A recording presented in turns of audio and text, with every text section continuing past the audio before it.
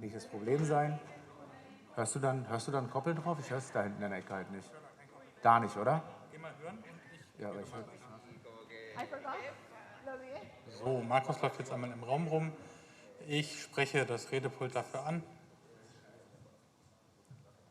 Und du sagst mir, wenn ich aufhören soll zu sprechen oder wenn ich weitersprechen soll. Alles das ist in Ordnung. Genau, das Redepult bleibt wahrscheinlich genauso eingestellt, wie es jetzt ist.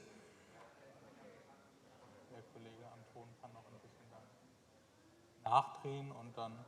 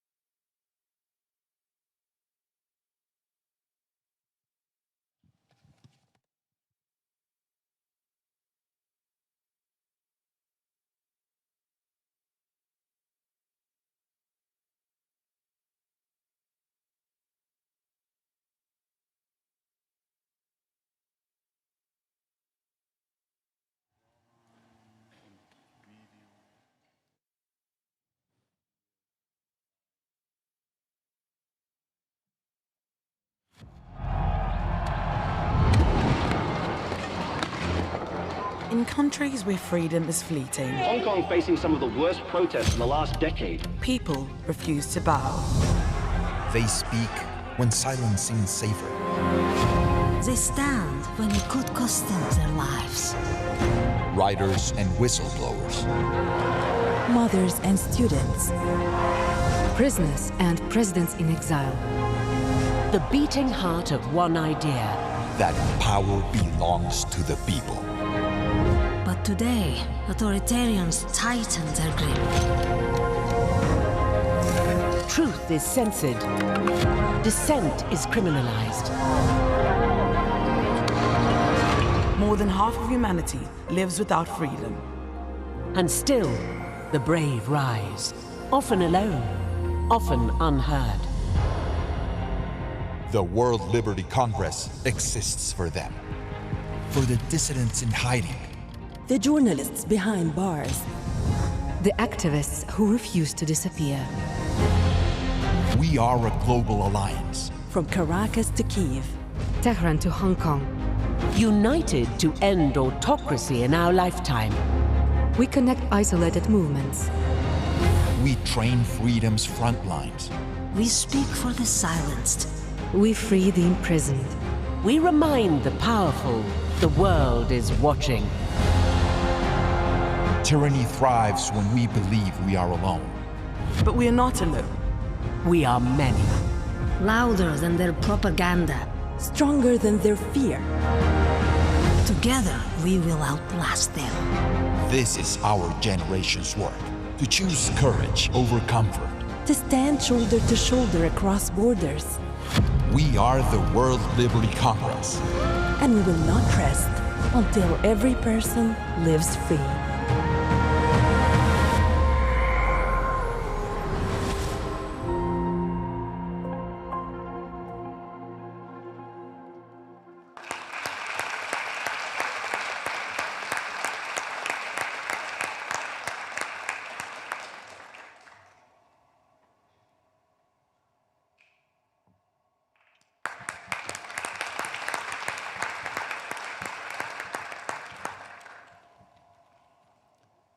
So, ladies and gentlemen, take the headphones. I will have the speech in German.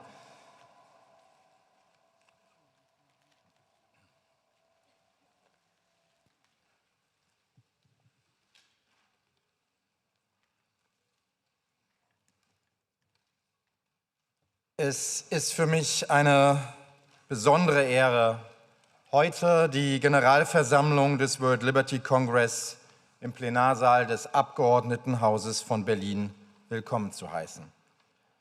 Ich begrüße die Präsidentin des World Liberty Congress, Frau Aliniat, und ihren Vizepräsidenten, Herrn Kasparov. Ebenfalls willkommen heiße ich den Generalsekretär des World Liberty Congress, Herrn Lopez. Sehr geehrte Friedens- und Freiheitsaktivisten aus aller Welt sind Sie nach Berlin gereist. Für einige von Ihnen war bis gestern nicht klar, ob die Einreise gelingen würde. Das macht Ihre Anwesenheit umso bemerkenswerter. Ihr globaler Einsatz für Freiheit und Menschenrechte verleiht unserem Haus, das fest im Dienste der Demokratie steht, eine besondere Würde. In unseren Reihen begrüße ich ebenfalls den Berliner Beauftragten zur Aufarbeitung der SED-Diktatur, Herrn Ebert, den Geschäftsführer von Visit Berlin, Herrn Kieker, sowie die Geschäftsführerin der Axel Springer Freedom Foundation, Frau Schippmann, und die Geschäftsführerin der Robert-Havemann-Gesellschaft, Frau Hernandez Garcia. Liebe Kolleginnen und Kollegen aus dem Abgeordnetenhaus, sehr geehrte Gäste, wie kaum ein anderer Ort trägt dieses Gebäude die Brüche, die Wunden und die Erneuerung deutscher Geschichte in sich. Wir teilen heute nicht nur unseren Plenarsaal, sondern auch unsere Demokratie mit Ihnen. Als Sie, liebe Masi Aliniat, lieber Leopoldo Lopez, diesen Ort im September gemeinsam betraten, war zu spüren, dass Freiheit überall dieselbe Sprache spricht. Wie tief dieser Moment Sie bewegt hat, das hat auch uns berührt. Denn es erinnert uns daran, Demokratie fällt uns nicht in den Schoß. Sie ist nicht Gott gegeben, Sie muss ständig erkämpft, verteidigt und immer wieder neu belebt werden. Hier Gastgeber des World Liberty Congress zu sein, hat eine besondere symbolische Bedeutung. Nur wenige Meter von diesem Plenarsaal entfernt verlief einst die Berliner Mauer, eine Mauer, die Familien trennte, Träume zerschlug und über Jahrzehnte hinweg als Sinnbild politischer Unterdrückung galt. Heute steht sie glücklicherweise nicht mehr. Wo früher Stacheldraht und Soldaten die Freiheit blockierten, stehen nun Botschaften, Galerien, Museen und Cafés, Orte des Miteinanders, an denen aus Schmerz Begegnung wurde. Ich selbst bin im Westen Deutschlands geboren und aufgewachsen in Lübeck, eine Stadt, die gleichfalls an der deutschen Grenze lag. Für mich und viele andere gehörte diese Grenze zum Alltag und war zugleich eine Absurdität. So nah, dass man sie sehen konnte, das Land aber hinter ihr so fern, dass sie für viele eine unüberwindbare Grenze war. Der 9. November 1989 hat sich tief in mein Gedächtnis und in das vieler Berlinerinnen und Berliner eingebrannt. An diesem Tag war Mut stärker als Angst und die Hoffnung lauter als jede Propaganda.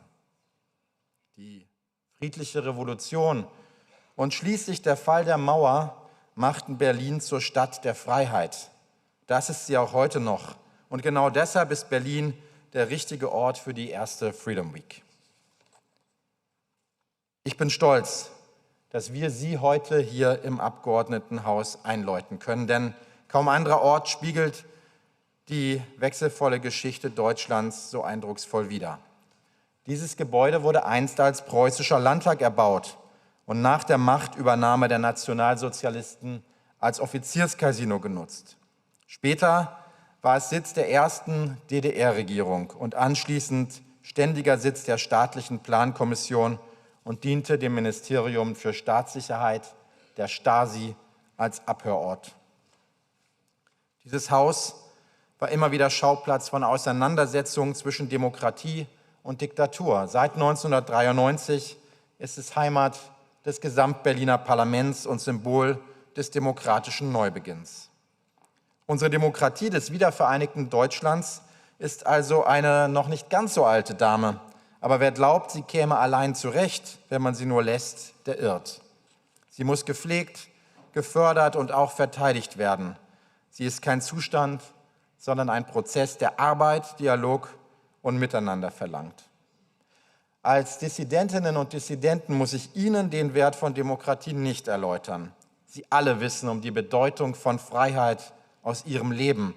Manche von Ihnen können ihre Familie nicht sehen, andere leben mit dem Wissen, dass ihre Worte in ihrem Heimatland verboten sind. Viele von ihnen kennen Unterdrückung, Gefängnis oder Gewalt nur zu gut und leben unter Verfolgung oder im Exil. Dafür, dass Sie alle heute hier sind, gilt Ihnen mein tiefster Respekt. Als Freiheitskämpferinnen und Freiheitskämpfer aus mehr als 50 Ländern sind Sie nach Berlin gekommen, um für demokratische Prinzipien in Ihren Heimatländern, aber auch in der ganzen Welt einzustehen. Das macht Sie zu Trägerinnen und Trägern jener Hoffnung, die Berlin selbst noch so gut kennt. Die Hoffnung auf Veränderung durch Mut und durch Zusammenhalt. Ich möchte an dieser Stelle eine außergewöhnliche Frau würdigen, die heute leider nicht persönlich bei uns sein kann, Maria Corina Machado. Sie steht wie kaum jemand sonst für den unbeugsamen Willen eines Volkes, das Freiheit, Demokratie und Rechtsstaatlichkeit fordert. Seit Jahrzehnten kämpft sie, oft unter Lebensgefahr, für die Rechte der Menschen in Venezuela. Sie lebt heute im Untergrund, verfolgt vom Regime, das ihre Stimme zum Schweigen bringen will. Und doch spricht sie weiter, klar und furchtlos für die Wahrheit und die Freiheit ihres Landes. Der Friedensnobelpreis, der ihr in diesem Jahr verliehen wurde, ist nicht nur eine persönliche Auszeichnung für ihren Mut, sondern ein Symbol der Hoffnung für alle, die im Schatten der Unterdrückung leben. Liebe Marcia Alignat, als Präsidentin des World Liberty Congress haben Sie beim ersten Treffen in Berlin betont, dass Sie hier in Berlin nicht nur als Exilantinnen und Exilanten zusammenstehen wollen, sondern Millionen anderer Menschen eine Stimme geben möchten, die von autoritären Regimen zum Schweigen gezwungen werden. Ihre Worte fassen zusammen, worum es hier geht. Um Solidarität über Grenzen hinweg, um grundlegende Menschenrechte überall. Die Freiheit, die hier heute verteidigt wird, gehört der Welt. Generalsekretär Leonardo López, Sie erinnern uns zu Recht daran, dass weltweit aktuell neue Mauern entstehen. Mauern aus Angst, Zensur und Kontrolle. Bei Ihrem ersten Besuch im Abgeordnetenhaus haben Sie betont, dass Berlin für Mahnung und Ermutigung zugleich steht. Diese Stadt hat eins bewiesen: keine Mauer, egal ob aus Beton oder Propaganda, ist von Dauer. Zwingend notwendig, und da sind wir uns alle einig, ist dafür gelebte Demokratie. Und das Fundament jeder Demokratie ist Freiheit. Die Freiheit zu denken, zu sprechen, zu lernen, zu glauben, zu demonstrieren und zu wählen. Dieses hohe Gut ist in vielen Teilen der Welt bedroht, auch in Europa. Zum Beispiel in Russland, wo Oppositionelle im Gefängnis sitzen. In Belarus, wo Journalistinnen und Journalisten verfolgt werden. Im Iran, wo Frauen um ihr Leben kämpfen müssen. In Afghanistan, wo Mädchen aus Schulen verbannt werden. Oder in Venezuela, wo Menschen aus Angst vor den Konsequenzen schweigen. Das alles hat auch direkte Auswirkungen auf uns hier in Berlin. Schmerzhaft hat uns der Krieg in der Ukraine vor Augen geführt, dass Freiheit und Demokratie auch hier mitten in Europa verteidigt werden müssen. Zu lange haben wir uns der Illusion hingegeben, Krieg und Unterdrückung seien auf unserem Kontinent für immer überwunden. Doch Frieden, wie wir ihn kennen und wünschen, ist keine Selbstverständlichkeit. Demokratie kann zerbrechlich sein. Und deshalb müssen wir entschlossen vorgehen gegen die Feinde, die sie mit Desinformation, Extremismus, Spaltung, Hass und Gewalt bedrohen. Die gute Nachricht: wir sind damit nicht allein. Die aktuellen Herausforderungen führen weltweit dazu, dass demokratische Kräfte über Grenzen hinweg stärker zusammenarbeiten. Das Bewusstsein, dass Freiheit nicht an den eigenen Landesgrenzen endet, wächst. Mit unserer Zusammenkunft heute und der Freedom Week nächste Woche verdeutlicht sich, dass es in allen Teilen der Welt Menschen gibt, die für dieselben Prinzipien eintreten. Würde, Teilhabe, Gerechtigkeit. Berlin ist Gastgeber des World Liberty Congress für Konferenzen, Ausstellungen, Workshops und kulturelle Veranstaltungen, die Menschen aus allen Generationen und Ländern einladen, gemeinsam über Demokratie, Erinnerung und Verantwortung zu sprechen. Damit trägt unsere Hauptstadt auch Verantwortung für Demokratinnen und Demokraten weltweit. Ich danke Ihnen allen, dass Sie hier sind und für Freiheit kämpfen. Ihr Mut erinnert uns daran, dass Demokratie immer von Menschen getragen wird, die sich weigern zu schweigen. Die kommende Woche ist nicht nur ein Zeichen für Freiheit, sie ist ein Bekenntnis. Sie verbindet die Geschichte Berlins mit der Zukunft der Welt. Die Stadt, die einst geteilt war, ist heute Botschafterin für den globalen Austausch über Freiheit und Menschenrechte. Und Berlin beweist, keine Mauer steht ewig, solange Menschen bereit sind, Freiheit und Demokratie zu verteidigen. Vielen Dank, dass Sie unsere Gäste sind.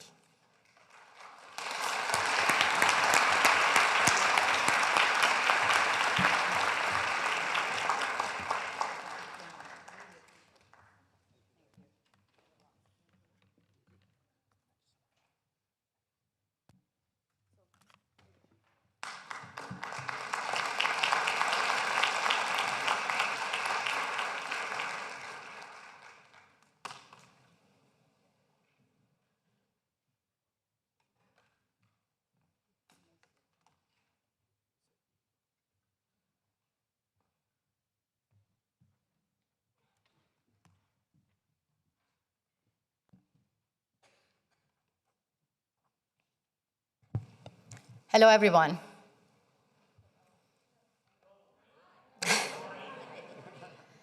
This is how we actually take the lead. We are dissidents. We're not used to be in parliament. I'm going to admit that from the beginning. Thank you so much. This is your house. Thank you to the House of Representatives, Berlin Parliament, for opening this symbolic floor to the dissidents and activists from 60 authoritarian regimes.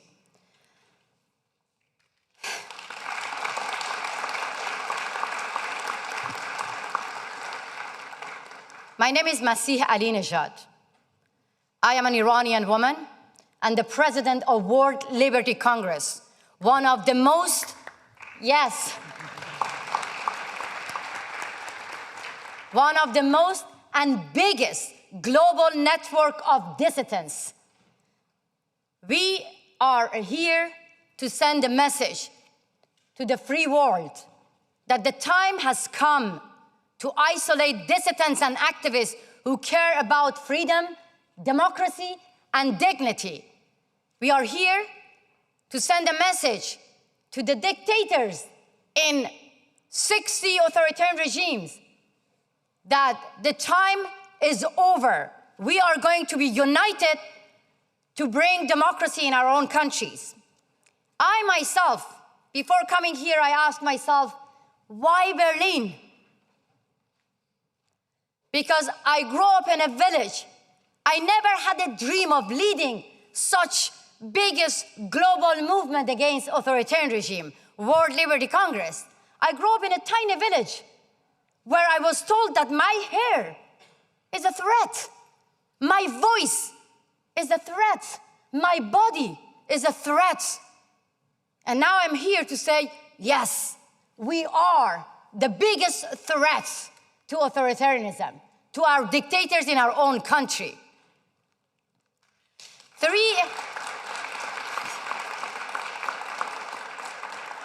I launched a campaign against compulsory veiling in my country, Iran. And I compared compulsory hijab to the Berlin Wall.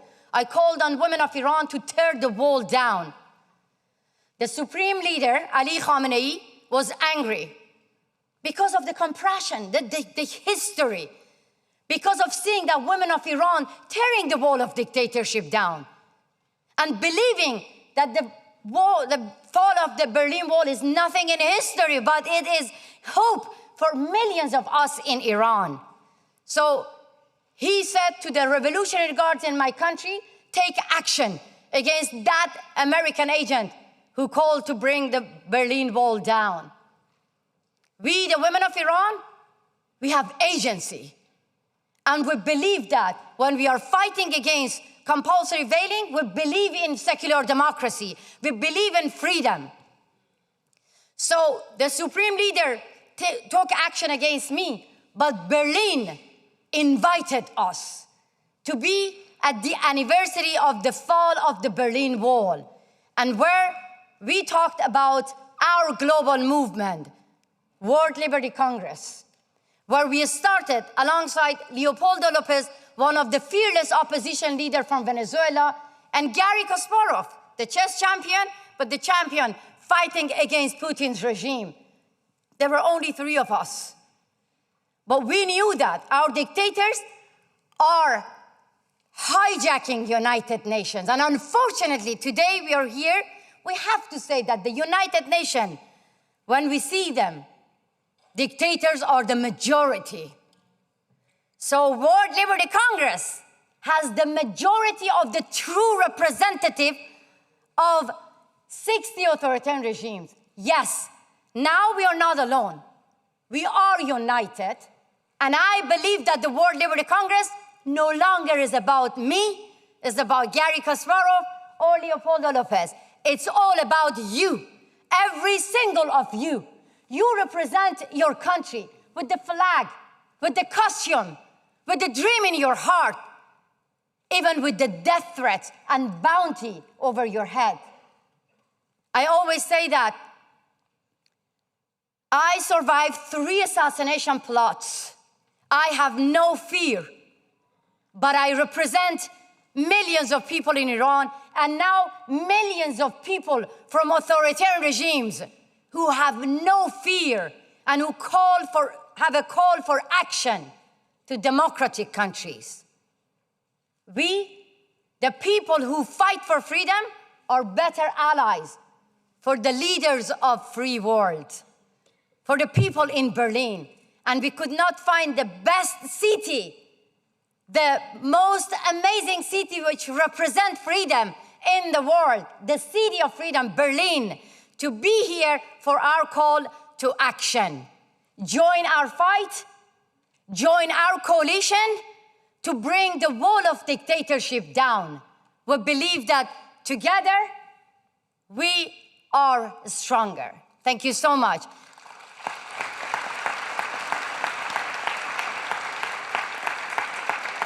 Thank you. Once I was kicked out from Iranian parliament, but now, thanks to the Berlin parliament, I have the pleasure to introduce the leadership of World Liberty Congress to take the floor. Gary Kasparov, the Vice President of World Liberty Congress. The floor is yours.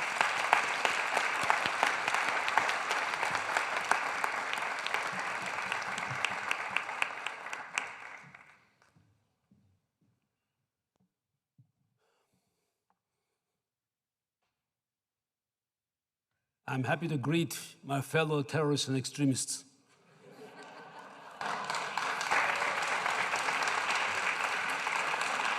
And almost all of us, if not all live in exile, almost all of us are painted being terrorists, extremists by the regimes that are temporarily occupying our countries.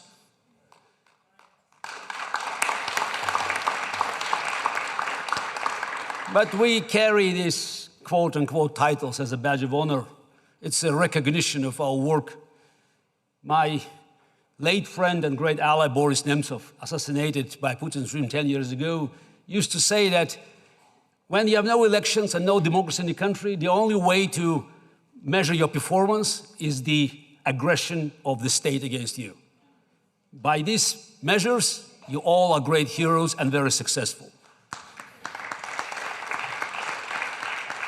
But as Masi pointed out, this is not a usual gathering of heroes of human rights, those who are defending the rights of others and fighting for freedom in their respective countries or beyond.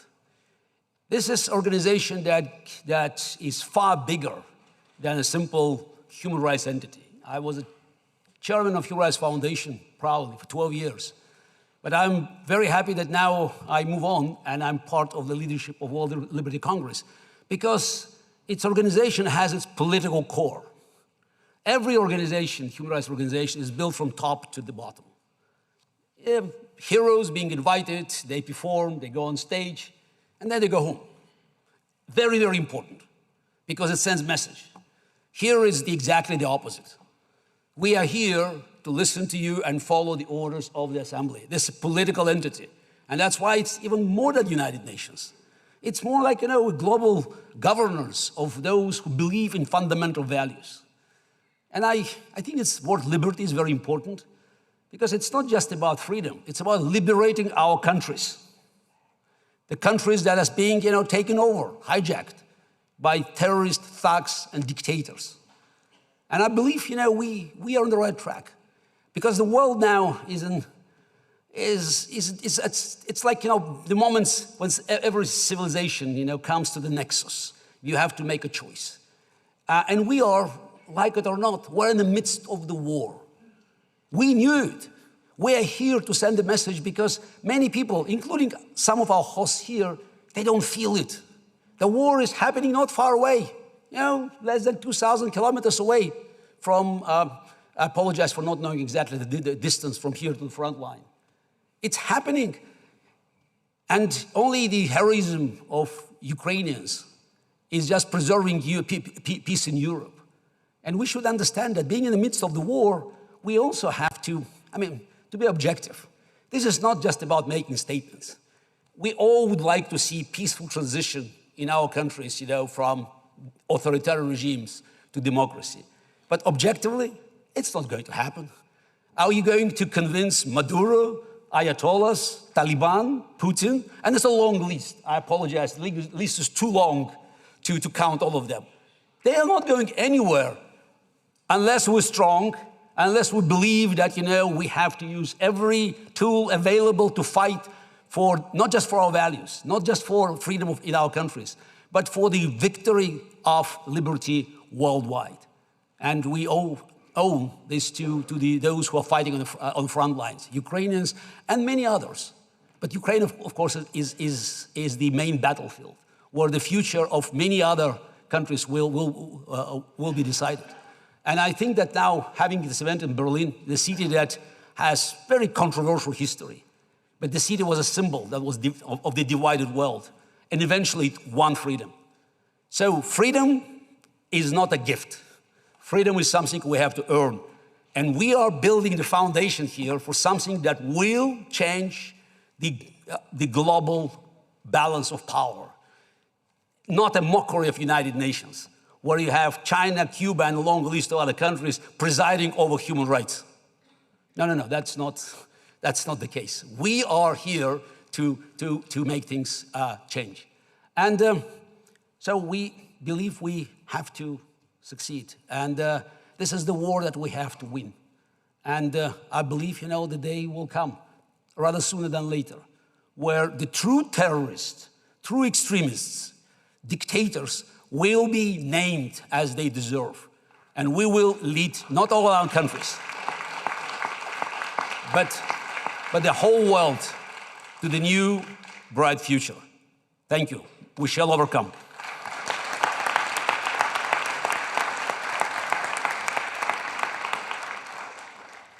Leopoldo Lopez, the Secretary General of World Liberty Congress. The floor is yours.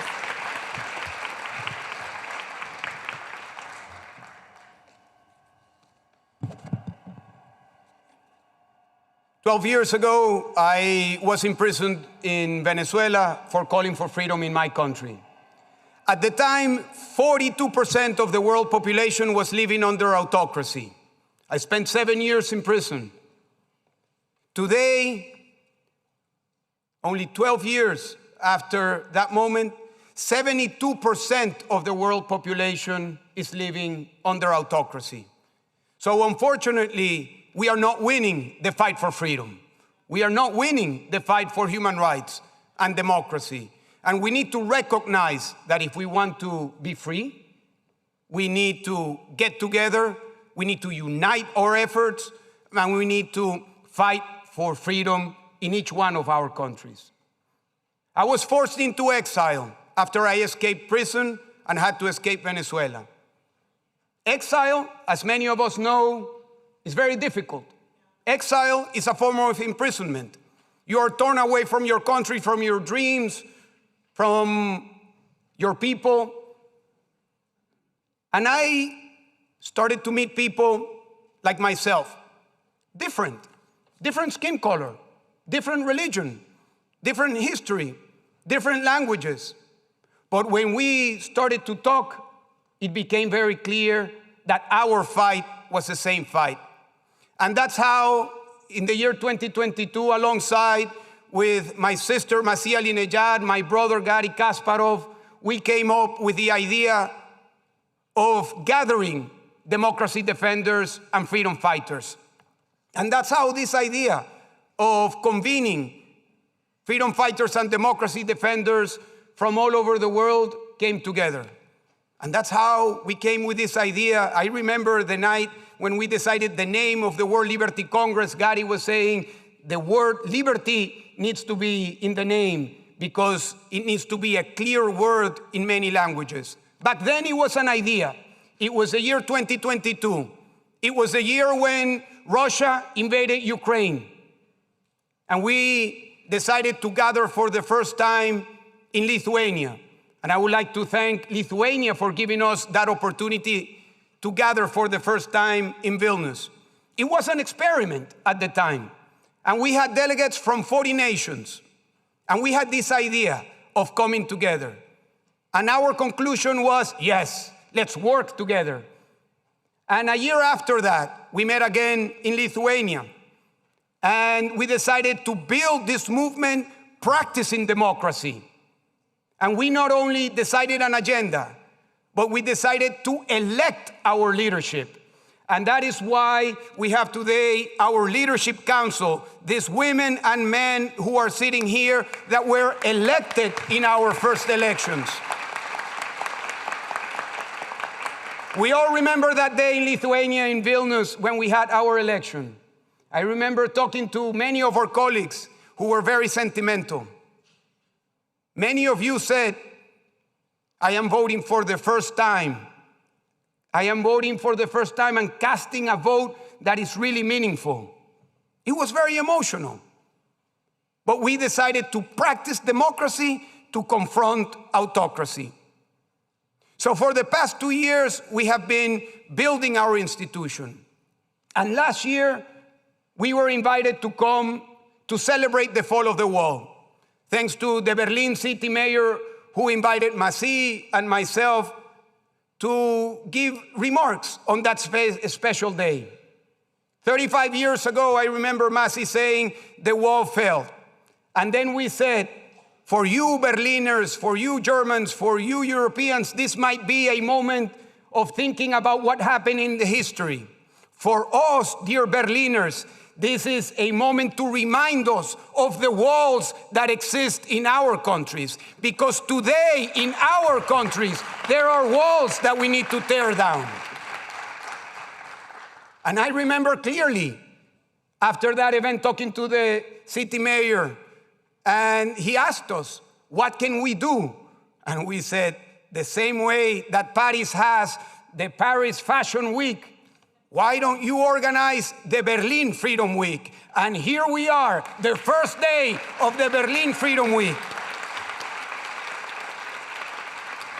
And we were informed today that it won't be just in 2025. The Berlin Freedom Week will happen every single year starting this year. So it will be a moment for all of us to gather. So who is here, gathering here? We have 180 delegates from all over the world, from 60 nations. These are not the only autocratic nations in the world. These are the nations that we have delegates today. And I want to tell you that we are very proud that we are the parliament that has the highest representation of women. So I congratulate our women leadership. As you can see, we have 50% of the delegates in our assembly are women. But also, very importantly, 60% of the delegates are coming from their countries, are taking risks to fly from their countries to be here with us and to work together. So the World Liberty Congress recognizes that the fight for freedom is a fight that needs to be fought in territory, but it's a fight that needs to also take the energy and the purpose of those who have been forced into exile. So we are bringing together those who are in their countries and those of us who are forced into exile. Many of us sitting in this room have been political prisoners. I would say that more than 60% of the people sitting here have been detained for their ideas. So these are people that are very particular because we know and we learned what freedom is, not from theory, not from history, but we know what freedom is because we lack freedom, because we don't have it, and because we are hungry for freedom, because we want freedom in our nations, and we are willing to fight for freedom in every corner. So very briefly, I would like to tell you what will happen in these next 2 days. We will gather here in the plenary session, and then we will go to regional breakout sessions. The Asia Pacific, the Latin America, the Middle East region, the Eastern Europe region, and the, those are the 5, right? And no, I said the first one, and the Africa Sub-Saharan region will be meeting in different breakout sessions, and they will be discussing what we have been working for many months. Because for us today, this is the culmination of a work that we have been doing for many months. We will be discussing more than 300 motions that were presented by our delegates. We will be discussing an agenda to go forward, and we will also be discussing the global issues that are a priority for us. And tomorrow, our friends, we will practice democracy again. We will have our election. And for us, it's very important that elections are about choices, but elections are also about alternates. And that is why my co-founders, Masih Alinejad, Gary Kasparov, and myself, President, Vice President, and Secretary General, we have decided to step down. We have decided to open the leadership of the World Liberty Congress to new leadership. Some of you have asked us, why are you doing that? Why are you stepping down? And our answer for that is very simple. Because we know that one of the things that autocrats do when they get to power is they find ways and excuses to always remain in power. We believe in democracy, we believe in leadership, and we know that in this room, there will be a new president, a new vice president, and a new secretary general.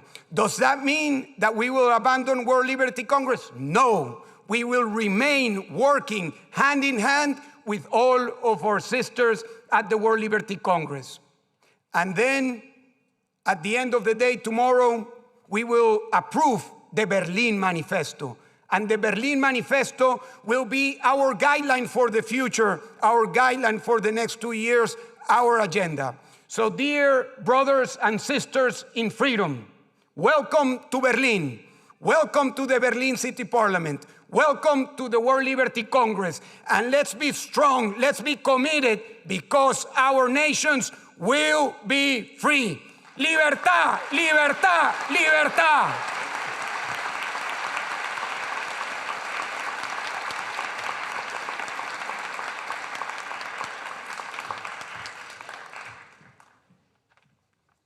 Thank you so much.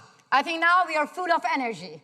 Now we know what is our plan and what is our program for the 2 days. This is just the beginning. But you all know that very well. What is dictators are really good? To divide oppositions. To divide us in a way that people who live within authoritarian regimes being punished for the crime of fighting hand in hand with those that the same regime sent them in exile. That's their tactic, and we have seen it.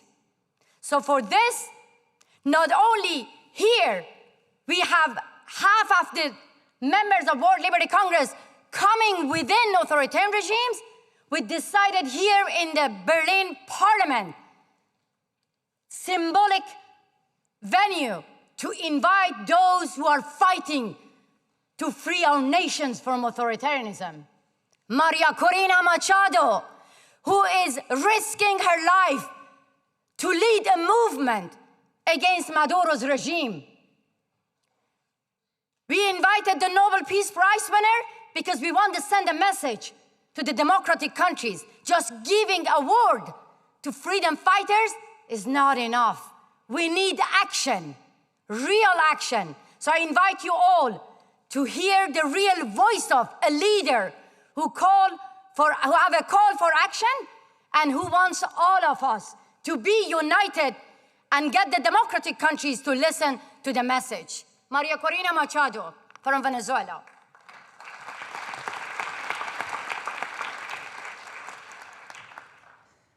Dear brothers and sisters, the warmest greetings from Kyiv, Ukraine. So I'm going to say that Maria Corina Machado's video is not ready, maybe?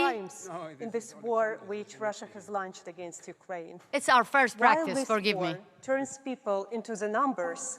What we are literally doing, we are returning people their names, because people are not numbers and life of each person matters.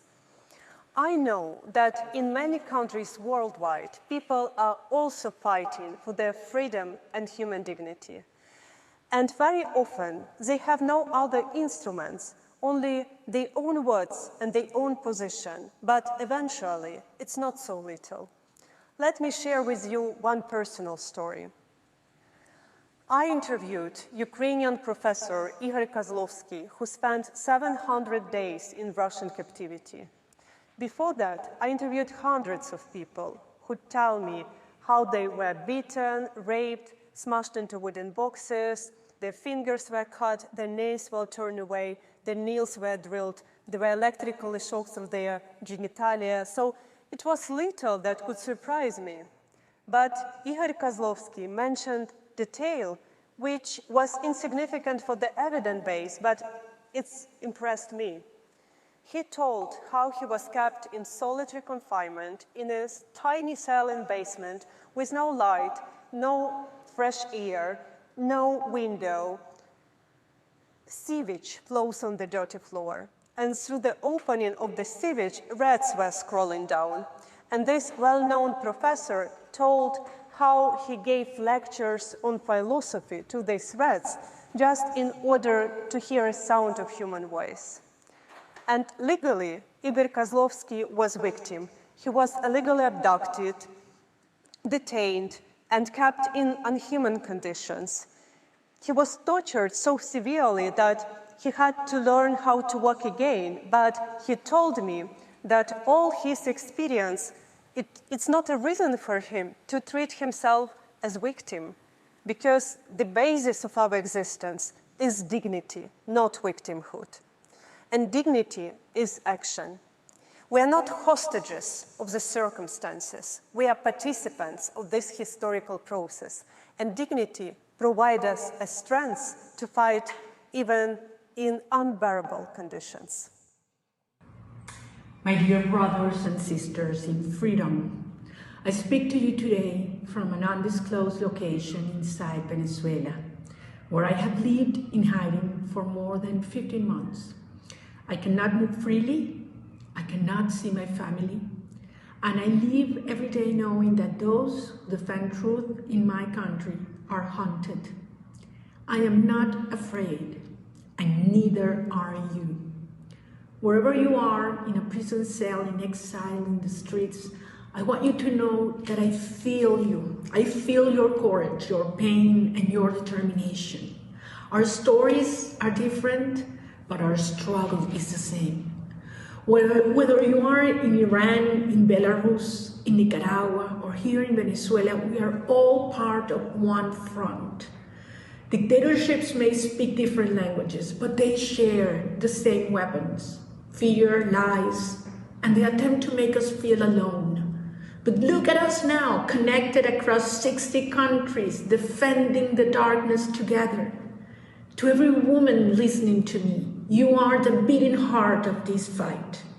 I have seen women in Venezuela risk everything to defend their children, to feed their neighbors, to vote, to tell the truth.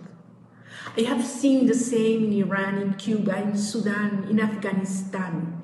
They confuse our compassion for weakness, but don't realize it is our love, our persistence, and our faith that makes us indestructible. Our enemies cooperate, they share their money, their guns, their propaganda. So we must also cooperate. We must share our courage, our knowledge, and our devotion to freedom. They build prisons, we build hope. They spread fear, we spread truth, and in the end, truth always wins. From where I am, I want to tell you this: freedom is not something we wait for. It's something we become every time we refuse to give in. So do not lose heart. Do not give up.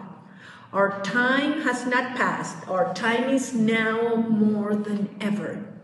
We are the living proof that dictatorships can oppress, but they cannot conquer the human spirit.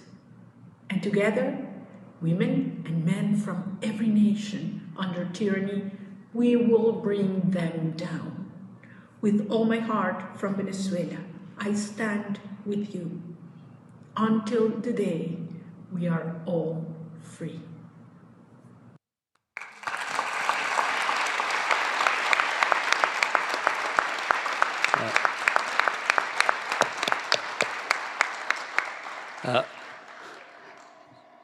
There was a little organizational hiccup, but this is our style.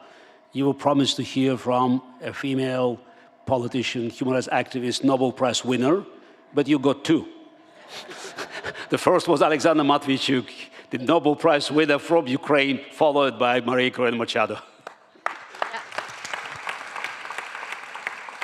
So this is, dictator never delivered their message, their promises. We delivered two.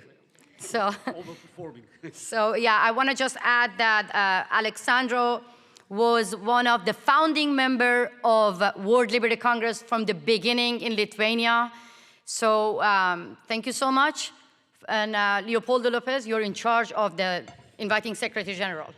Thank you very much. Thank you very much, colleagues. And now we will proceed with the report and brief remarks from the regional secretaries.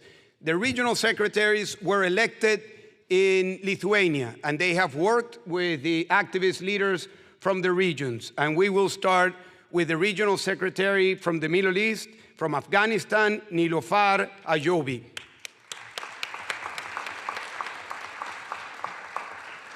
The floor is yours, Nilofar. Greetings, everyone. Hello, Berlin. Thank you so much for hosting us here. I'm nervous because I am representing a region which is often defined by conflicts and wars, but I'm also here today to represent a hopeful future for our region. I will be very brief because our leaders mentioned everything. I would start with some good news from Afghanistan. The fight that women of Afghanistan started against Taliban, fighting gender apartheid, of course, we managed to get the arrest warrants, issue the arrest warrant by the ICC for the Taliban leaders.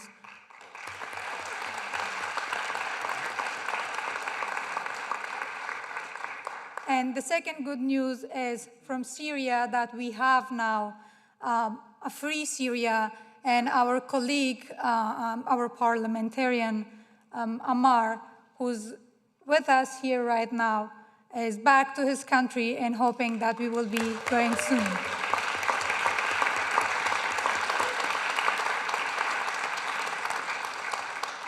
And unfortunately, not so good news from Iran, because women of Iran are facing severe restrictions.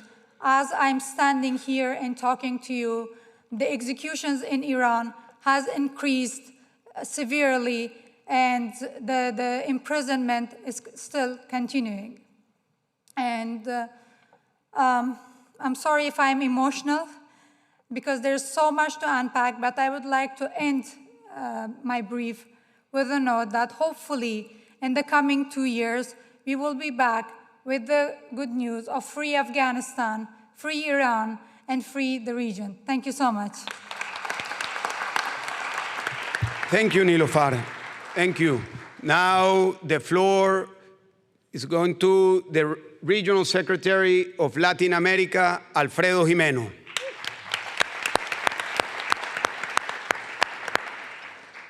Hello, everyone. Thank you. I prefer to speak in Spanish, please. Yeah, we need to use the translation, so we ask Alfredo to speak in Spanish. Muchas gracias. Gracias por estar aquí. Gracias a la ciudad de Berlín. Hoy estamos muy contentos. Además, tengo el honor de representar a mis hermanos de Cuba, Nicaragua, Venezuela y Bolivia. Además, incorporamos a los hermanos de Honduras, que es un país que hoy está en un severo retroceso democrático y un aumento de la autocracia. Como hemos escuchado, la autocracia hoy viene avanzando en todos los terrenos, pero queremos rescatar desde aquí, desde Berlín. Queremos llevarnos el espíritu de Berlín para tumbar esos muros invisibles, esos muros que no los podemos ver, pero que hacen mucho daño, que nos separan, que tienen hermanos presos y que además cada vez nos tienen más pobres y menos libres. Además, queremos resaltar que hoy en Bolivia están celebrando la toma de posesión de un nuevo presidente electo en democracia. Caminando del autoritarismo a la democracia, hace 2 días liberaron a la expresidenta Yanine Áñez, que estuvo 5 años presa. Su hija Carolina fue cofundadora del World Liberty Congress en Lituania en el año 2022. nuestros hermanos de Nicaragua y de Cuba.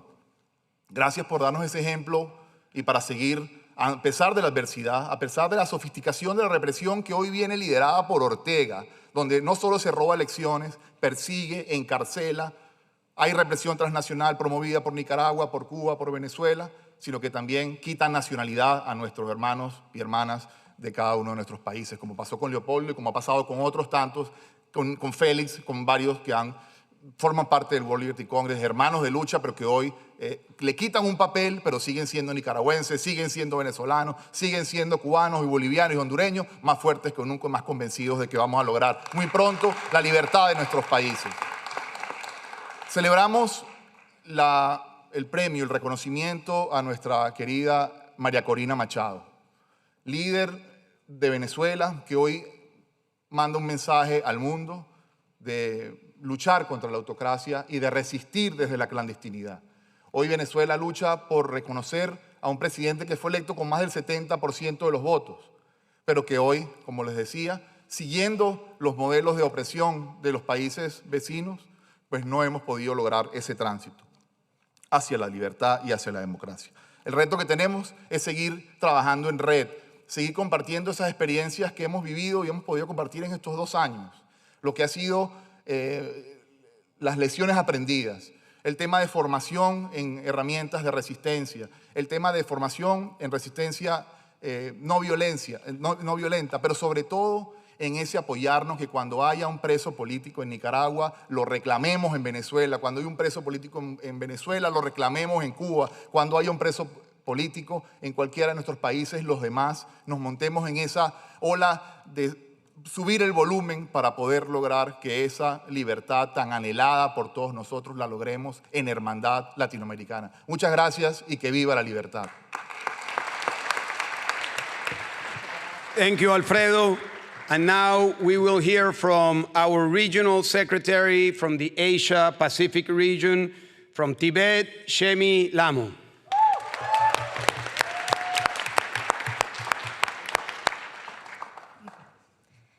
Dishtile, everyone. I'm Shemi Lamo, a Tibetan who's never seen Tibet. I was born stateless, but today I have the honor to represent the Asia-Pacific region delegation in the House of Representatives here in Berlin, where the walls have fallen and we continue to rise.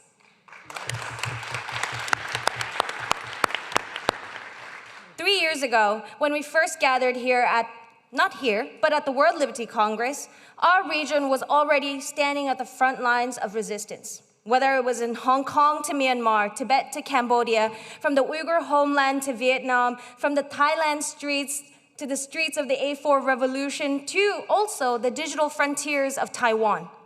Today, the Asia-Pacific delegation stands stronger, more connected, and more determined. But we're also more tested than ever. In the last few years, we've seen how China's authoritarian reach has only grown bolder, extending far beyond its borders to silence, surveil, and intimidate everyone, those who dare to speak out. Many of us in this room have felt it directly, whether it's your phones being hacked, infiltrated communities, families threatened, visas revoked, enforced disappearance, assassination plots, some that they even successfully carried out in the case of Cambodian Lim Kimya and Tukuhunga Dorji Rinpoche. China, while it sends its olive branches to the democratic world, it continues to weaponize and perpetuate this false image of being a cooperative global leader. Its methods, like transnational repression, is no longer just a tactic. It is the strategy to silence and wipe out all dissent and criticism of the Chinese government. And yet, despite this tide of fear, our Asia-Pacific network has refused to retreat. We have built trust across our movement, linking our communities in the Asia-Pacific together, proving that our shared pain can also become our shared power. We have built response teams. We have built digital safety trainings from exile media networks to cross-movement investment in youth leadership.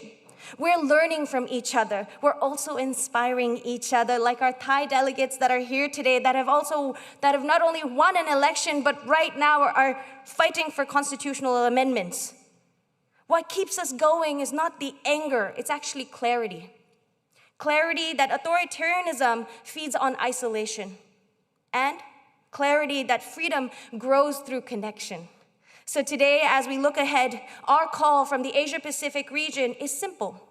We need the world to stop treating China's repression as a regional issue, because we know that the CCP's tactics that they test on us, whether it's digital surveillance, propaganda, influence operations, those same tools soon appear, or also already have started to appear in Moscow, Tehran, Venezuela, and beyond. We are not victims of repression only.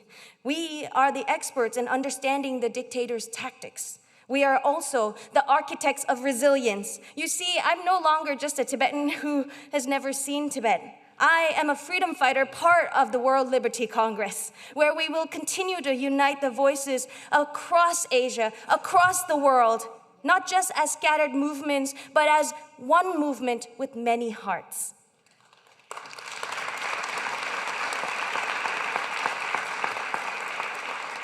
To the friends and allies and our partners, thank you for being with us, and please continue to do so. And to those who doubt that liberty can survive and be defended, come and take a look at us here at World Liberty Congress. We're building it. Thank you. Thank you, Shemi. Thank you. Now for Eastern Europe, Eurasia region, from Russia, Natalia Pelevina.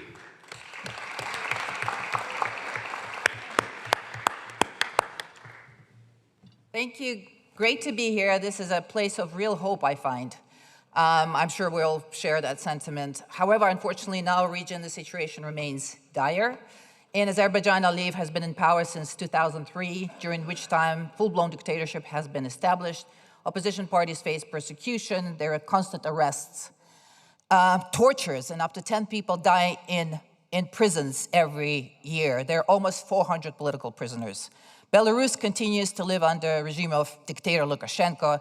The situation with political prisoners is catastrophic. There are formally 1,200 political prisoners, while in reality is closer to 10,000 political prisoners. Lukashenko's regime is full-blown accomplice to Kremlin's war in Ukraine, as well as kidnapping of Ukrainian children. Uzbekistan continues to be kleptocratic authoritarianism with widespread violations of human rights. No freedom of press and no freedom, generally speaking. Nazarbayev Takayev's regime in Kazakhstan has become one of the key accomplices to Putin's war in Ukraine. Once again, with Takayev's help, Russia is bypassing financial sanctions. At the same time, Takayev is intensifying repressions within the country while trying to present himself to the West, including to Trump recently, as a reformer. Turkmenistan is a father-son dictatorship, with the economy surviving purely on the export of natural resources. The regime goes after any form of dissent. Tajikistan's dictator has intensified repressions, jailing opposition figures, journalists, lawyers on fabricated charges, while the EU imposed sanctions on 3 Tajik banks in 2025 alone. And the exiled opposition filed a complaint with the International Criminal Court accusing President Rahmon's regime of crimes against humanity. Unfortunately, we have new members who joined us recently.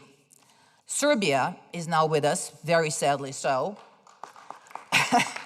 We would have liked Serbia to remain a democracy, but there is a state of profound political crisis in Serbia, unfortunately. The crisis ignited in November 2024 when corruptly renovated roof of train station collapsed, killing 16 people. This tragedy became a symbol of state negligence and triggered the largest, most sustained protest in modern Serbian history. For the past 11 months, a student-led, non-violent movement has organized massive demonstrations, including a rally of over 300,000 in Belgrade. The regime has responded, unfortunately and expectedly so, to the peaceful protests with brutal police crackdown. In Georgia, which is now also a new member of our region, unfortunately, Again, sadly so, daily protests have continued since October 2024. People protesting near the parliament are immediately arrested. A bill is being considered to ban oppositional parties. Many leaders of opposition parties are now in jail. Georgia is also a country that helps Russia evade sanctions. And Russia is continuing its horrific criminal war against Ukraine. No negotiations have worked so far. In the past few years, the regime has also taken repressions within the country to the new level. People are being detained and arrested and put in prison for singing anti-war songs on the street. Dissidents are declared terrorists, yet the attempts to break through the propaganda and reach out and reach the Russian people and make them see the horrific reality of what's going on, those attempts continue, as does our unwavering support for Ukraine. The world cannot abandon Ukraine because if we do, we failed as humanity. Tens of thousands of Ukrainians, including many children, have been killed during this war of aggression by Russia. Daily bombings are destroying Ukraine's infrastructure, yet Ukraine courageously fights on. And the way to stop the war and to fight Putin's dictatorship and his tentacles in many, many countries around the world, we were talking about it yesterday. Different countries around the world are unfortunately also the victim of Putin's regime. The way to stop all this is to help Ukraine. We stand with Ukraine and we ask that no one here and in the world ever forgets the price Ukrainians are paying, not just for their own freedom, but for the security of Europe and the values of freedom, justice, and democracy for all humankind. I would like to ask to join me here our courageous Nia Gladinkaya, our member from Belarus, who joined Ukraine's armed forces, who is now in Ukraine fighting on the front lines. She's now a sergeant of Ukraine Armed Forces. Please join me here. She came here directly from Ukraine.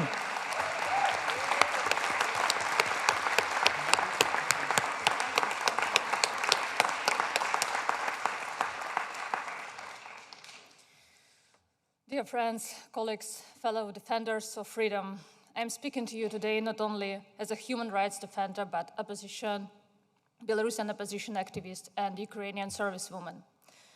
What is happening in Ukraine is not just a war, it's a systematic campaign of war crimes, crimes against humanity, and brutal repression executed by a regime, Putin regimes that operated with impunity for too long.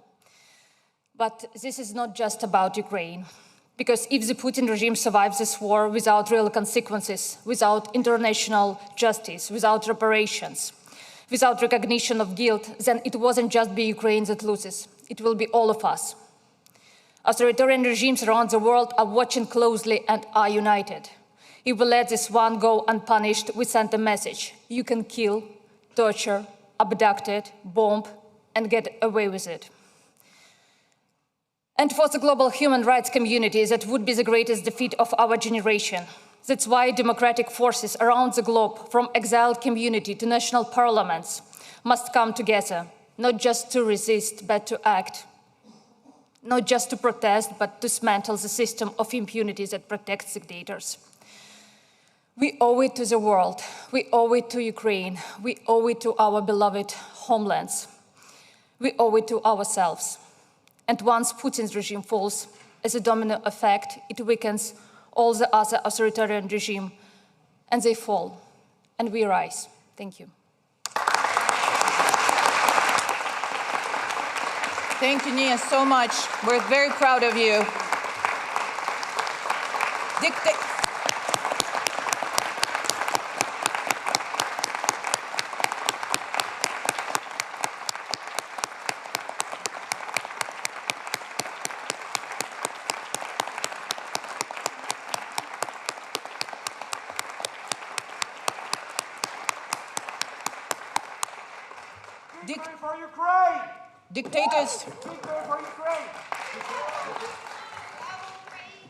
Dictators should not win wars. We cannot let dictators win wars. Stand with Ukraine. Slava Ukraini!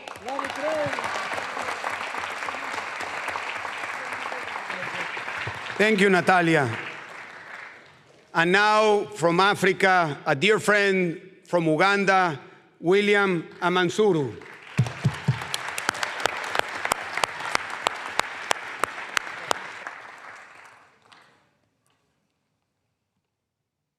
It's quite emotional to be here when you listen to stories.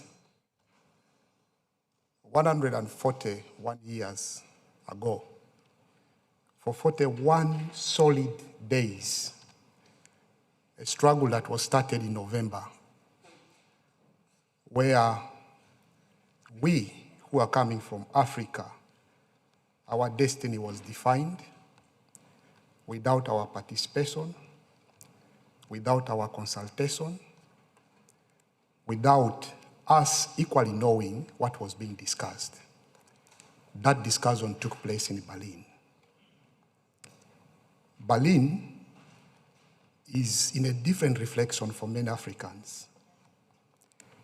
It reflects the dark side, very dark side of what we call democracy, very dark side of what we call choice and opportunities. But it equally represents the hope that we need, and that hope is today.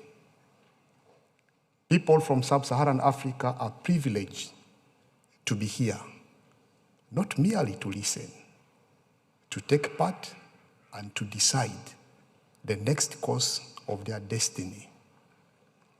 The decisions that took place 141 years ago, the impacts are right there. When you see colleagues and their portraits there, they are not partakers of their own portraits to be there, because a decision was made for them to be there. Colleagues, democracy is not about talks. Democracy is about actions. When you look deeper, many autocracies, they do not merely control us and our spaces. They control the global economy. They control the global theory. They control the global movement. They control everything we are in. They are everywhere. They are in our rooms. They are equally in our smart bedrooms. They are in our sitting rooms. They are in our parliament. And they are living in us, and we are living in them. In sub-Saharan Africa, we still have hope. Our hope is driven because of the level of inquisitiveness that Africa presents to fight for its own democratic cause. We are a victim of interests we do not know. Discussions around Africa takes place in Washington, D.C., takes place in Brussels, take place in these global cities. We are not discussed in the interest of humanity. We are discussed in the interest of the materials that nature gave us. We are discussed in the interest of what the world has given us equally as humans. Today is a very historic moment, especially for members of sub-Saharan Africa to be here. We are going to have 2 days of engagement to redefine our destiny. And those 2 days of engagement is birthed by World Liberty Congress. The first time I got a call to come and have an interaction on World Liberty Congress, it was a call from a gentleman called Muhammad Keita. And before that call, I received an email. I thought it was a joking email. I cannot and could not that time comprehend and believe that an idea called World Liberty Congress will birth what I am seeing now. This morning, I told my vice president that it is getting emotional, but the emotions are built on concept of reality. We must accept where we are coming from, and we must accept where we are going. To you, the people who make this decision to the world, we are asking for a shared commitment. We are asking for a shared hope. We are asking for a discussion, a talking point on table, not a talking point under the table, where we partake to define not only the destiny of Africa, but the destiny of the world.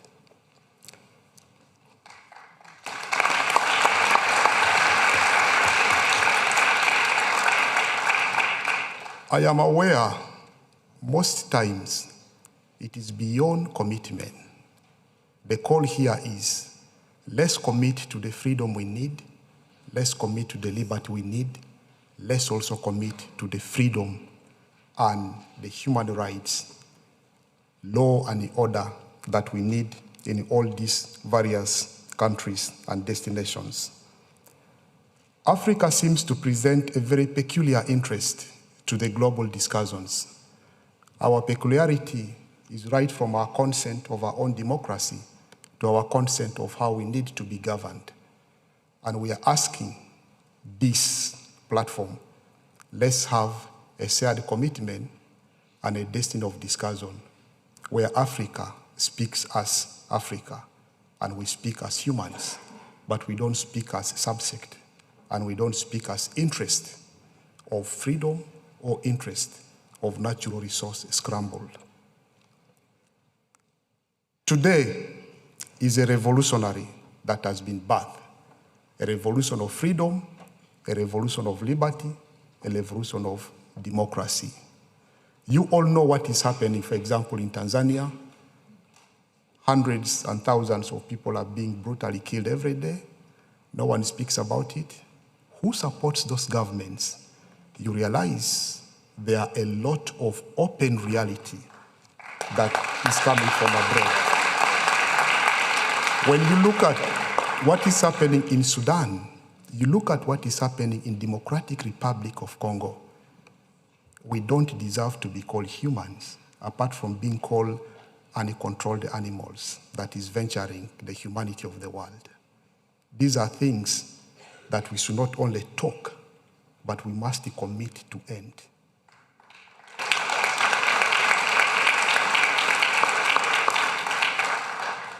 I make a simple summary by saying, in Africa, we trust, and in Africa, the world will rise. Thank you. Thank you.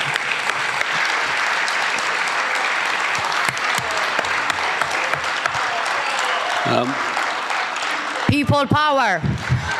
People power. People power. Our power. Thank you to Africa bringing the energy with pain at the same time and power to the World Liberty Congress. So I want to thank the guest of honor. I want to thank President Cornelia. She helped us and you, the House of Representatives, to have such a symbolic event here. And we believe that this is just the beginning. And I want to recognize a struggle and problem which all of us, the dissidents from 60 authoritarian regimes have. Anytime when we want to get the attention of the democratic countries, especially Europeans, it is difficult for us to make them be united. But I want to say it is beautiful to see all of you here from different political parties. This is all we need, because when it comes to end terrorism and stand with human rights activists, with dissidents, it is important to see this as bipartisan. And I hope this is a signal from Berlin to other leaders from free world. So you can stay with us. The conversation will continue, but I want to thank you from the bottom of my heart and on behalf of 180 delegates from 60 authoritarian regimes. Thank you so much. Thank you.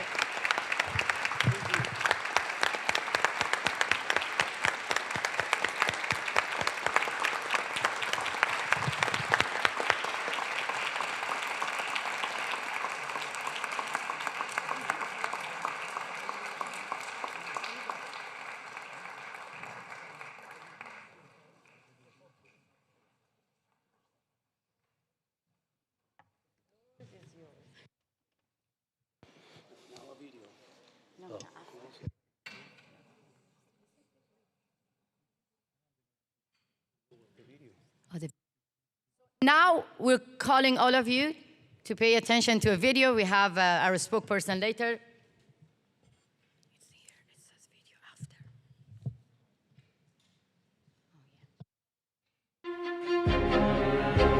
All over the world, there has been struggles for freedom, massive protests, tens of thousands of people. Today, we want that fight to be the fight of all. Freedom fighters from every quarter of the world are now gathering in the capital of Lithuania. The World Liberty Congress is about bringing together like-minded people that are very different, but we have the heart and our commitment in one word: freedom.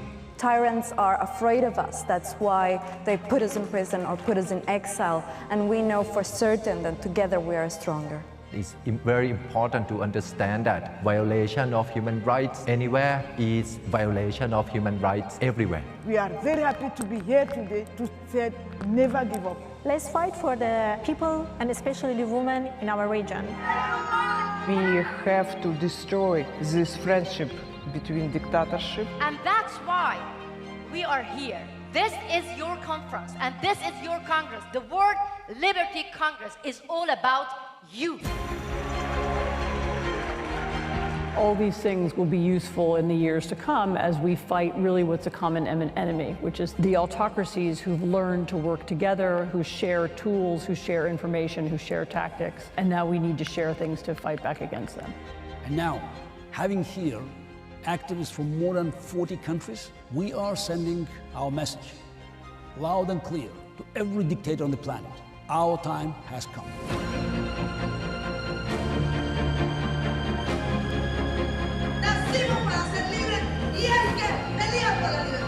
Never give up. Unity could become a very important factor that will make us win. We, the freedom fighters, are more united than dictators. We need to have the attitude of those who have the eye of the tiger for freedom. Dictators are fighting for power, but we are fighting for freedom, dignity, and democracy. We are fighters for freedom. Freedom. Freedom. Freedom. Freedom. Freedom. Freedom.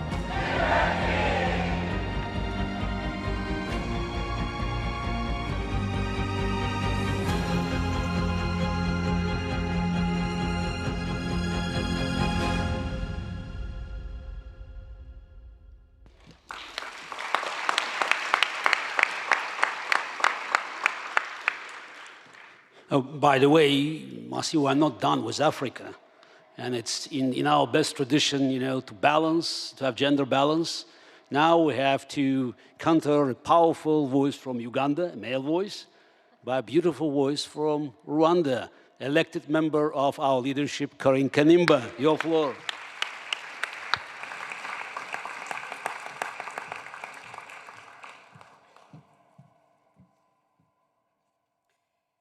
Fellow members of the World Liberty Congress, it's an honor to stand here with you today, not just as representatives from different countries, but as one movement, united by a shared commitment to democratic freedom and human dignity.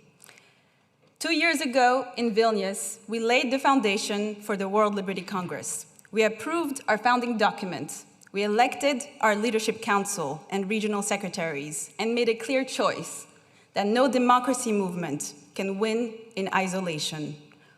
Our strength would come from acting together. Since then, our shared work has turned the Congress from an idea into a functioning institution, an institution that trains leaders, protects activists, amplifies voices, and responds when repression strikes. But we meet today in a world where the forces we oppose have only become more aggressive. Repression is not isolated, it is coordinated. From Hong Kong and Belarus to Nicaragua and Iran to Guinea and Rwanda, Sudan, Venezuela, all over the world, regimes are targeting activists, families, journalists, and entire movements.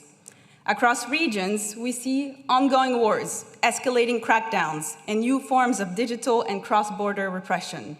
More political prisoners are being taken, not fewer. More elections are being manipulated, not less. Authoritarian regimes are learning from one another and sharing tactics, surveillance tools, propaganda models, and financial networks. The reality is clear. The struggle for democracy is not receding, it is intensifying. And that makes our presence here, our coordination, our solidarity, our strategy, not symbolic, but absolutely necessary. After Vilnius, we focused first on building the internal structures required to support a global movement. We adopted our operational strategy for 2024-2025. We established our code of ethical conduct, our anti-harassment and bullying policy. We formalized the rules of debate and created procedures for resolutions and safeguarding.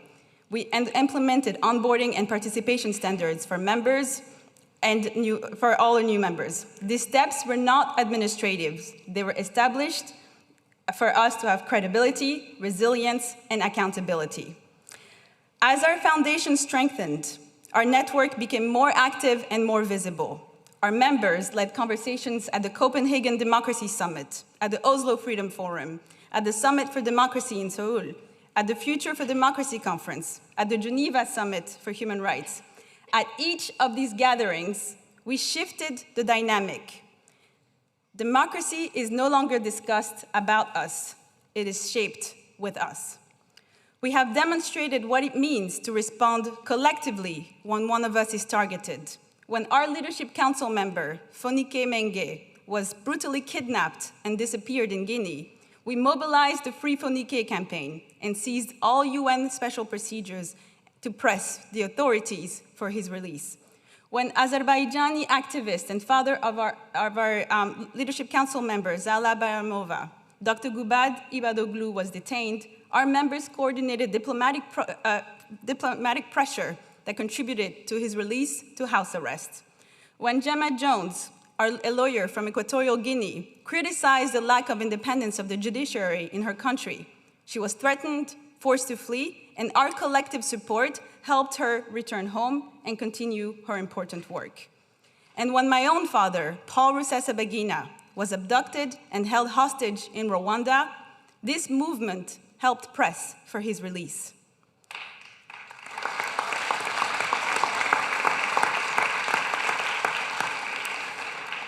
These moments reaffirm the core principle of the WLC. If one of us is targeted, none of us stands alone. We also have the World Liberty Congress Academy, led by Felix Maradiaga, which has become central in building skills, strategy, and resilience needed for our movement to last. We developed courses on grassroots organizing, negotiations, exile governance, and democratic strategy. Through our legal training series, members learned to use targeted sanctions, universal jurisdictions, and UN mechanisms and documentation framework to challenge authoritarian power directly. We are not only courageous, we are becoming strategically equipped. Our United Against Gender Apartheid campaign, led by our president, Masih Alinejad, has united women from Iran to Afghanistan, to Africa, to Latin America, to Asia, all across the world, and over 200 testimonies documenting gender apartheid have been shared. The campaign is influencing policy discussions in the G7, at the EU, at the UN, and all over the world. This is not symbolic work, it's shaping language, law, and global understanding.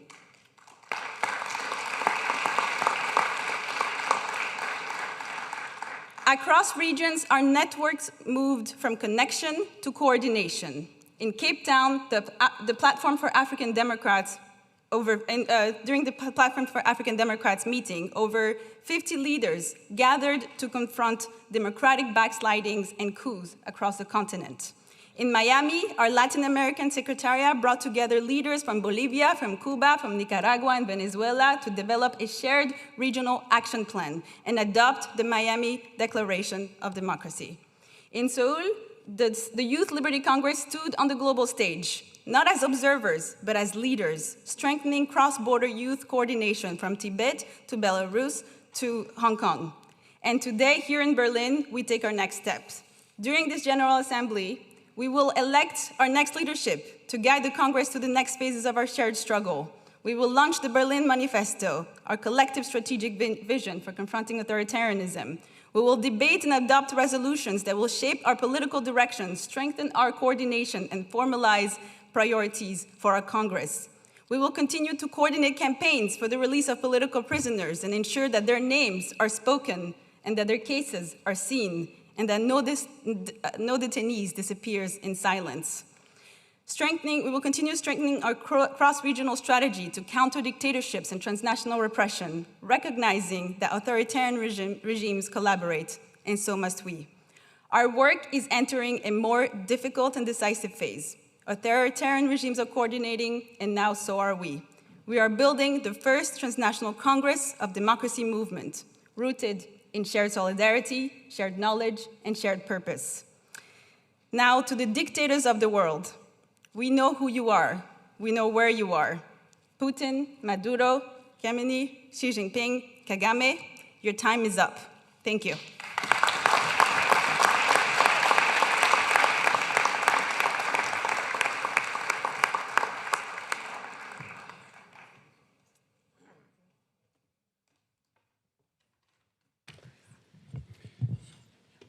Thank you to our spokesperson, Karim Kanimba. And now we give the floor to our friend, member of the Leadership Council, parliamentarian from Syria, Amar, who will walk us through the procedures for the discussion of the motions that will take place this afternoon and tomorrow. Amar, the floor is yours.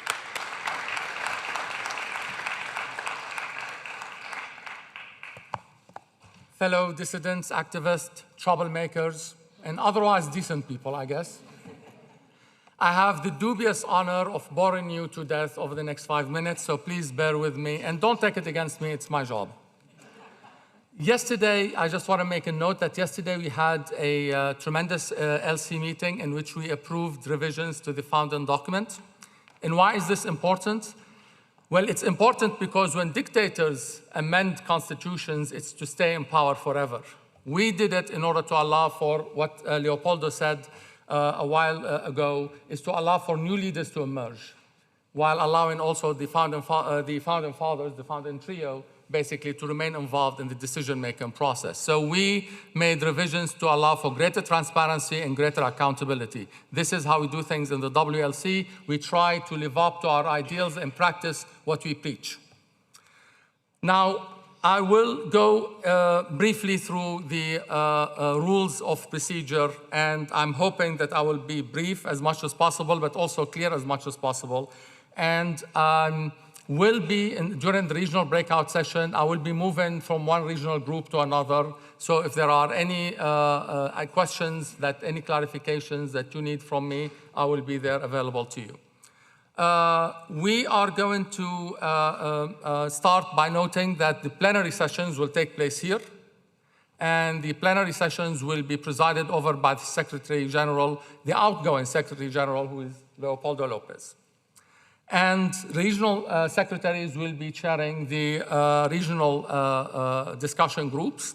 And when we address the regional secretary or the Secretary General during these discussions, we'll address them as Mr. Chair. And they will, whenever during the plenary session you want to be recognized, you'll have to raise your hand and wait to be recognized by the Secretary General, who will then call upon you and say, the chair recognizes our colleague so-and-so from Uganda, our colleague so-and-so from Syria, from Iran, etc.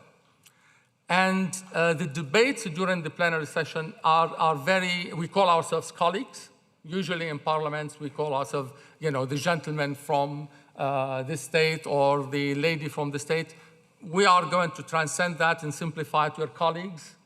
We call ourselves our colleague from Nicaragua, our colleague from Uganda, our colleague from Iran, Belarus, so on. We address always the chair. We don't address each other if we have any kind of an argument or any kind of point of view we want to convey. We address always the chair. Mr. Chair, I would like to note that my colleague from this country is right, and I concur with their view, etc., or I disagree, depending on what you want to say. But always address the chair and wait until you are recognized by the chair. Now, these rules are very simple, and they are practiced in all parliaments all over the world. And they are meant to make our job and our way of doing business very professional and very in line with parliamentary procedures. We are emerging indeed, and you know, we are glad that you are in this session. We are a global parliament. Many people ask who we are. We are a global parliament, and we follow the basic rules of parliaments all over the world. So without any further ado, what we are going to be doing in the regional breakout session is very important. We are going to be discussing the dozens and dozens of resolutions that you have sent to us, and we are going to go to the nitty-gritty of work. We are not going to talk about philosophy of parliamentary logic and democracy. We are going to talk about action-oriented motions and resolutions that are meant to make a difference in our world, or at least in our limited capacity as an emerging organization. But let's not underestimate that. In 2 years, after Vilnius, we are here right now in a parliamentary setting in Berlin. So we can make a difference, we can make progress very fast if we work together. So the action plans that are going to be proposed, the resolutions that will be proposed, will be discussed in the regional breakout sessions. They are divided into different groups. You know, we have global resolutions and we have regional resolutions. The global resolutions are ones that have an impact far beyond the region, and the regional resolutions are about that particular region and the concerns in that region. When we looked at all of these resolutions that you sent us, my colleague Freddie and Felix Maradiaga, our Leadership Council member, have worked very hard at combining these resolutions and trying to find common ground in order to allow for discussions to be focused and more centered. So we are going to have debates, and there will be further rules that will be explained to you by the regional secretaries on how the resolutions are going to be debated. But it's important to note that we have tried to make as much as possible that every country, that every motion that was presented to us is taken seriously. But at the end of the day, these are advisory, even when we approve them here in Congress, these are advisory resolutions. The newly elected Leadership Council tomorrow, when they meet eventually after being elected, they are going to look at all of these resolutions and they are going to come up with action plans that will prioritize according to our financial resources, according to our capacity as staff members, what is going to be implemented first, what's second, what's third. So please bear in mind that we are not simply going to take everything and immediately start working. This is not how it works. And very much like when politicians run in campaigns, they make all different sort of promises, but when they end up being elected, they realize, oh, there are limited budget for all of it, you know, and there are rules and regulations and priorities that need to be taken under considerations. So every motion you sent us was taken seriously and will be studied during the regional breakout sessions, but eventually the newly elected Leadership Council will prioritize things and will come up with an action plan that will be shared with you all. And you will know why, and there will be justifications presented why this being prioritized more than this, and so you would know exactly how the decisions are made. And the last note I would like to say, again, to go back to tomorrow and the revisions to the founding document, is that tomorrow we are going to have a vote on the Berlin Manifesto, but in addition to that, we're going to have a vote also to approve the revisions to the founding document so that we can have the elections on a sure foot and allow for this new transition in leadership to take place and for new leadership to be elected. Thank you very much for your attention. And please, please, please, if I did not bore you within 5 minutes, I will do my best to bore you during the regional breakout sessions. Thank you. Thank you, Amar. Thank you, Amar. So this takes us to the closing of the opening session, and now we will ask all of you to go to your regional breakout sessions to discuss the content of the motions and the agenda for each one of the regions. Then we will have lunch. We have prepared a very good lunch for you that will keep you strong throughout the day, and then we will convene after lunch here at the plenary session. So welcome to the second General Assembly of the World Liberty Congress. Thank you, colleagues. Thank you very much.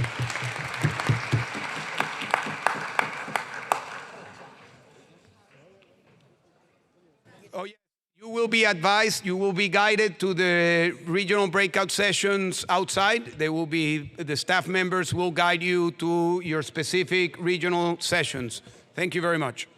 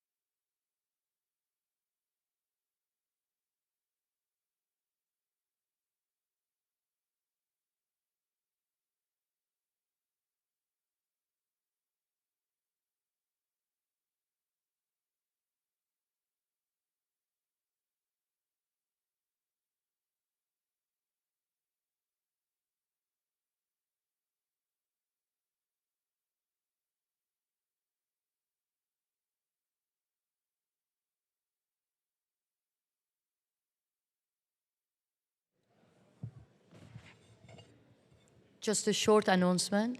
Because of scheduling, we're not going to have, we only have French translation, but the rest will, for 1 hour, but the rest will come back.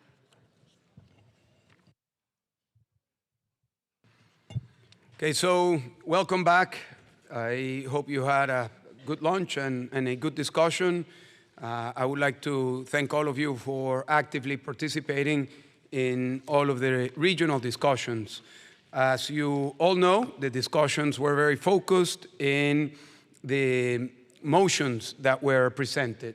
And I would like to remind that what we have been discussing today is the result of months of work. So these resolutions were part of your own participation, your own input, the team, and I would like to take this opportunity to thank the team, to thank Felix, to thank Freddy, to thank Hector, and to thank the team that did an incredible work in processing all of those motions and organizing them in regional motions and global motions. I would also like to thank the leaders of the discussions in each one of the sessions, and the next part of this plenary session will be a presentation by region of that discussion that was had. So we will have one speaker per region that was designated in the discussions, and then we will proceed to vote each one of the resolutions. We will read the title and the very, very brief concept of the resolution, and then we will proceed to a vote of each one of those resolutions. And in that way, we will have the agenda for the commitments and the work of the World Liberty Congress going forward.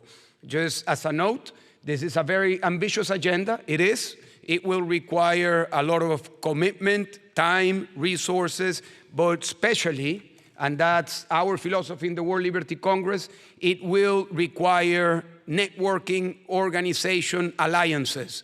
So we will reach out to different organizations to make sure that these resolutions could be part of a shared agenda. As you know, there are many of our partners, and I would like to take this opportunity to thank many of you who are here with us today that are committed from their own organizations, from different perspectives, in order to work together. So this is an opportunity for our partners also to hear and to be clear on what are our priorities and to figure out ways in which we can work together. So we will start with the Africa regional section. I don't have the name that you selected. Do you know who was?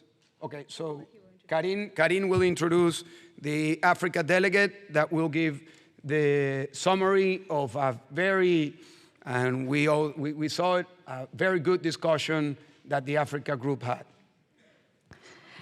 Thank you. Our colleague from South Sudan, Isaac Deng, will present our regional conclusions. Thank you. Thank you so much, Karina. First of all, I want to acknowledge all the leaders who came from Africa and those that share their wisdom with us in our meeting. Before I begin, I just want to tell you a little bit about myself. I'm Isaac Deng, as you just heard. A special story about me that may reflect the reason why this gathering is important. I am an ambassador. I am an ambassador, and people are now wondering, ambassador of what? You know, if you're an ambassador, why are you here? I represent an opposition in Washington, D.C. I represent Sudan People Liberation Movement in opposition. And the reason I say this is because currently, as some of you may know, the first vice president of that country is being indicted. Is being indicted after he was brought into the country under the pretext of a peace agreement. And in our discussion before we concluded, I told the delegates there that one of the major issues that we should raise in this gathering is not allowing governments to use peace agreement as a means to comprehend the arrival of the opposition. So I want to thank Karina and the team for putting this resolution together. What I'll do with the African continent resolution is read briefly, and then I'll summarize just for 1 minute what that means to us as we sat down and discuss it. So the first, that's 14. So, I know when you hear 14, you're thinking 14 minutes. It's not going to be 14 minutes. The first resolution is, if I can get to it, is solidarity and protection mechanism for democracy. The context of this is very simple. As people that want democracy and want freedom in our countries, we want to be able to protect those who preach it. And I think this is a very important resolution. Resolution 2 is Ubuntu. For those who know the meaning of Ubuntu, this means I am because of you, right? Or I am because we are. So we say Ubuntu Protection Initiative, meaning that protection for dissidents should extend beyond just the people that are being sought after. It should also include their families, their relatives, and those they care about. And so this is a very important solution for us. The third one is partnership for democratic support. For us to be successful in defeating tyranny and dictatorship, we need to support each other, and we need to work together. So this is a very important solution, in my opinion, that I think we need to support. The fourth one is program for democracy transition. It's easier to come to power, but what do you do once you get to power? We can talk here all day about coming to power, changing tyranny, changing authoritarian regimes, but sometimes when we get power, we get sucked into the same curse that powers bring, and that is to find ways to stay longer, to suppress people, practice the same vice that people before you practice. So that's an issue that we need to consider as a group. The fifth one is Youth Liberty Fellowship. Our young people are at the forefront of the work that we do and the fight that we're fighting. And so the support that we give them will determine how far they can go. I believe these are very important things to do and for us to consider in this gathering. Sixth is strategic coaching and exchange of best practices. A lot of the people that are in this front need support. They are interested, they are enthusiastic, but at the same time, we need to give them the support they need to be successful. So that's what this resolution is trying to do here. 7, countering authoritarian cooperation. I would simply put this way. If the tyranny of the regime that are oppressing us cooperate, for us to defeat them, we need to cooperate more. And so cooperation in this sense is very important. 8, condemning coup and supporting democracy. We cannot continue this work if we do the same thing they do. So we must practice what we preach. 9, combating kleptocracy and corruption. Obviously, this speaks for itself. We need to be able to fight that for us to make the change that we want. 10, and just so that you know, there's only 4 left, so I'm almost done. Diplomatic action for democracy. We need to create relationships. We're here in Berlin, a very important city, and then we need to also connect with other cities that have some symbolic meaning in the work that we do. 11, free and transparent election in Africa. This is a very important thing for us to pursue, and that speaks for itself. 12, this was a specific resolution to a country, but we make it more expensive, and that is protection of political prisoners. We mentioned Guinea in the conversation, but this applies to other countries in Africa. 13, gender-sensitive approach in democracy. We need to prioritize gender support and make sure that women and girls are more involved in the work that we do because they're very important in this equation. 14, and lastly, regional coordination and operational rhythm. We can talk all we want in Berlin today, but if we don't put this to work, if we don't operationalize the concept that we put together, that will mean nothing. So in just 1 minute, if I must summarize this additional thing that were added to the list, I would just say that, 1, we say we're going to create a special interest group. This consists of legal expert, IT expert, and maybe youth, most importantly, Gen Z young people. Funding, we cannot support ourselves if there's no money. They say when you hear someone say that it's not about money, it's actually about money. So we need to be able to support the work that we do so that the work succeeds. Illicit financial flow. This dictatorship thrives in using money to stay in power. So if we control how they send their money, how they use their money, I think we can succeed a bit more easier. And lastly, amending constitutions. They are really good, we said this earlier, they are very good at amending constitutions, especially to stay in power, to do away with term limits. So this is a very important thing to do. In conclusion, and now you can breathe easily. In conclusion, I want to end with a quote, and this quote, especially with the city that we're in, is very important. German Chancellor Willy Brandt in 1963, said that when the world failed, he said that what belongs together will now grow together. And so for us to be successful, we need to recognize the importance of this city. And the last quote is from John F. Kennedy, who said that to all the freemen across the globe, you are now free. You're now free, and we are now all citizens of Berlin. So today we're here, and I say that we are citizens of Berlin. Thank you very much.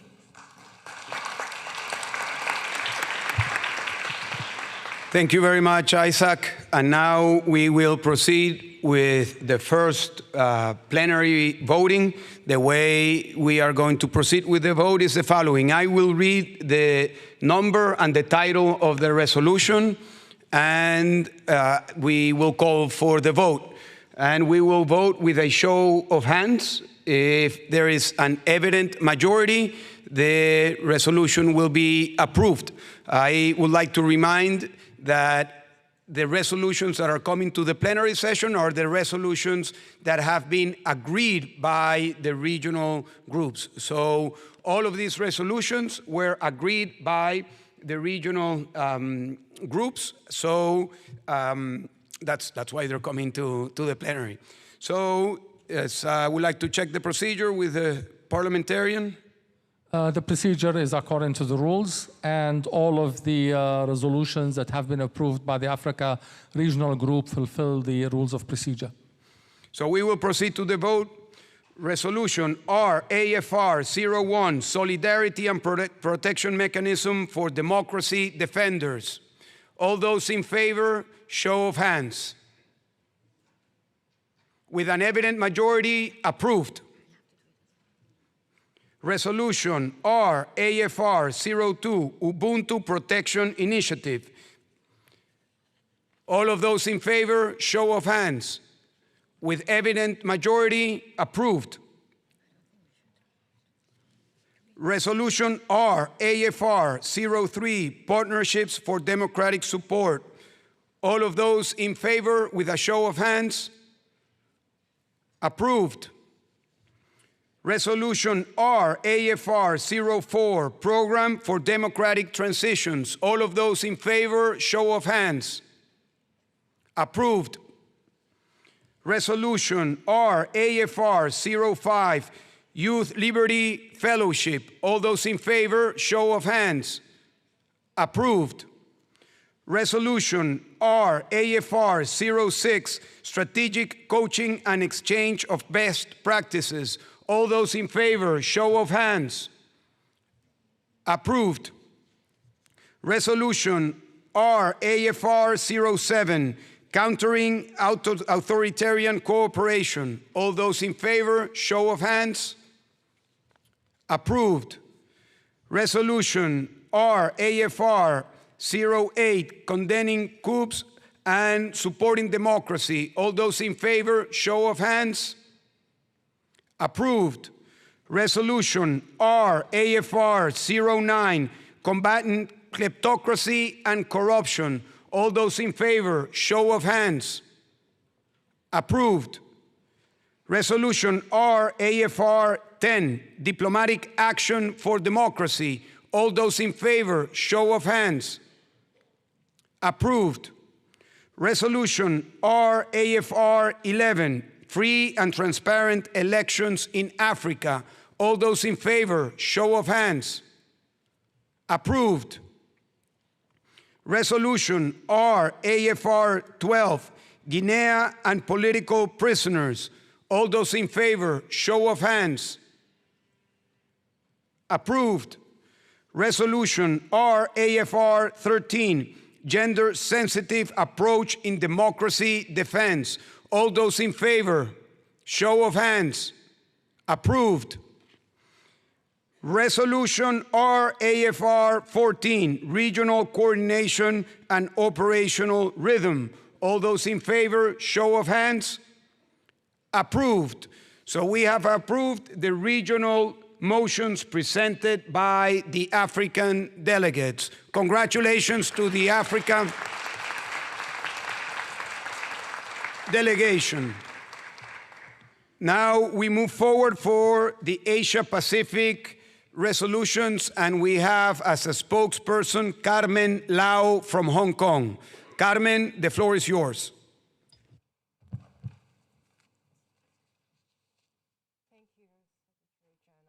And I have the privilege to represent my dear honorable friend in the Asia-Pacific region, introducing two motions to the floor.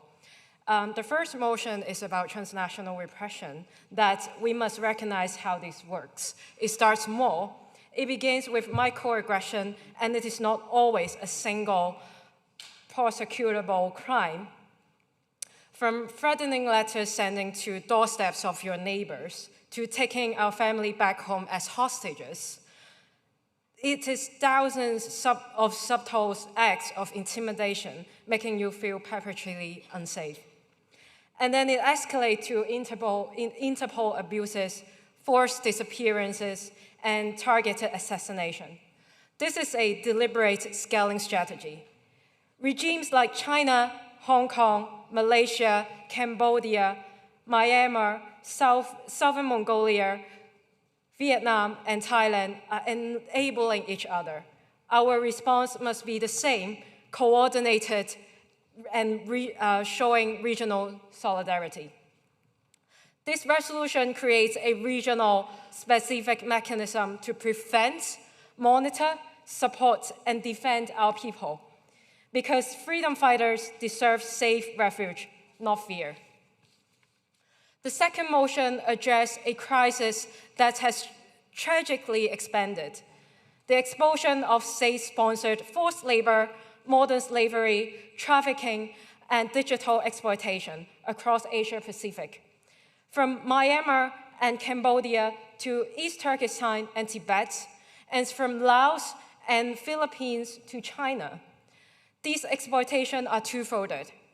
It uses victims of forced labors and coerces others into running massive enterprises, including cyber scam. Then this criminal revenue stream finances the corruptions and repression that tears down the rule of law and human dignity. This is not just crime, it is state complicities in human rights violations. Our response must be equally comprehensive. We must identify, rescue, and support victims, and critically, we must monitor complicit cooperation that aids and abets these abuses. This resolution commits our regions to a powerful, accountable, civic society response. We are calling for regional coordination to dismantle this network of modern slavery, and we are determined to send a message that there will be accountability. I urge the floor for full support to both motions.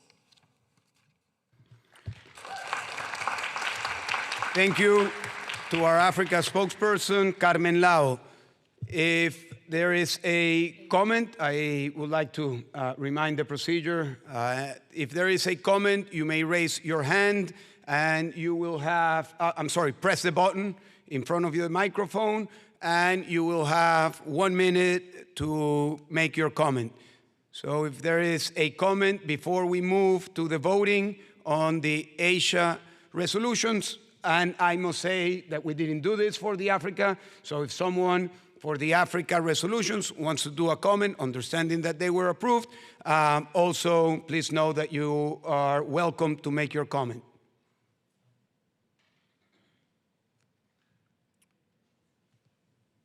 There are no comments, no hands, so we move to the Europe and Central Asia resolution. Oh, we have to? Oh, We have not voted yet. I'm sorry. We all knew at this, right? I mean, we'll get better, we'll get better. So, resolution R-ASI 01, Regional Cooperation to Combat Transnational Repression in Asia.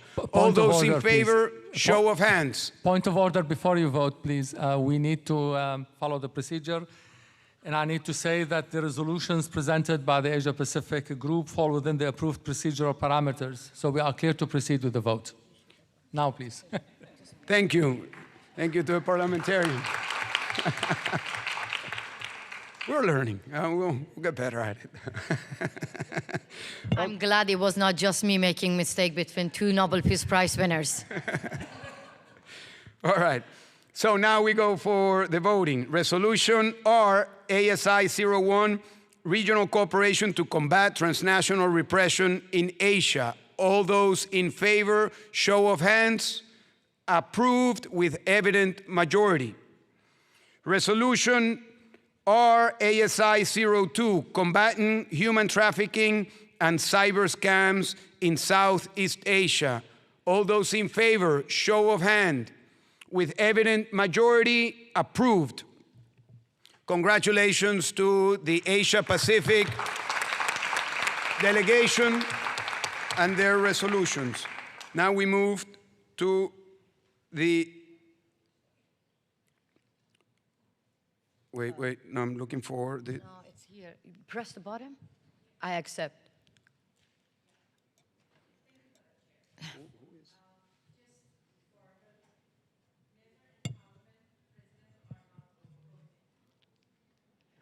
What is it? Yes. It never shows. It's always secret vote. So a few times I saw you raise your hand. And that vote only you use when the when you accept or reject anything, then your vote will be the one to give a +1 sign. So do we have any point of order? Yes, this is a point of order, and you're quite correct in this. But two notes. The person who's presiding over the session right now, the chair, is actually the Secretary General, Leopoldo Lopez. But your point is well taken. Thank you. Thank you, delegate from Afghanistan and experienced parliamentarian. Yes, we have a comment from delegate from Tibet. I would like, based on the amendments that were made for the motion, the second motion or resolution, can we just have the title reflect the resolution? So it's no longer Southeast Asia, it's Asia Pacific Network. Thank you. Thank you. Noted and taking care of that observation. Now we move to Europe and Central Asia regional agenda. The spokesperson designated is Bota Yardameile. I'm sorry, Bota. From Kazakhstan. From Kazakhstan. The floor is yours, Bota. Is it on?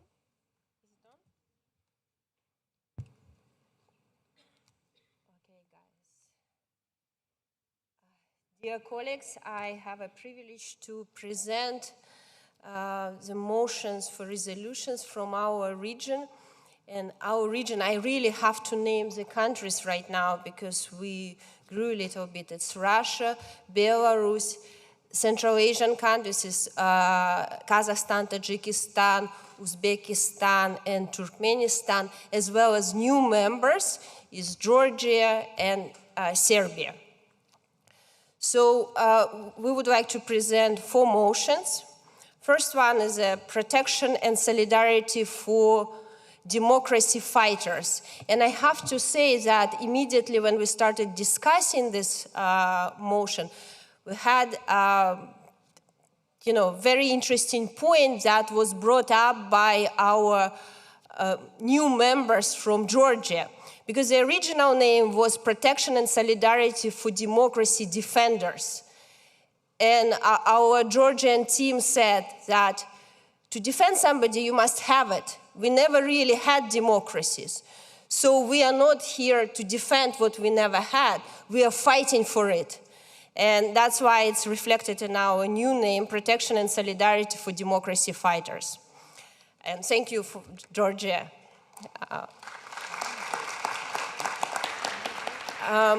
So I don't want to go point by point because you have the text. We call on democratic governments to implement protection for freedom fighters framework regionally.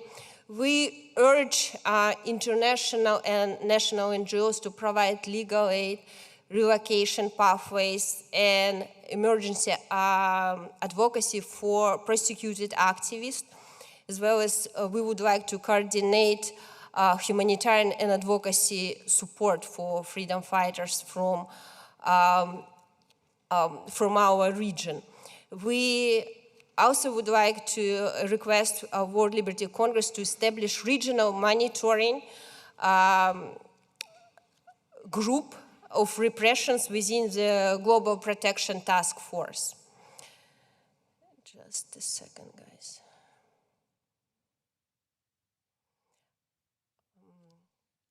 So this is our first resolution. Our second resolution, and it's Eastern Europe and Central Asia agenda, within this agenda, but here we are specifically talking about countries Kazakhstan, Georgia, Azerbaijan, Uzbekistan, Tajikistan, and Turkmenistan. And this is for political prisoners and accountability for repression. And our region suffers from widespread repression and torture, and so we condemn what's happening in the region. We specifically call and support independent international investigation of mass shootings of protesters and subsequent mass torture that happened in Tajikistan, Kazakhstan, and Kazakhstan in 2022. And we call for prosecution of the perpetrators. We actually, I have to add that we had mass shooting in our region in other countries as well, but we decided to limit our call for international investigation to these two places because they happened since we established World Liberty Congress. So we're not going back to history, but what happened on our watch, we really call for investigation.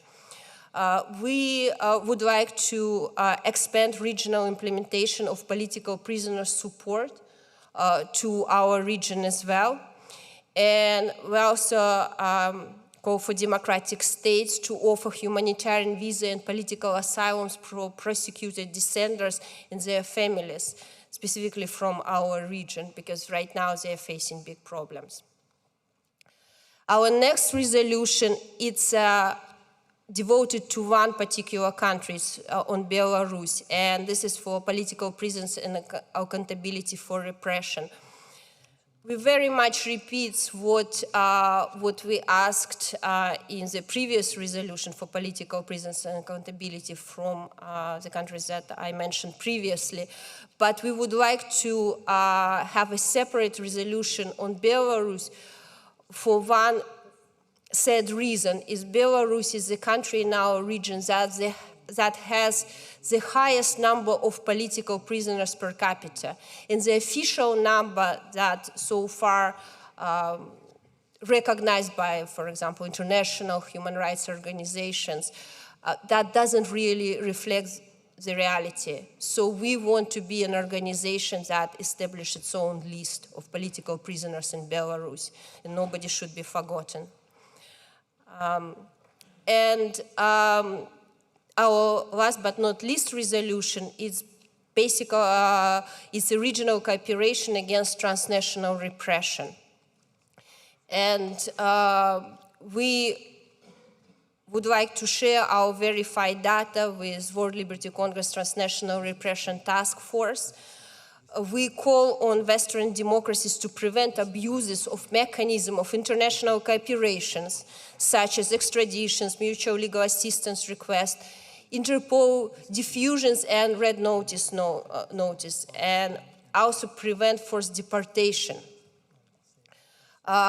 We also support Survivor Center reporting system and legal aid for the victims of transnational repression.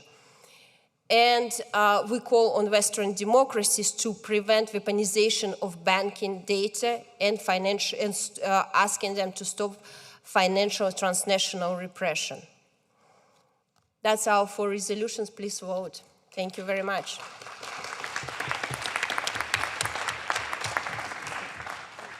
Thank you very much to the delegate spokesperson from Europe and Central Asia region. Now we open the floor for any comments from the delegates. The floor is open. Press the button if you have a comment.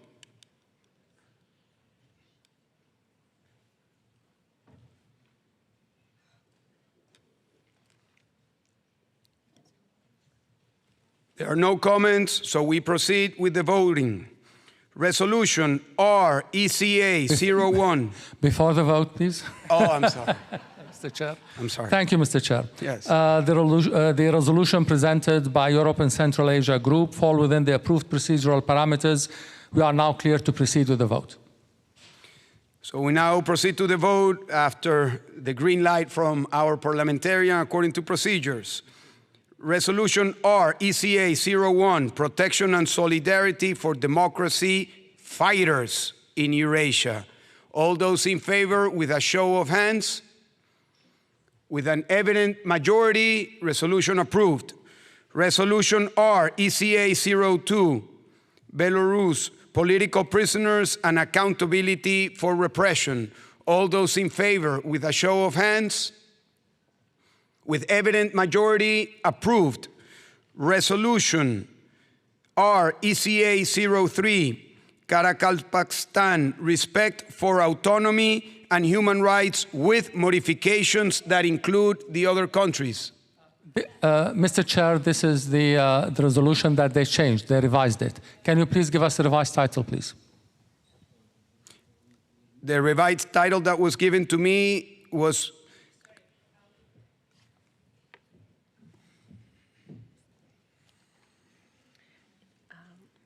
Protection, Solidarity for Democracy Fighters. Mm-hmm. And then you have to read it, I think. It's easy.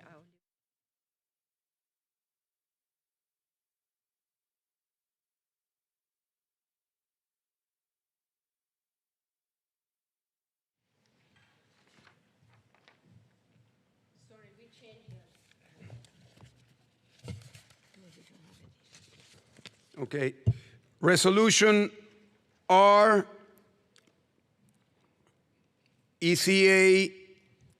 03, Political Prisoners and Accountability for Repression. All those in favor with a show of hands. With evident majority, approved. Final resolution RECA 04, Regional Cooperation Against Transnational Repression. All those in favor? With evident majority, approved. Thank you very much for the Eastern Europe, Central Asia bloc. Your resolutions have been approved.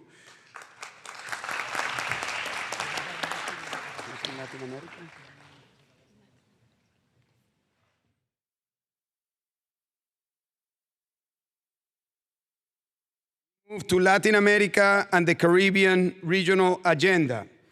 We call for the delegate Keile Cabrera from Cuba to the floor. Keile, the floor is yours.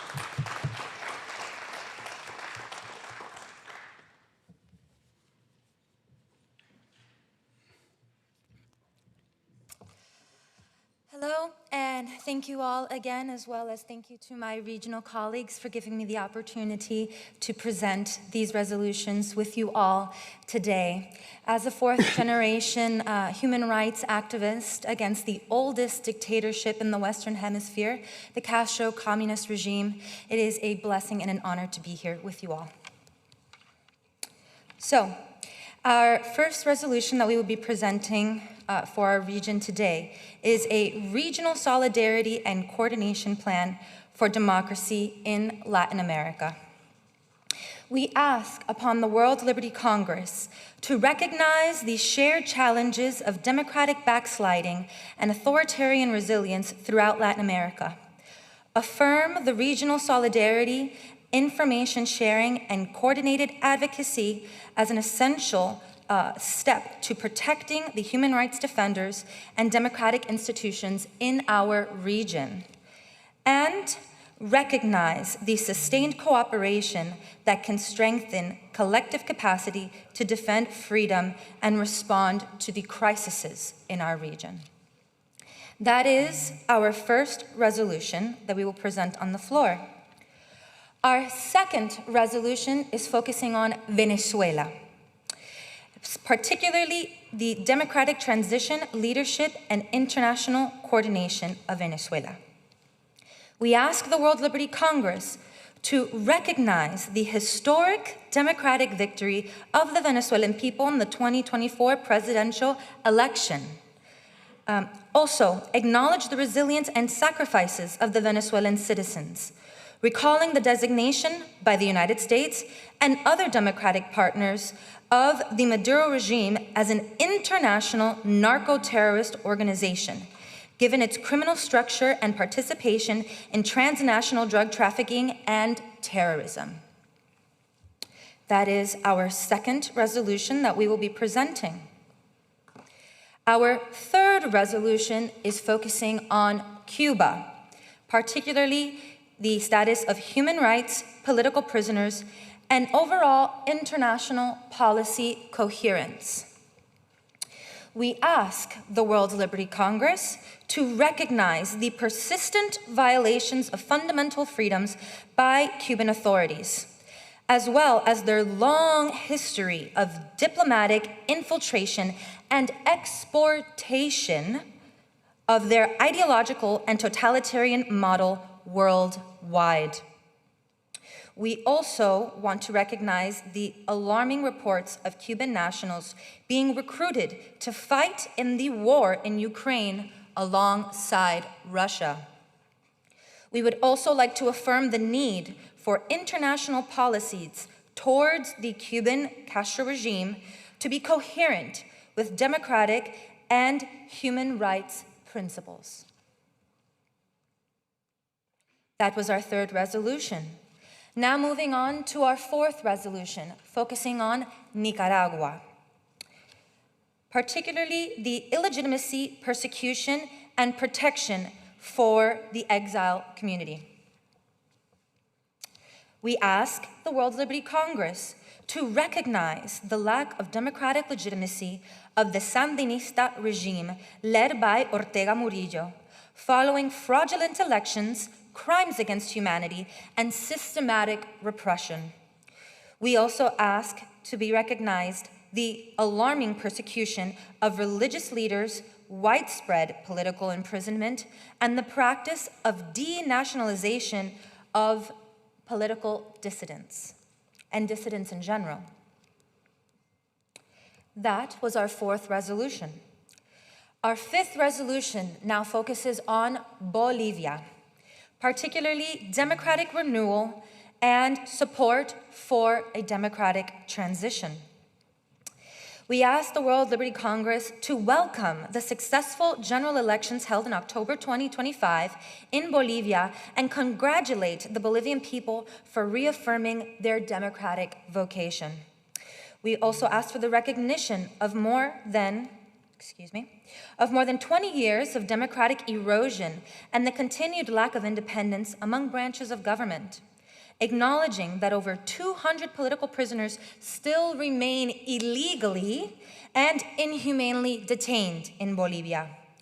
This emphasizes that the country faces currently its worst economic and inflation crisis in the past 50 years. We would also like to express concern over the continued presence of authoritarian leader Evo Morales and his paramilitary groups within the country, as well as coordination with narco-trafficking networks. Lastly, we would like to affirm that Bolivia's democratic renewal contributes to the strengthening freedom and legitimacy across Latin America. That finalizes our 5th resolution, and now moving on to our 6th resolution, focusing on Honduras, particularly the welcome, vigilance, and democratic safeguards of Honduras.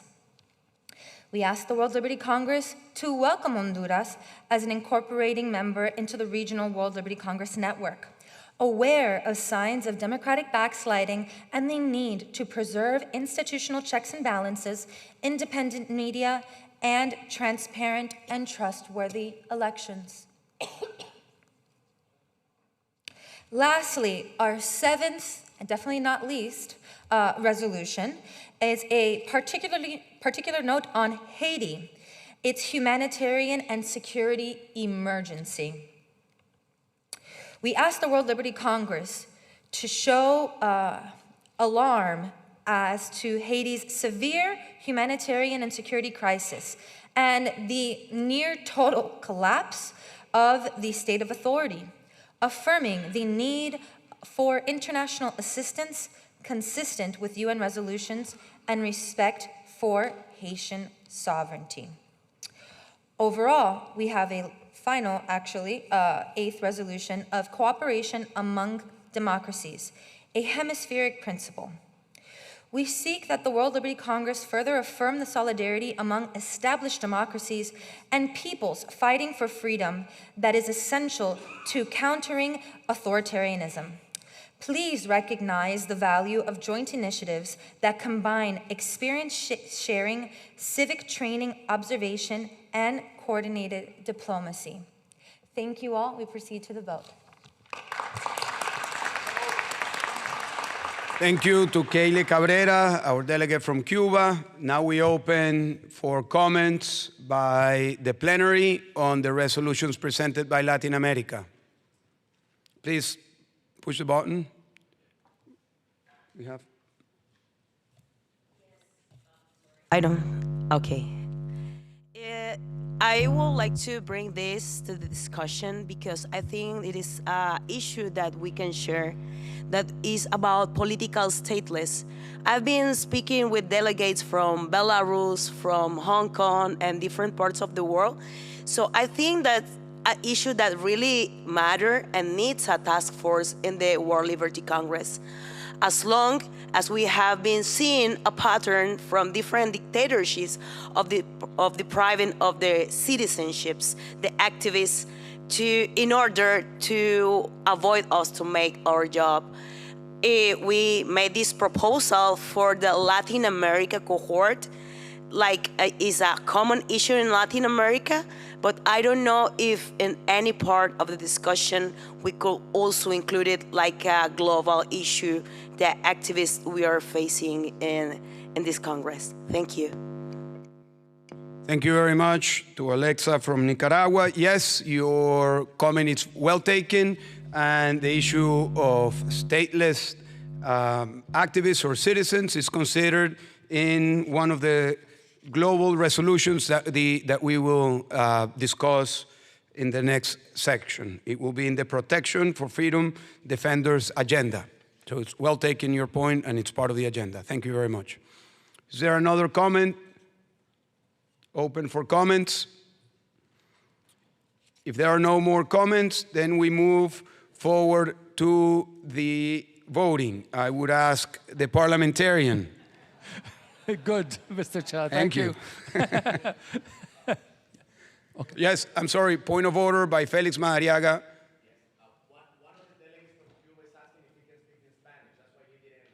Yes, he can. Yes. Of course, people can speak in their language. Please feel free to do so. We will take care of the translation. So we don't have, as we mentioned at the beginning, we don't have simultaneous translation, but I can do my best to translate. So just make sure that speak, translate, speak. I'm part of the Cuban delegation. Hello. Leopoldo, I can also translate. Sorry, point of order. I can also translate if you like. It's up to you. All right, so whoever is talking and you want to translate? So, Kiel's talking. Okay. Okay, great. Good. Go ahead. Oh, thank you. I am part of the delegation of Cuba. And I'd like to greet all of the delegates. En las resoluciones de América Latina, en el caso de Nicaragua, se presenta muy bien el asunto de libertades religiosas. In the resolutions of Latin America, particularly in Nicaragua, I support the resolution for religious freedoms. Pero pienso que esto es común a todos los países de la región. But I feel that this is a common occurrence for all countries of the region. Y no solo a todos los países de la región, sino a todas las regiones del mundo, África, Asia. Porque las libertades religiosas son un asunto muy importante.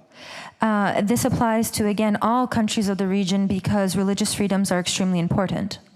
Por eso, considero que si se puede tomar alguna decisión respecto a libertades religiosas del World Liberty Congress, respecto a todas las regiones del mundo, esto va a ser sumamente importante.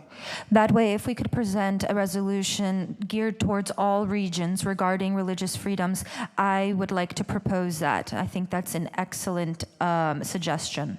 Porque particularmente considero que la libertad religiosa es un medidor del resto de los derechos humanos.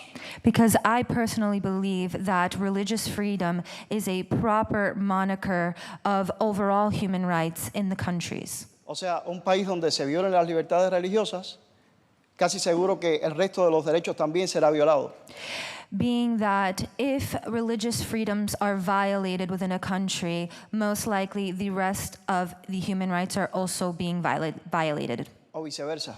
Or vice versa.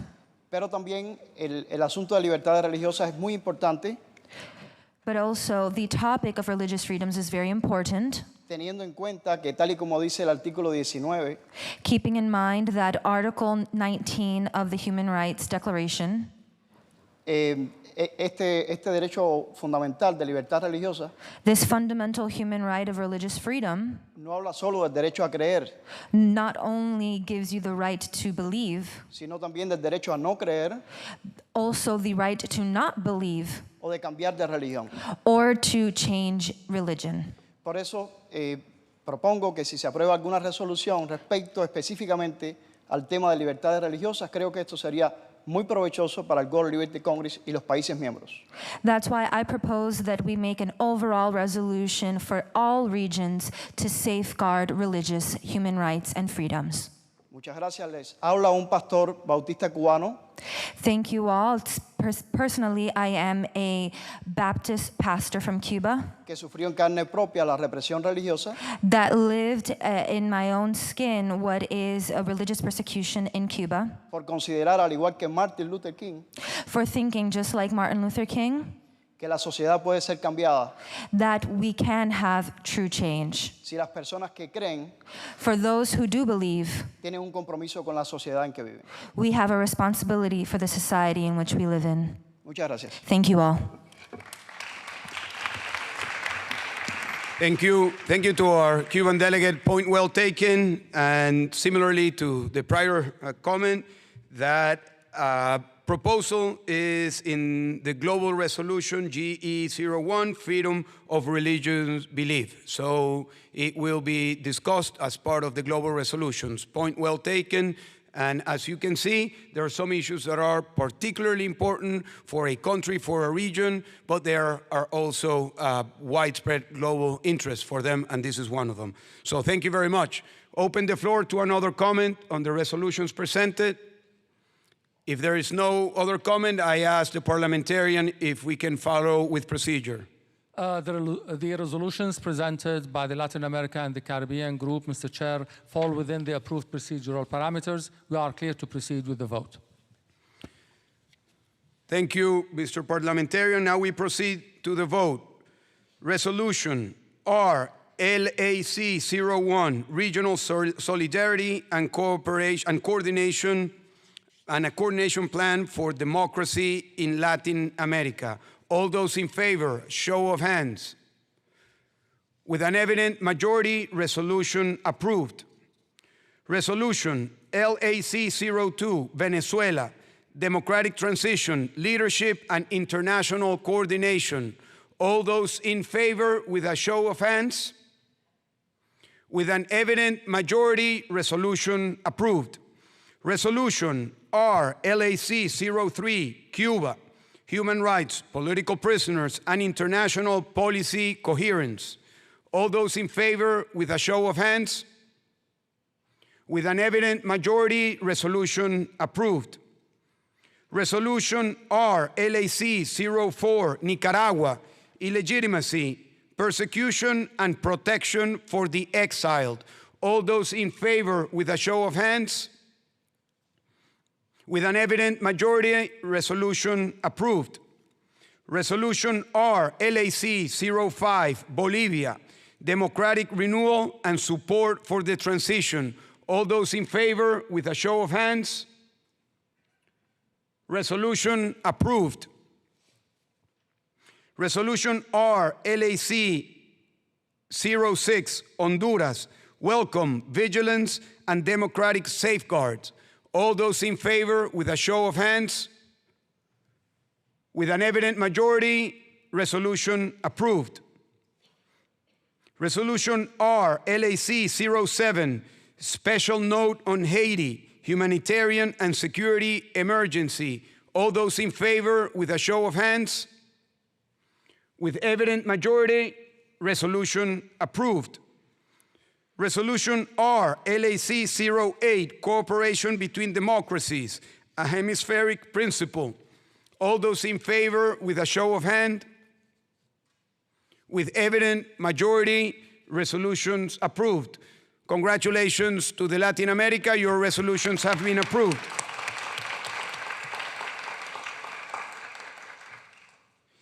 Now we call the representative from the delegate from Kuwait, Jassim Al-Juraid from the Middle Eastern region. From the MENA region. The floor is yours, Jassim.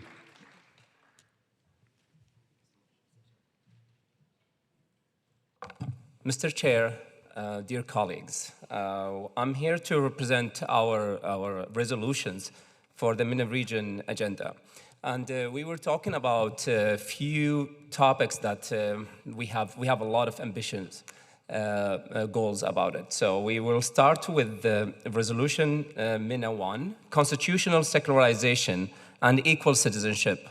So the constitutional secularization, we have two instances in the Middle East that gives us hope that there is a movement for change. It started in Kuwait, where I left 3 years ago.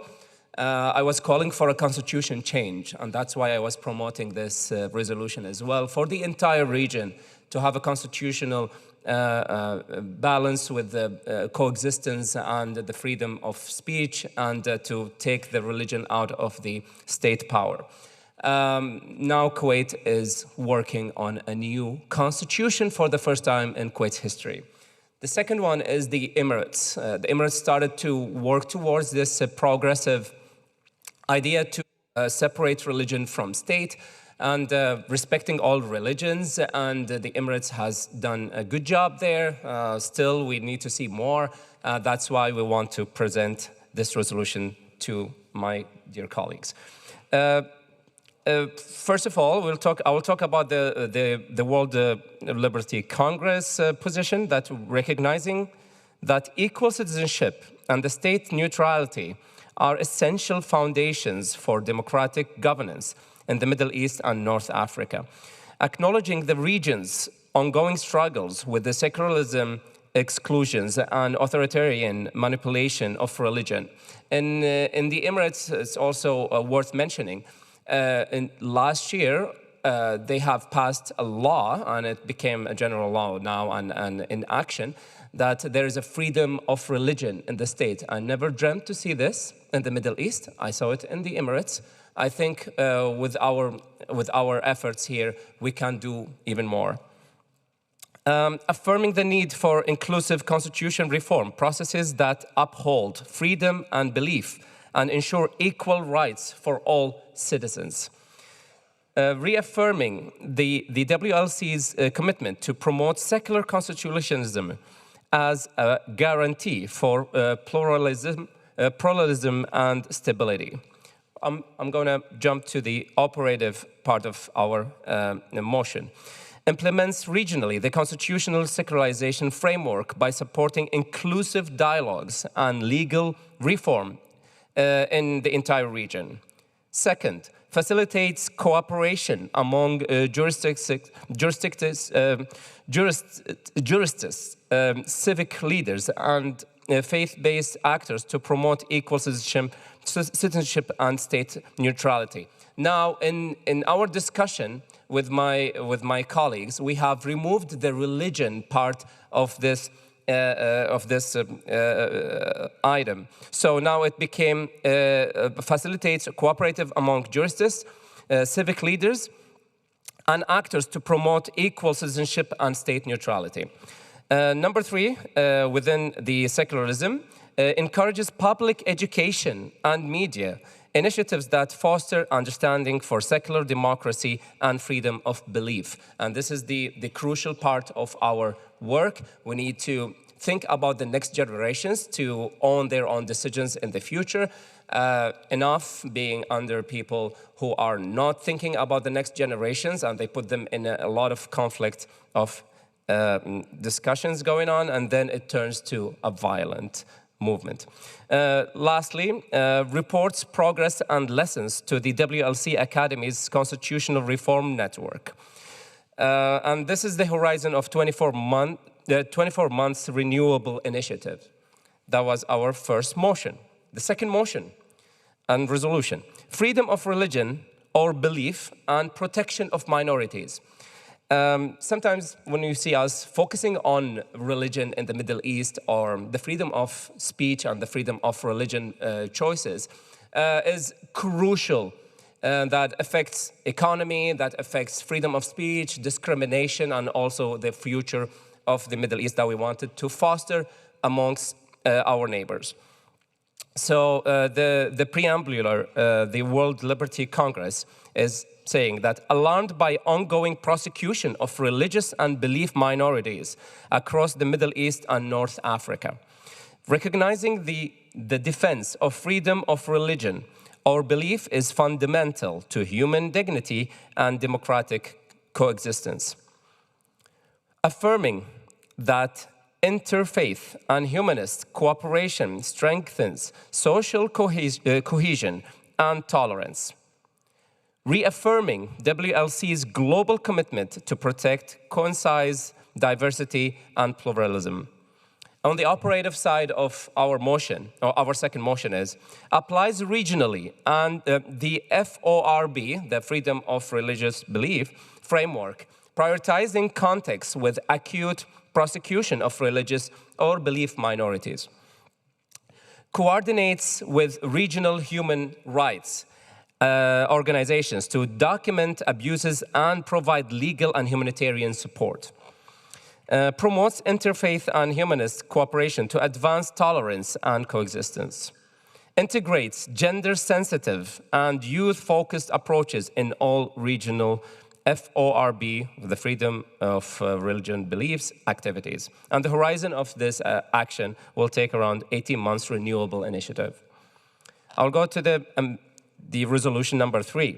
Democratic transitions and transitional justice. Recognizing that moments of political opening in the MENA region are fragile and demand early preparation and cooperation. Affirming that accountability, justice, and reconciliation are prerequisites for sustainable democratic transitions. Acknowledging the shared regional experiences of mass mobilization and reform efforts in many countries in the region. Reiterating the WLC's commitment to inclusive, locally driven democratic transformation. And the operative side assumes as a regional priority the preparation of democratic transitions in a couple of countries in the region aligned with the global DTSU framework. promotes training and coordination among civic actors, professionals, and international partners to strengthen readiness for reform openings. And education in these resolutions that we provide is crucial because we want to prepare the next generation to understand our language. And lastly, shares findings and case studies with other regions undergoing transition. The horizon of this resolution is 18-month renewable initiative. I'll go to the resolution number 4. I'll try to Mr. Delegate, be mindful of time. Yes, I'll try to cut it short. Women and youth and freedom and for freedom and participation. I will jump to the operative side. Launches regionally the Women and Youth for Freedom Initiative to train emerging leaders in civic participation, digital security and advocacy. Second, facilitates regional mentoring networks and partnerships with universities and civic tech groups. And then the rest of the operative points will be shared with everyone pre-action to save the time. The resolution number 5. Regional Pact for Human Dignity and Non-Violence. And then I'll jump to the operative side. The title is well descriptive. Establishes a regional pact for human dignity and non-violence, unity, civic, academic, and religious actors to reinforce peaceful democratic values. And then we have also talked about the religious part, and then we have removed it from the first point of the operative action. Encourages cooperation in civic education, dialogue, and peace building to reduce polarization and violence. I'll jump to resolution number 6. And before that, I will just mention the horizon of this resolution is ongoing framework reviewed every 2 years. Final resolution, Turkey. Democratic principles, rule of law, and political rights. And Turkey has a very special place in my heart because my wife is Turkish. And we wanted to see a change in Turkey as well. So I will jump to the operative section quickly. Calls up Turkish authorities to ensure faith trials, release political detainees, and end the misuse of counterterrorism laws against civil society. Second, encourages reforms guaranteeing judicial independence, press freedom, and the right to peaceful assembly. 3, urges the European Union and Council of Europe to condition cooperation on concentrate human rights benchmark. The horizon for this action and this resolution is 18-month renewable initiative. And that's it. Thank you so much. And I urge you to support us with your vote. Thank you, Yassim. Our delegate from the MENA region, Mr. Parliamentarian, can we proceed to the approval of the resolutions? Yes, Mr. Chair, the resolution presented by the Middle East and North Africa group fall within the agreed and approved procedural parameters. We are clear to proceed with the vote. Thank you. So we proceed to the vote. First resolution, Resolution R, MENA 01, Constitutional Secularization and Equal Citizenship. All those in favor, show of hand. Approved by evident majority. Resolution R, MENA 02, Freedom of Religion or Belief and Protection of Minorities. All those in favor with a show of hands. With evident majority, approved. Resolution R, MENA 03, Democratic Transitions and Transnational Justice. All those in favor with a show of hand. With evident majority, approved. Resolution R, MENA 04, Women and Youth for Freedom and Participation. All those in favor with a show of hands. Approved. Resolution R, MENA 05, Regional Pact for Human Dignity and Nonviolence. All those in favor with a show of hands. With evident majority, approved. Resolution R, MENA 06, Turkey, Democratic Principles, Rule of Law, and Political Rights. All those in favor with a show of hands. Approved. Thank you for the approval of the MENA resolutions. We would open for a comment. Opportunity. There's one point we would like to petition for. I think it's time for us to change the title of the MENA to South Asia or Southwest Asia, if that's okay. Any objection? Well, a point of order. This is something that will be debated by the LC. So the way you can suggest it, my dear colleague, is by presenting a 2-paragraph or 3-paragraph explanation for the change. You can present it to the newly elected regional secretary. You can have first a debate within the current regional group about this. Once you have a vote within the regional group on the change of name, the regional secretary will present a 2 or 3 paragraph to the LC for approval. Thank you. I just a comment on that proposal. It was also proposed a change of the designation for Eastern Europe, Central Asia, and there was a discussion about this. So the discussion is open, and it's part of, as a parliamentarian said, of the discussions that can happen after this discussion. So thank you, point well taken, and please take that to the upcoming discussions that we will have. So we have completed the regional motions. I would like to congratulate all of the people that presented their motions.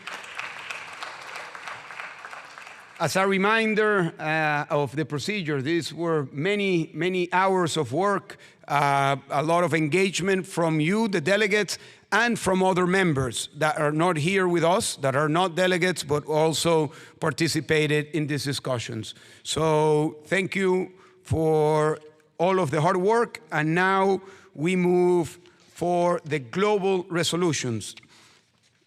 As a reminder, just as a context, the discussions that took place in the 5 regions where we had at least 5 meetings per region.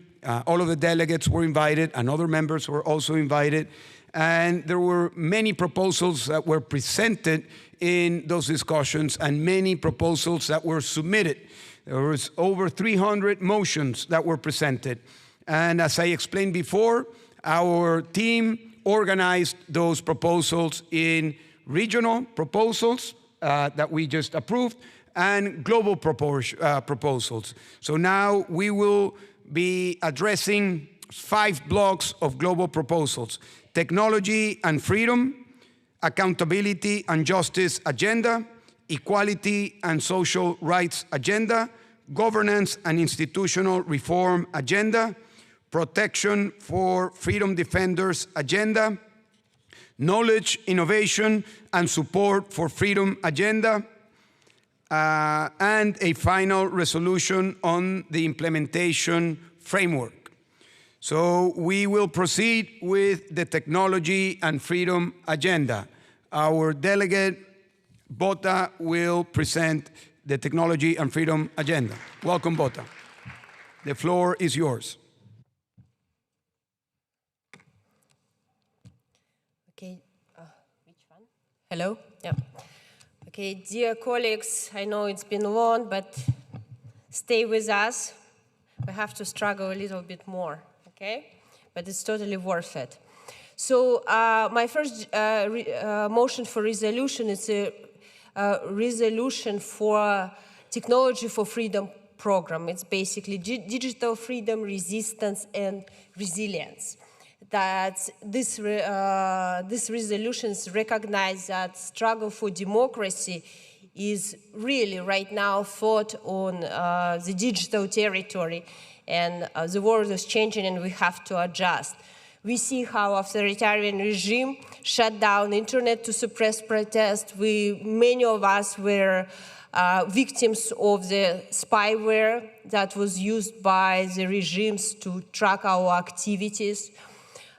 We know how regimes manipulate algorithms and distort public discussions. Many of us were personally targeted, surveyed, and hacked. So we understand what is at stake, and we understand that right now digital freedom is a basic condition for any political freedom. We understand that secure communication, protection of privacy, open access to the information, these are not privileges of the few, they are really our basic rights. So, in this line, what we are trying to do in these resolutions, we want to establish Tech Freedom Program as a global framework that will integrate all of our initiatives on technology and digital rights. So we put everything under one umbrella. And within that program, we want to create a digital freedom task force to track repressions in real time. We need to provide practical instruments and training on privacy and secure communication to our members. We have to operate an emergency help desk, and in order to achieve that, we will need to cooperate with responsible tech firms, and this is also to increase encryption and transparency. We call in our resolution on governments to end arbitrary online censorship, unlawful surveillance, and internet shutdowns. We also want to promote partnership to develop open source, rights-preserving technology and support digital defenders, which basically means that we want to bring together activists on one hand and on the other hand digital communities that have companies that create software, different freedom tech instruments and coders. We want to create safe, transparent digital tools to protect privacy and freedom of expression. And we want to make sure that those who build this technology for us and defend this technology that are supported and protected from the persecution by us. And in this context, obviously, decentralized technologies such as Bitcoin and Nostr, they become vital tool for decentralized resistance. They basically help us to ensure that freedom in communication and financial resilience that are necessary for us to fight the regimes that usually try to silence us and isolate both like physically and financially. And in the end, our resolution basically requests for annual reporting to the General Assembly, to all of you, with the matrix on everything that we've done, on accidents assisted, training held, and connectivity preserved. So this is a very important resolution because it's something new, and this shows how we are adapting our fights to the current conditions.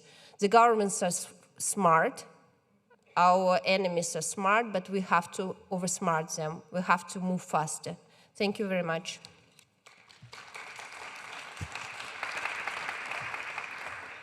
Thank you, Bota, and I would ask our parliamentarian if we can proceed to the approval. Mr. Chair, the global resolution presented under the technology and freedom agenda fall within the approved procedural parameters. We are clear to proceed to a vote. Thank you, Mr. Parliamentarian. So now we proceed to the voting of the global resolutions. Resolution GT01, Tech for Freedom Program, Digital Freedom, Resistance, and Resilience. All those in favor, with a show of hand. With an evident majority, approved. Resolution GT02, Artificial Intelligence for Freedom and Human Rights. All those in favor, with a show of hand. Approved. Resolution GT03, Tech for Democracy Pact. All those in favor, with a show of hand.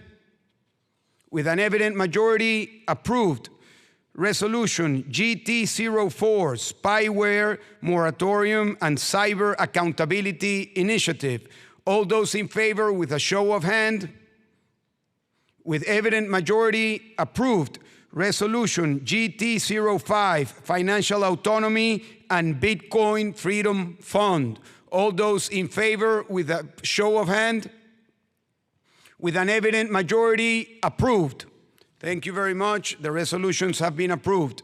Now we open for comments, if there are any comments by the delegates.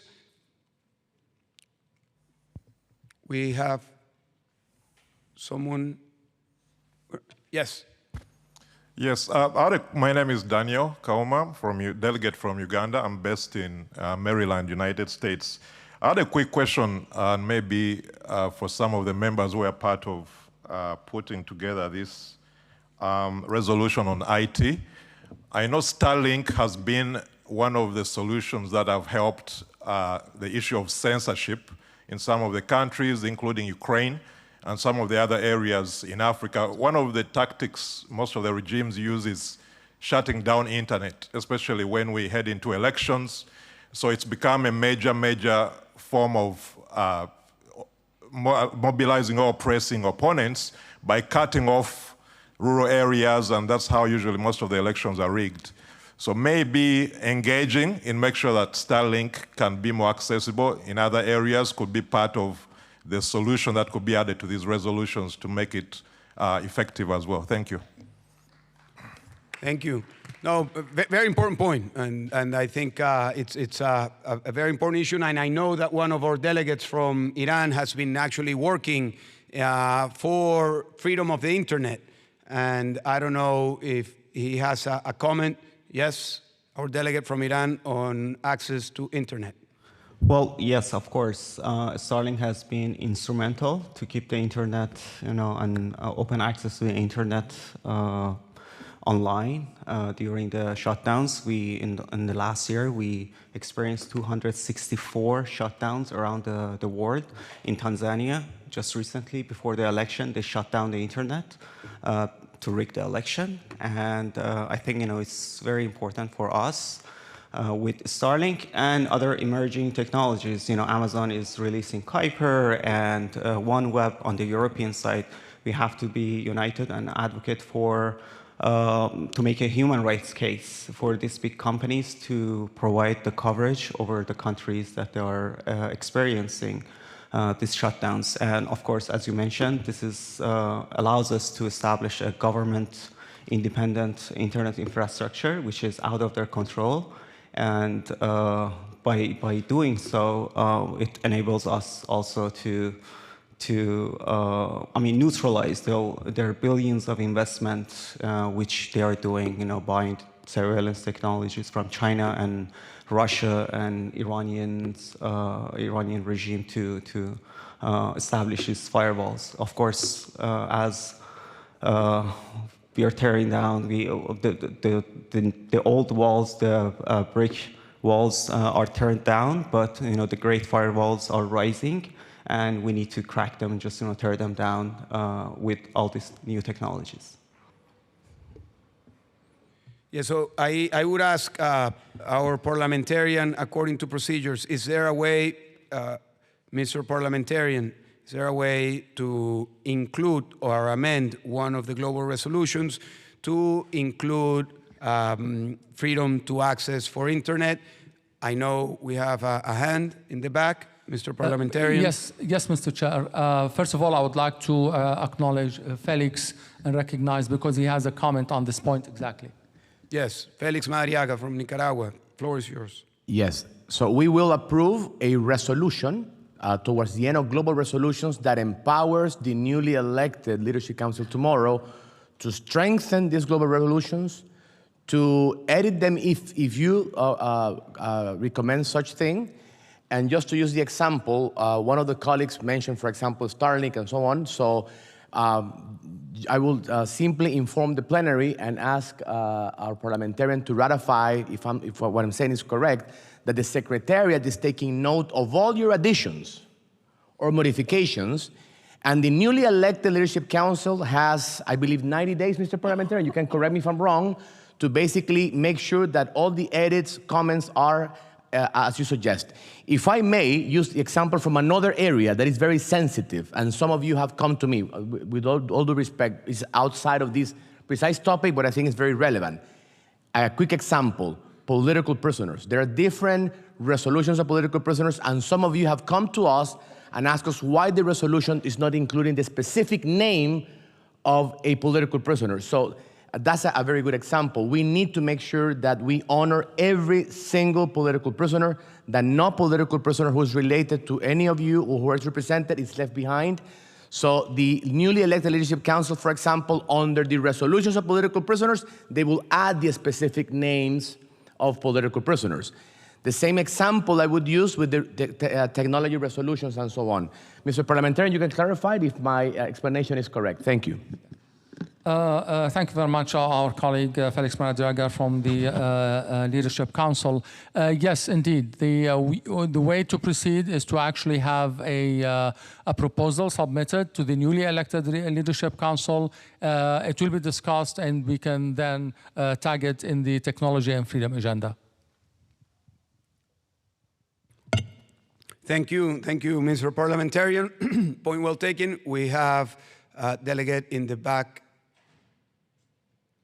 Hello everyone. My name is Mohammed from Sudan. I have just a quick point on the technology and freedom agenda. There is the issue of social media companies and content moderation. In our part of the world, the global majority, which used to be called the Global South, the social media companies are not really interested in moderating the content in our countries. And it's creating a lot of harm, particularly to freedom fighters and democracy activists. This ranges from direct incitement of violence against activists, to disinformation, to campaigns, to harassment, sometimes gender-based harassment against women activists, etc.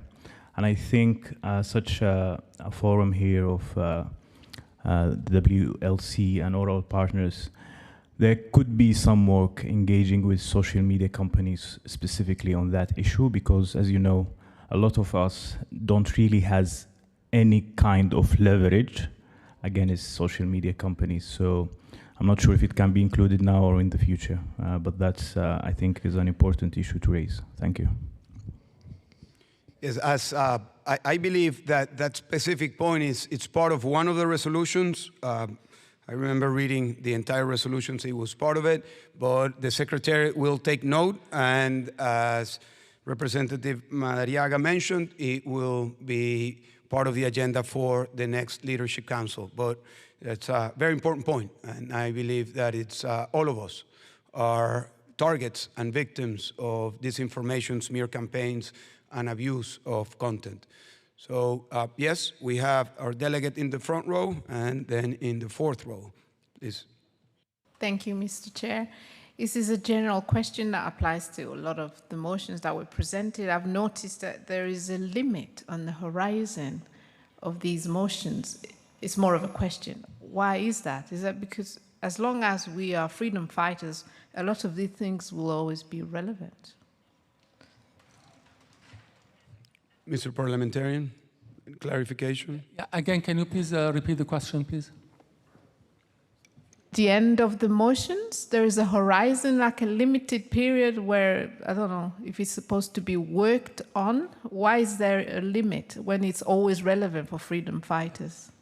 It is meant as an experimental period, and then it is subject to renewal. So it's basically, it will be reassessed to see what kind of progress has been made, what mistakes have happened, what good things have happened. And on the basis of that judgment, the program could be modified, expanded, and then renewed.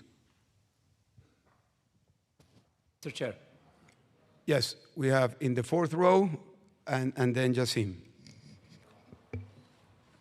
I just want to get back to the Starlink use, if I may, and just because I'm not very as much optimistic, because when we saw the temporary restriction Elon Musk brought to with some military operation in Ukraine, I think that we should think about alternative ways. Thank you. Yes, as I understand from the previous discussion, the commitment was not to a particular way of guaranteeing access to internet. I believe that the commitment is access to free and uncensored internet. Starlink being one alternative, but as you very well say, it might not be the only one, and we should be open to support other alternatives. Yes. Thank you. We'll wait. Thank you, Mr. Chair. I just wanted to respond to my colleague who asked about the horizon. Usually, if we have an actionable project, we follow a method of time and action and details, and then we revisit them from time to time. So it's like it's a recurrence event, but we need to make sure that we can measure the objective that being attained or actioned or not. So that's it. Thank you. Thank you. Any other comments? Yes, Alexa from Nicaragua.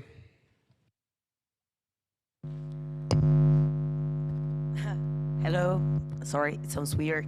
I would also like to call the attention about the Cybercrime Convention that was approved for United Nations that give powers of surveillance to countries like Nicaragua, like Iran, like Cuba, like Russia.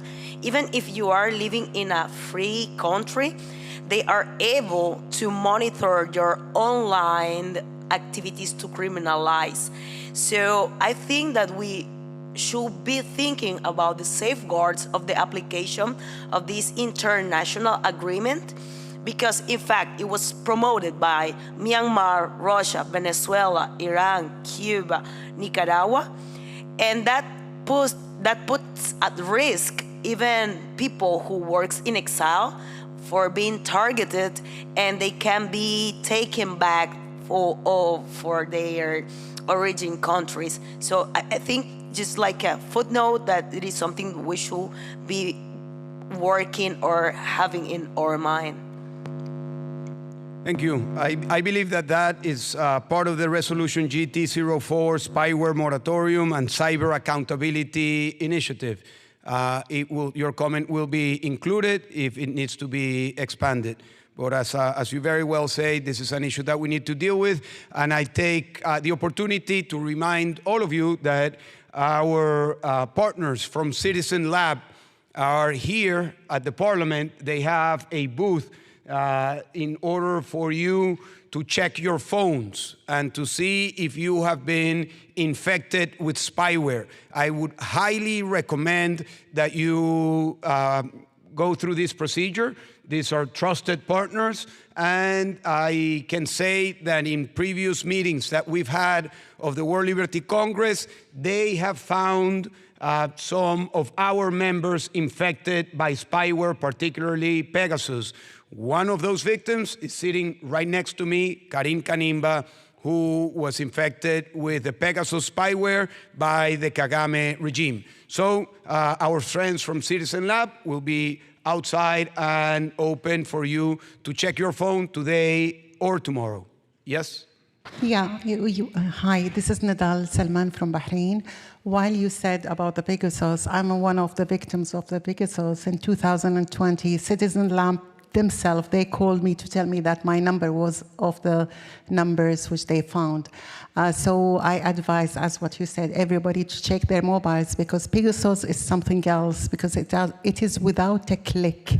Your mobile will be targeted even if you didn't open the attachment. So I advise everybody to do that. Thank you.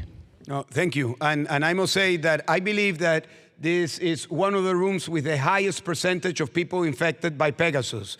Two of them have publicly said it, but I know that there are at least two other members of the World Liberty Congress that are here that have also been infected by Pegasus. So this is something that is real. And if this spyware gets to your phone, they can see absolutely everything, all your content, all your movement, all your conversations. So take this very seriously. And as I said, we have trusted partners that are working with us in this matter. An additional comment, delegate from Iran.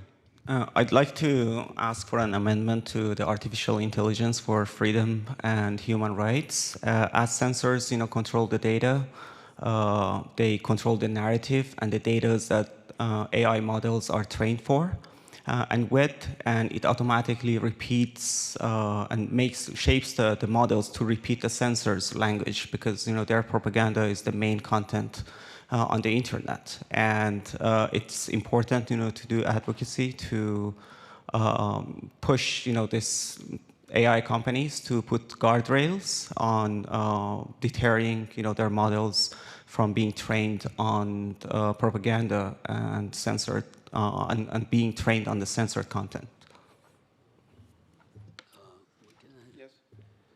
Vice President Gary Kasparov. I'm familiar with this topic. I do roughly twice every month presentations for big companies. It's quite unfortunate, but it's a dead end. The whole idea of ethical AI is based on the assumption that you have ultimate truth. Machine looks at the bottom line. And unfortunately, our data, historic data, is full of ills. And selecting information means that you will simply make machine working according to the vision of a person who is the last one to actually download the information. It's basically opening Pandora box. There's no easy solution. But you're right. We definitely have to advocate the big corporations to make changes. But actually, the most important one is not this one. The most important one, the real secret of all this, fake news and propaganda online is algorithms, and that they're resisting any pressure to share the algorithms, because that's basically what they do. You have the ocean of data, and just a slight tweak in algorithm. So that's and you can be easily just that brought down or up. So I think it's some kind of appeal should be done, but it's probably should be a bit more. I'm happy to discuss it, more intricate. But again, it's very important just for us to raise our voice, because we are witnessing a phenomena which some people, myself included, call techno-fascism. You may have a total control of the election process without even just violating rights. Basically, simply manipulating algorithms. Thank you. So this is a very important issue that gets a lot of interest from all of you. Yes, there's another comment. Just 1 minute, my spokesperson. Thank you, Mr. Chairperson. I will keep to 1 minute. I just wanted to call back to the discussion surrounding access to connectivity regarding Starlink, because there is actually exposés and testimony as to Chinese investors actually pouring money into SpaceX, which regionally for the Asia Pacific means that it is not a safe option. So I just want to highlight regionally that it is important to look into diversity, as you have mentioned earlier, into projects like Project Kuiper or OneWeb, as my Iranian colleague has highlighted earlier. And that is extremely important that we push for a clean supply chain, an ethical and democratic supply chain, as well as our own procurement policies that should abide by that as well. Thank you.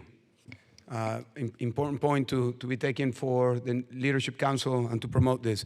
As a point of information on this issue of technology, as you know, we will be having an entire week. Some of you will be staying for this entire week. On Tuesday, there's going to be an event on technology and freedom. Tomorrow I can share some of the details. On Wednesday, we have two important events. One of them, particularly on this issue, there will be an event at the Stasi headquarters where victims of Pegasus will be sharing with victims of the Stasi during the 20th century. It will be a very interesting event starting at 6:30 at the Stasi headquarters. And at noon, and from noon until 6 p.m., we will have another event on decentralized democratic resistance on the use of Bitcoin and Nostr for grassroots activism. We will share tomorrow the details for this event. So there will be three important events taking place during the Berlin Freedom Week on Tuesday and Wednesday. If you're interested, please reach out and we can give you all of the details. If there are no more, yes, an additional comment, and then we can move forward to the next block. Yes, thank you, Chair. I'm Dr. Nyamao Felbelaina from Uganda. I wanted to add a point in regards to issue of shutting down internets. There are other available tools that allow communication without SIM card or Wi-Fi or another form of internet. And I feel it will be important if our our network is taught how to use those available tools so that in case, in scenarios where there is no internet access, it can allow members to still maintain communication within the network. Thank you so much.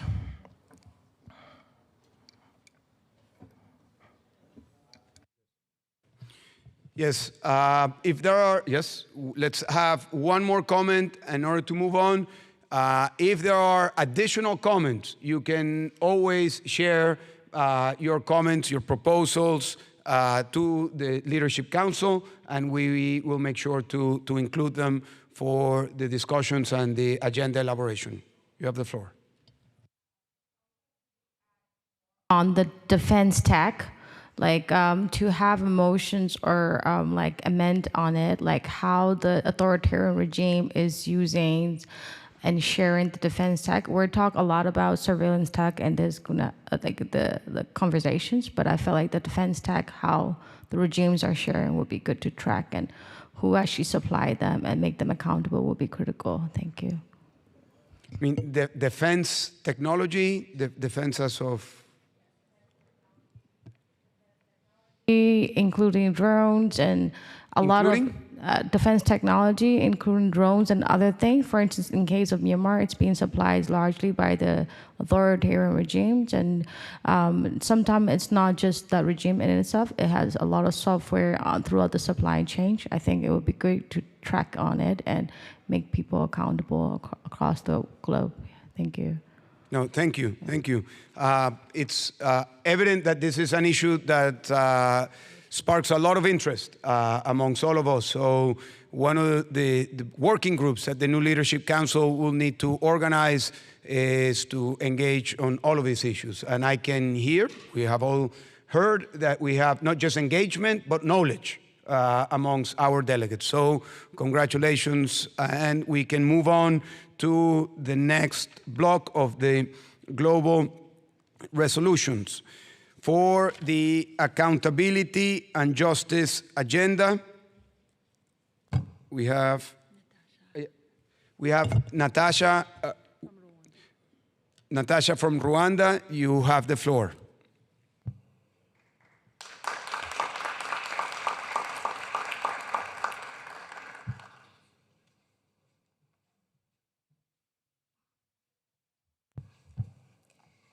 Thank you. Fellow members of the World Liberty Congress, dear partners in the global struggle for freedom, today we present Accountability and Justice Agenda, a part of the G-Series resolution rooted in a simple truth. Without accountability, there can be no justice. And without justice, there can be no lasting freedom.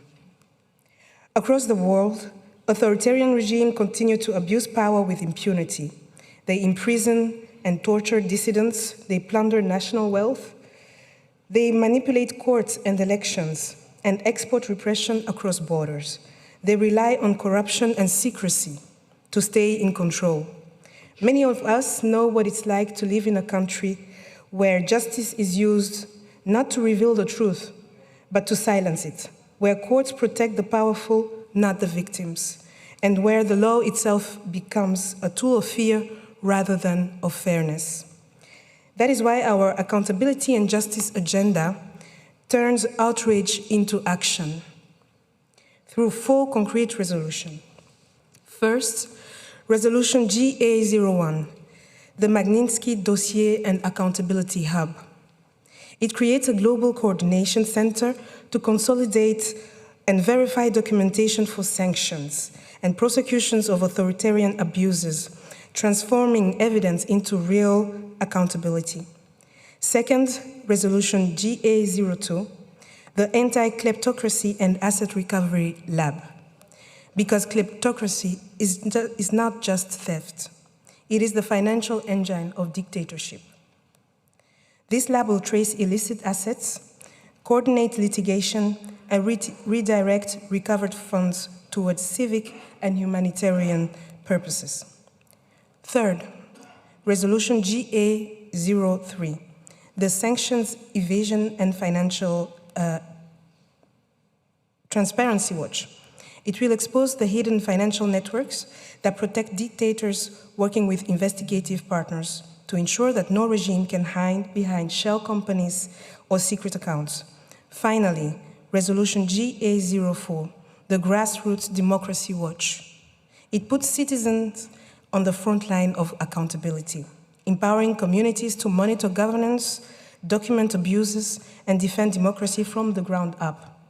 This agenda is not just policy, it is strategy, it is defense, it is how we make justice real. Thank you very much. Thank you very much to our delegate, Natasha from Rwanda. I would ask our parliamentarian if the resolutions can be voted according to procedure. Mr. Chair, yes, the resolutions, the global resolution presented under accountability and justice agenda fall within the approved procedural parameters, so we are clear to proceed to a vote. So we proceed to the approval of the accountability and justice agenda resolutions. Resolution GA01, Magnitsky Plus Dossier and Accountability Hub. All those in favor with a show of hands. With evident majority, approved. Resolution GA02, Anti-Kleptocracy and Asset Recovery Lab. All those in favor with a show of hands. With evident majority, approved. Resolution GA03, Sanctions Evasion and Financial Transparency Watch. All those in favor with a show of hands. With evident majority, approved.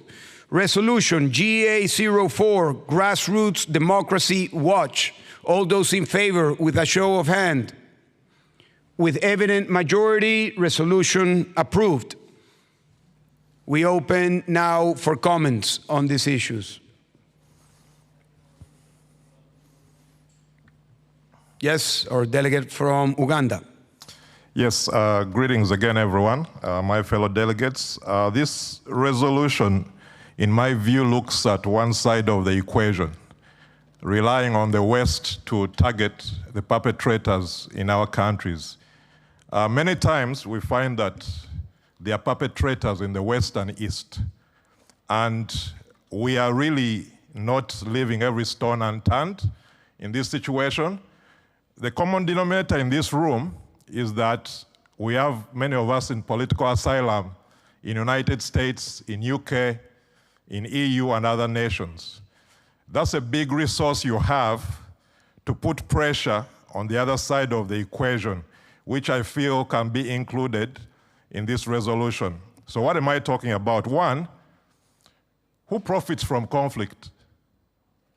That's a question we need to ask ourselves. Who profits when there are wars? We know of the military-industrial complex. Who finances it? Who is financing the suffering? We're discussing with our brothers and sisters from sub-Saharan Africa. Who profits when there's war in DRC, in Congo, in mineral-rich nations? Who are the people who are making out like bandits? When you're talking about accountability and justice, we cannot leave that side out of that equation. We cannot. We can use our resources, and most of you are doing it. I see people who approach some of the stakeholders, World Bank, IMF, the United States government, EU and others, who sometimes knowingly and sometimes unknowingly, by referring to voters in these countries, where their taxes in United States or UK and others are being used to oppress people in the global south or other nations without them knowing that. So the people in this room who live in United States or EU or other can be deployed to put pressure on those governments. And I think that can be a big part of this issue of accountability by making sure that side of the equation is addressed. So it's not all about sanctions and other things that we do, but also we face the mirror on the people who are giving us guns. Most of our countries don't make guns. If you go to South America, how many countries make guns or produce guns? If you go to Africa, so where are the guns coming from? Who is profiting? So I think if we are to seriously address conflicts in our nation, we need to address that equation. That part of the suffering and the financials of oppression have to be included in that resolution. Thank you very much. Vice President, ask for the word. It's a very important comment, but unless I missed, I heard the United Kingdom, the United States. I didn't hear Russia. I didn't hear China. Those countries, unless I'm wrong, my African brothers and sisters can correct me. Those are the countries that are just greatly involved in funding all these wars. I didn't hear United Arab Emirates that is behind the genocide in Sudan. So I couldn't agree more. But this is why we are not just human rights defenders. We are political force that has to,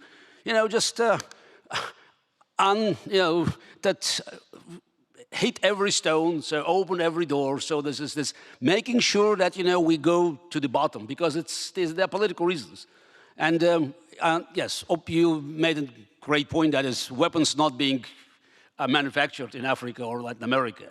The oil is not being controlled by the countries. There's always the foreign backing. And again, you can always have my vote and my social media to support the calls that will name every name and blame every guilty party in these horrible events. Thank you.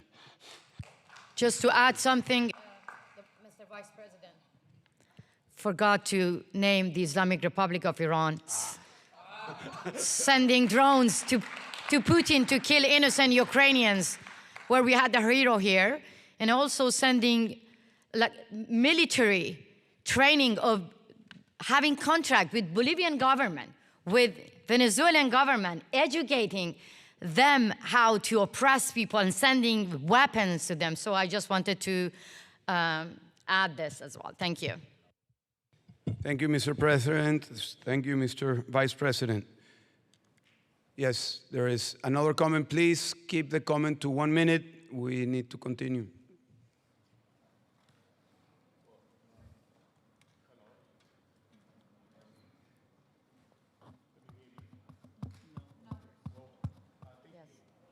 Just like to share my personal experience on sanctions, Magnitsky sanctions. So the reality is that they work. Our team, we have successfully implemented 2 packages, one in the US, another one in Angola, against kleptocrats in Angola, very powerful individuals, and they work. We have to understand that different parts of the continent, Africa continent, may have different type of problems. But we need all the tools in our toolboxes to fight kleptocrats within the continent and around the world. But I just want to give you my testimony that the sanctions, they do work. Thank you. Thank you, Mr. Delegate. And precisely because we believe that it works, that's Resolution GA01 is precisely to support the Magnitsky Act and to promote the effective use of sanctions. And I share with you that they do work. So we can move on to the next block. Oh, we have not voted. I'm sorry. No, we voted. Sorry. It's my mistake. We voted. All right. Yeah, sorry. Yes, who? I'm sorry. Oh, yes. Thank you, Mr. Chair. And thanks all to the delegates. My name is Abdallah Mumin. I'm from Somalia.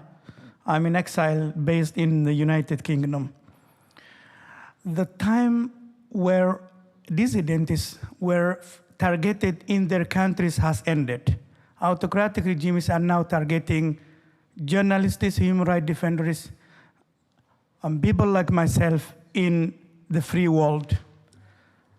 Mr. Chair, dear delegates, the strategic litigation against the public participation is a new form of harassment and intimidation.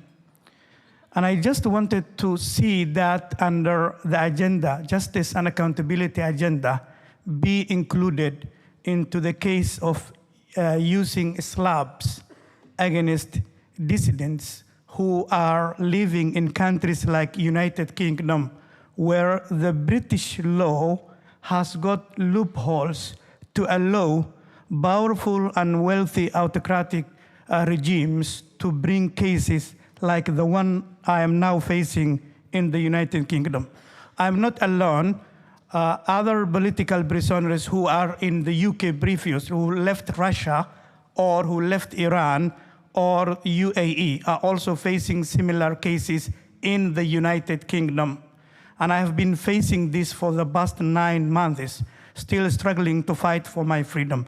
And I just want to see these slabs be included into that agenda. Thank you very much.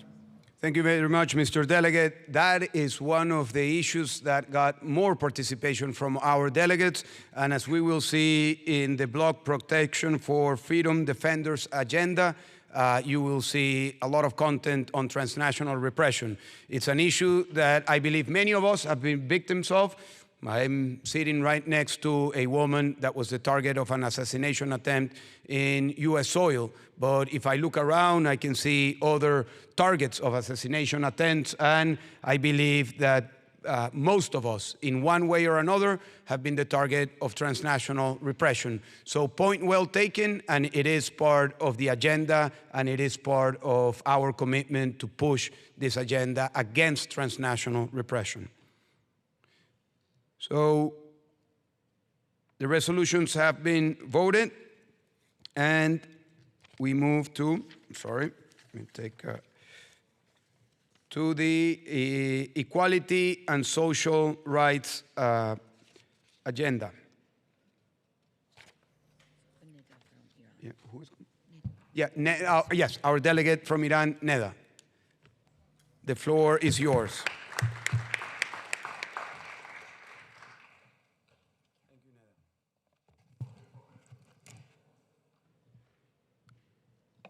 Should I continue? Just out of order, we will continue with the presentation. If you have a comment after the presentation of the delegate. I'm sorry? Mr. Parliamentarian? Yes, he has an inquiry to make. We can allow that, Mr. Chair. Point of information.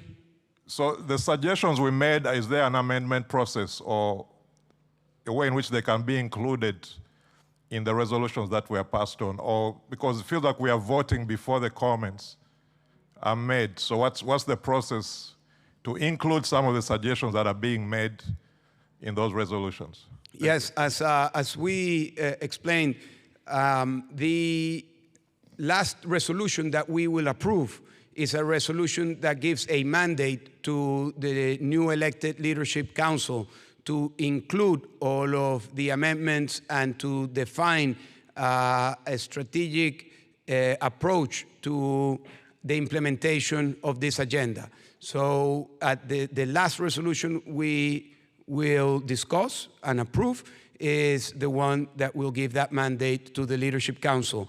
And also all of the comments are being incorporated by the Secretariat, and they will be all shared to all of the delegates after the session. Thank you for your comment. Okay. Yes, now you can proceed. May I? Thank you very much. Dear delegates, under Equality and Social Rights Agenda, GE series, I present to you 4 resolutions. Resolution GE01, Freedom of Religion or Belief, shortened FORB.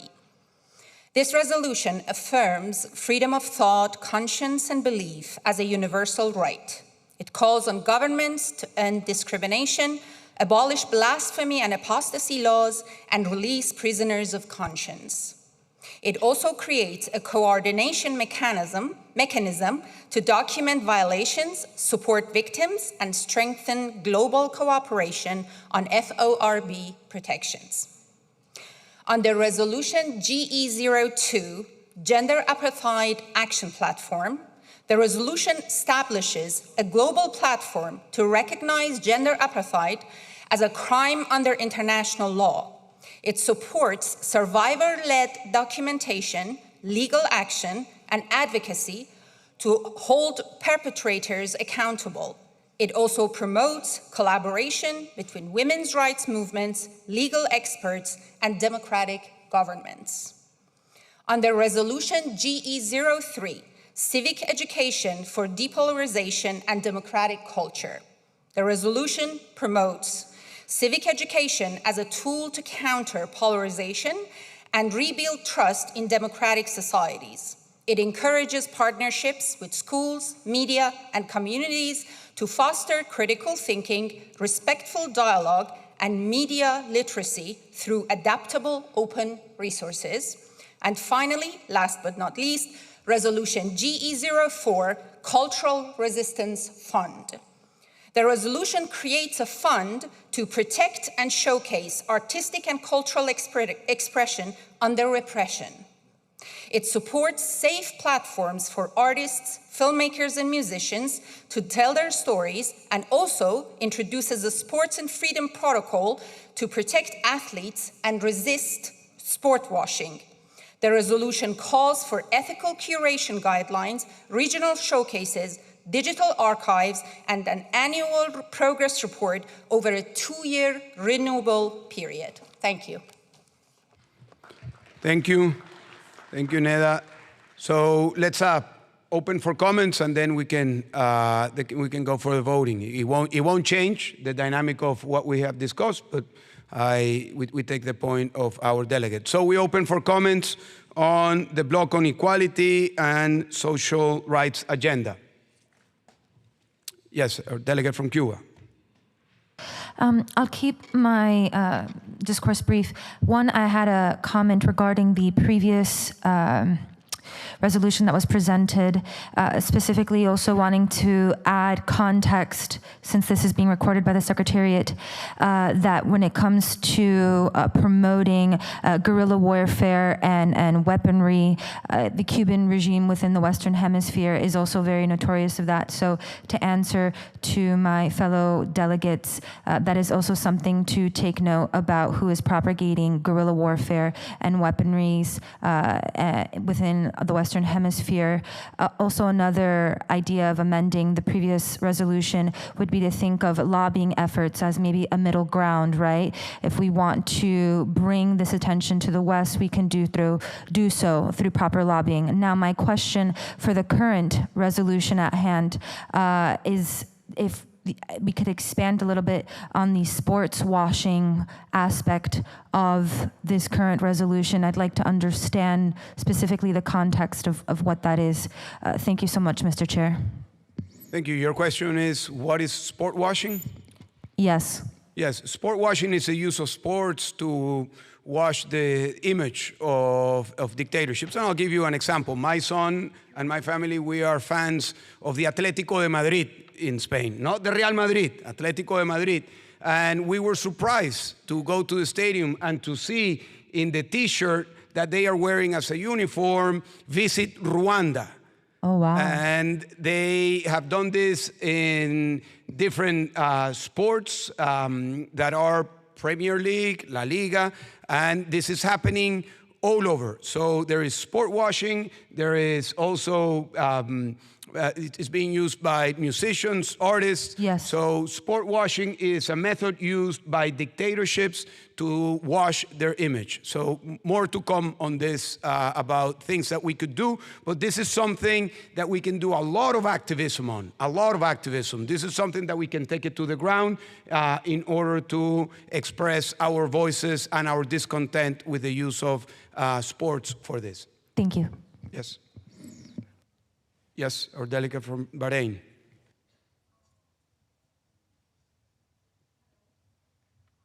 I wanted to say something about sports washing. Bahrain is doing sports washing, like we have in Bahrain the Formula One, which is happening every year in March.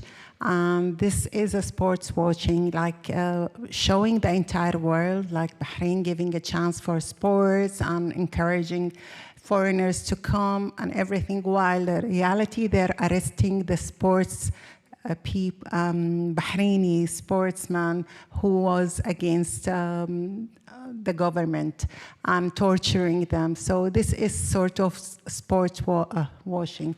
We in Bahrain, we are always encouraging like not to attend Formula One, and there was lots of sportsmen who refused and wrote about Bahrain, like first respect human rights, then we are going to be part of that. So this is the sports washing. And another country which is doing a different thing, like, for example, Saudi Arabia now, they do all these parties to show the entire world that they are giving chances for women and for everything, while reality is different. This is similar to sports washing. Thank you. I am afraid that some major European football leagues will suffer great blows if we continue this lineup. Yeah, you did mention Qatar. Should I start mentioning football clubs that are wearing Qatar Airlines on their back? So yeah, it's a massive industry. Yes, and they found out. Oh, of course, I can mention Gazprom. Gazprom has been removed, but it also made huge investments. So that's for the last couple of decades, they discovered it as a great opportunity to find this. It's like a soft power, yeah, through hard cash. Thank you, Mr. Vice President. President, you had a comment. Very, very simple comment. Sport washing in Iran means that half of the population are not allowed to enter a stadium. Half of the population are allowed to choose their form of sports that they want to follow, they want to support, they want to practice. But the same regime is being welcomed by international federations. So this is kind of, and many athletes who actually join the people to protest against this apartheid regime against women being executed. And right now that I'm talking to you, there are athletes in the death row. But at the same time, they're using sport as a tool to normalize the murderous regime. So this form of sport washing, unfortunately, doesn't get any attention in international community, but World Liberty Congress and our General Assembly is the right place that everyone can relate to it if, yes, I'm gonna short my comment and yes.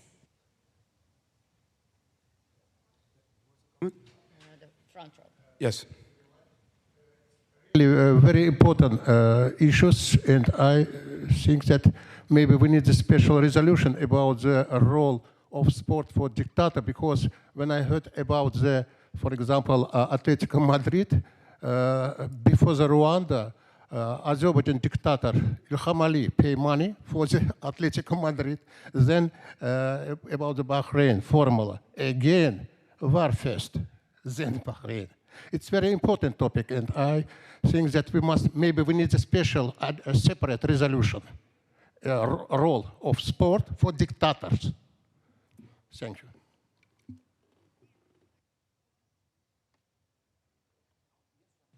Yes, so given that proposal, I've just asked the parliamentarian if we can draft a proposal resolution on this issue that evidently requires a specific mention, and we will make a point tomorrow, just very quickly, on this specific issue to present the motion and to approve it.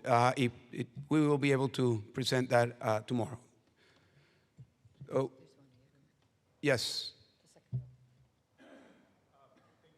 Florido Shafakut from Angola again. I just like to raise awareness about sports watching in Angola, but also asking for your solidarity.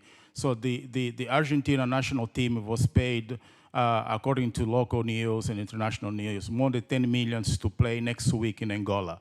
Lionel Messi was going to be paid more than 10 million, according to local news and some international outlets, more than $10 million in Angola. Now, this is a country where we have thousands of kids, primary school, out of school, lack of funds. This is a country where we have the healthcare extremely poor, no medicine for folks. This is a country where we have, according to international institution, more than half literally living extreme poverty, and that we have literally hundreds of people also starving. I mean, no, with anemia, lack of nutrition, and here the government spending more than $20 million to pay for 90 minutes. A soccer team next week, and I ask for your solidarity, please, to tell the Argentine team not to play in Angola and Lionel Messi not to come to be paid $10 million that we need to improve people's life on the ground. Thank you.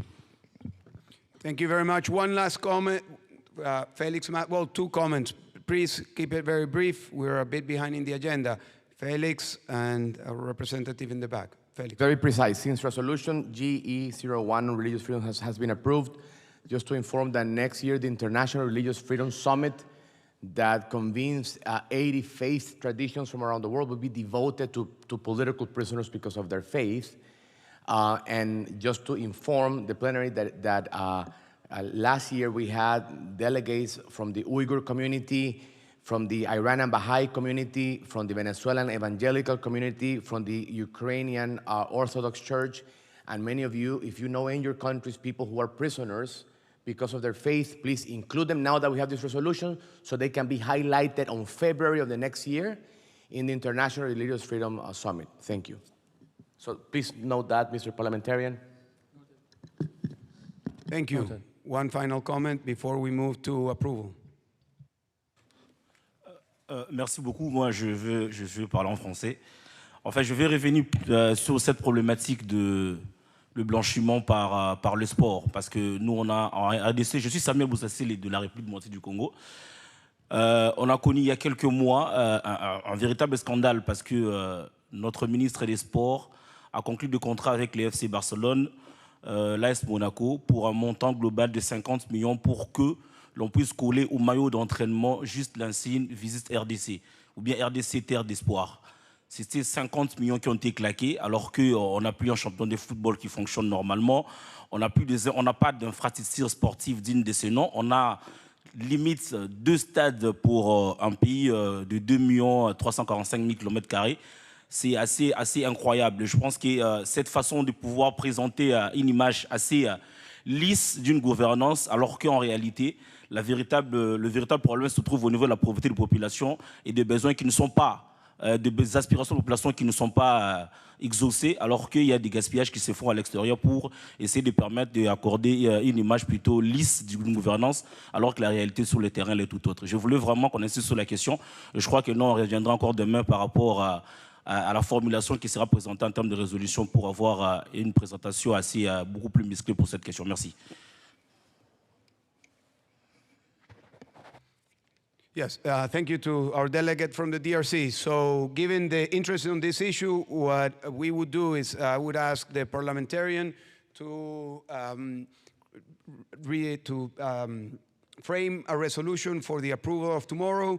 Anyone who is interested in giving their insights, please talk to Amar, our parliamentarian, and tomorrow we will include this as part of the agenda. So if there are no more comments, we can move to the approval on this section. Yes, Mr. Chair, the global resolution presented under the Equality and Social Rights Agenda fall within the approved procedural parameters. We are clear to proceed with the vote. Thank you very much, Mr. Parliamentarian. So we move to the vote on Equality and Social Rights Agenda. Resolution GE01, freedom of religion or belief. All those in favor with a show of hands. With evident majority, approved. Resolution GE02, Gender Apartheid Action Platform. All those in favor with a show of hand. With evident majority, approved. Resolution GE03, Civic Education for Depolarization and Democratic Culture. All those in favor with a show of hand. With evident majority, approved. Resolution GE04, Cultural Resistance Fund. All those in favor with a show of hand.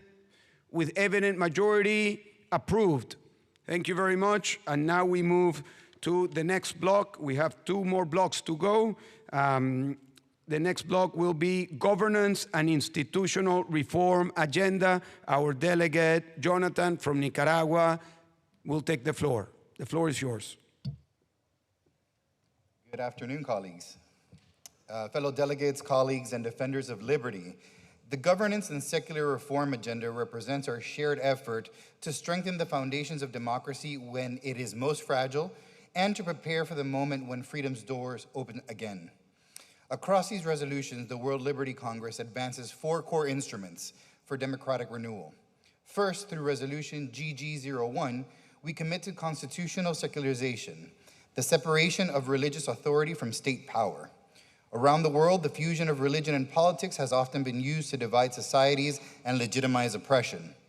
Genuine democracy demands state neutrality towards all beliefs.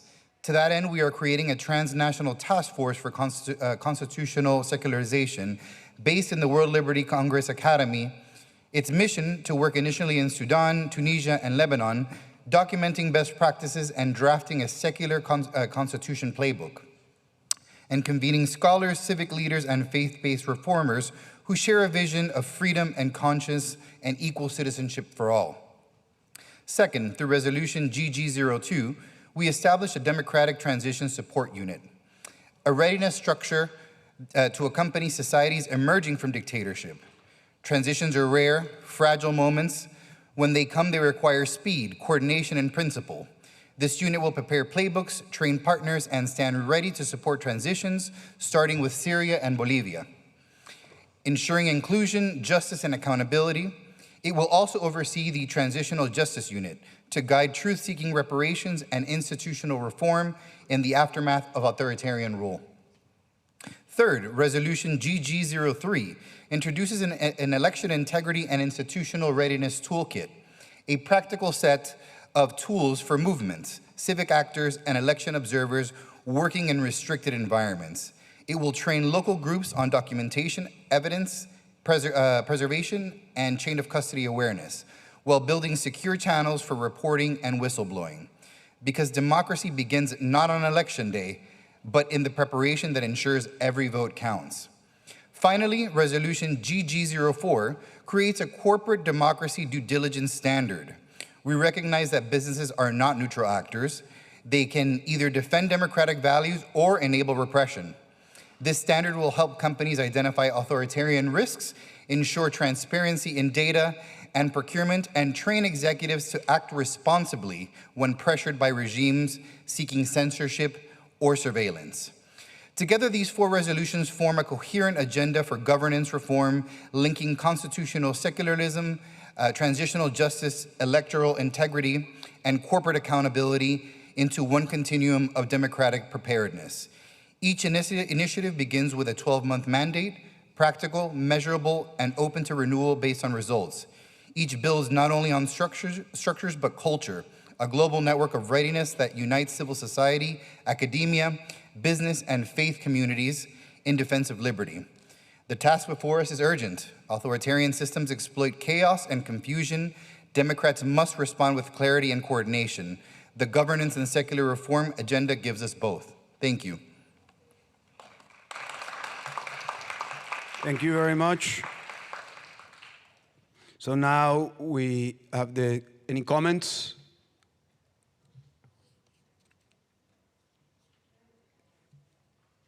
Where? Oh, yes, all the way in the back. Thank you, Mr. Chairman. This is Mohammed from Sudan again. I just note the mention of Sudan in secularization. And I think it may be not the time to include Sudan in that discussion right now, because secularization right now is being pushed by the militia, the RSF, who is accused of genocide in the country. So it might not be a good timing for pushing of secularization in Sudan, because now the main mouthpiece of secularization in the country within the conflict is the Rapid Support Force militia. Thank you.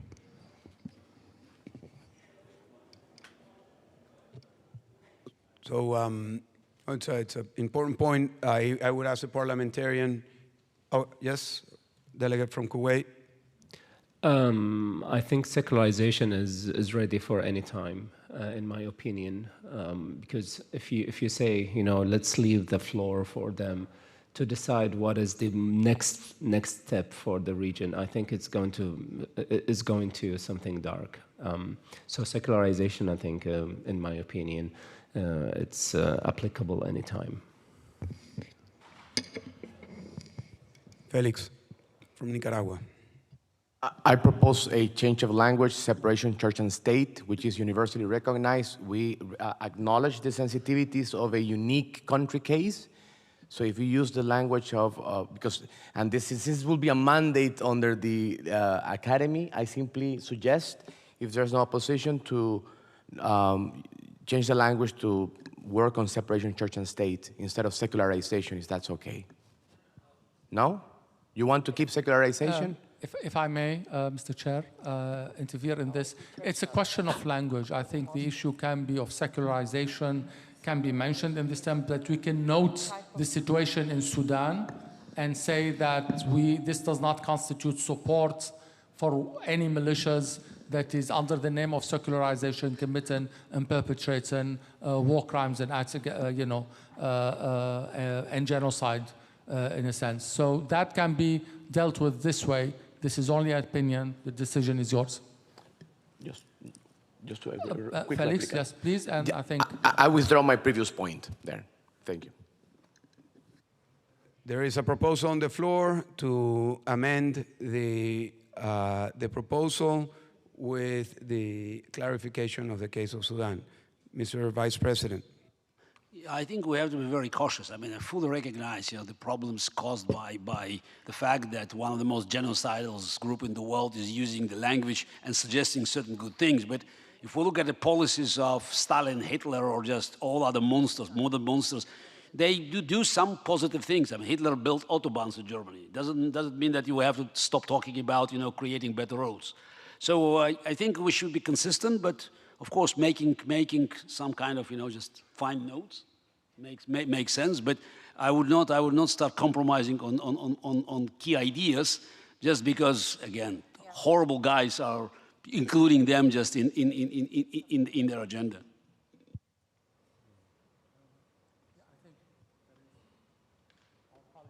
One final comment from our delegate from Sudan. Yeah, I think I was misunderstood.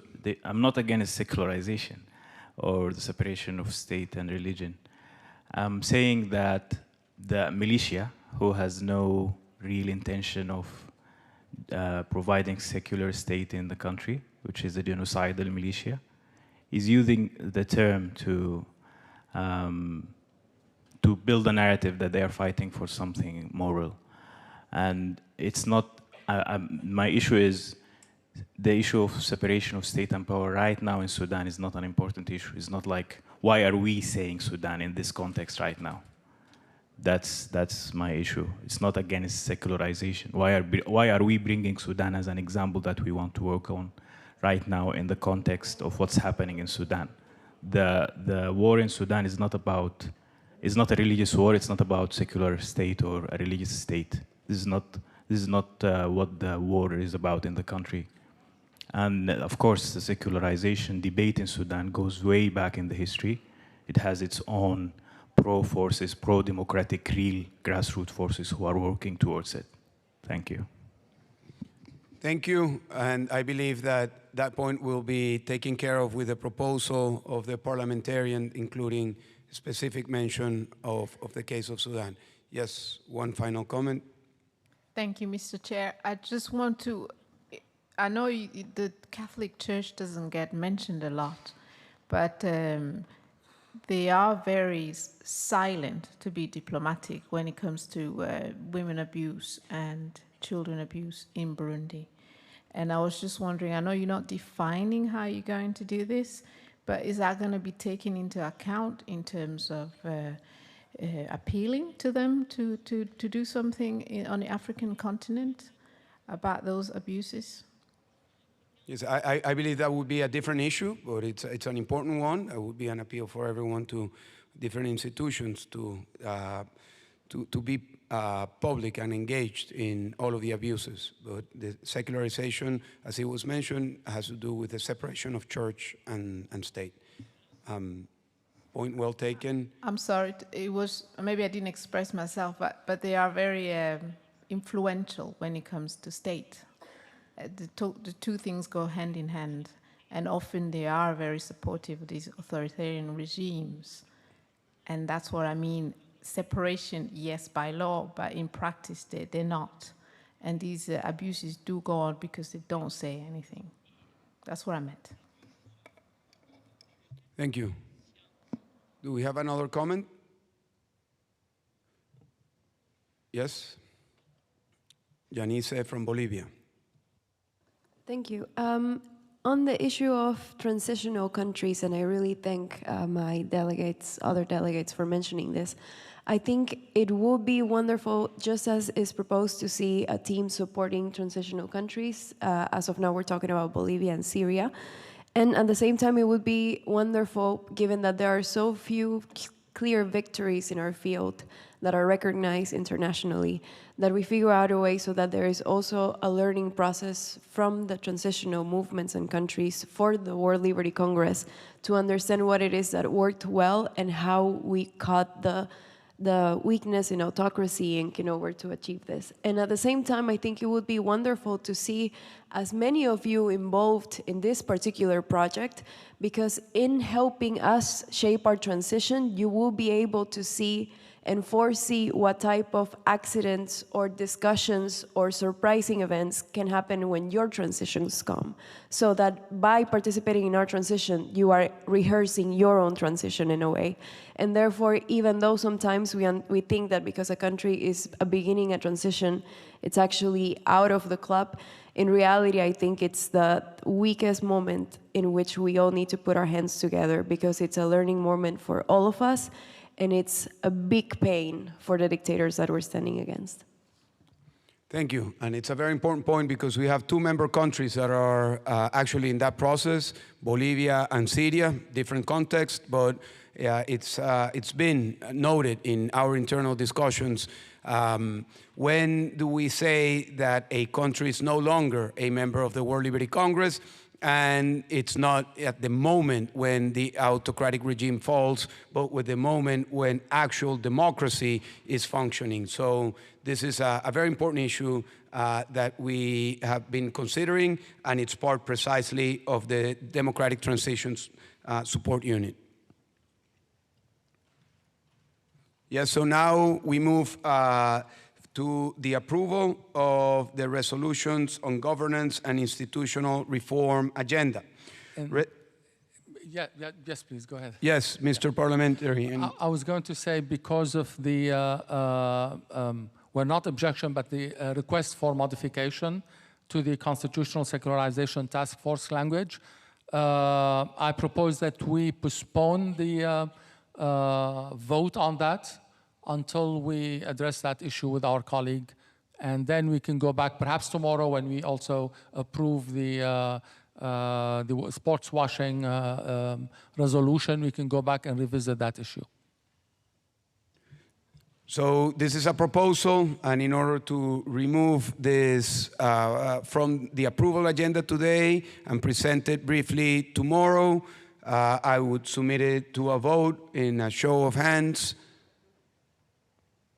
If you approve that we revise this and present it tomorrow, show of hands. With an evident majority, approved. So tomorrow we will open a parenthesis in the agenda to present and approve these two resolutions. So we move to resolution number 2 for the approval. Resolution GG02, Democratic Transitions Support Unit. All those in favor, with a show of hands, approved with evident majority. Resolution GG03, Election Integrity and Institutional Readiness Toolkit. All those in favor, with a show of hands, approved with evident majority. Resolution GG04, Corporate Democracy Due Diligence Standard. All those in favor, with a show of hands, Approved with an evident majority.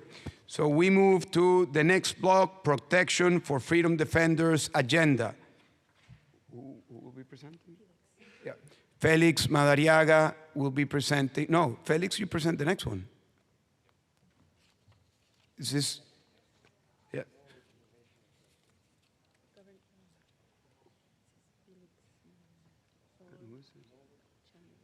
Yeah. Or Shemi?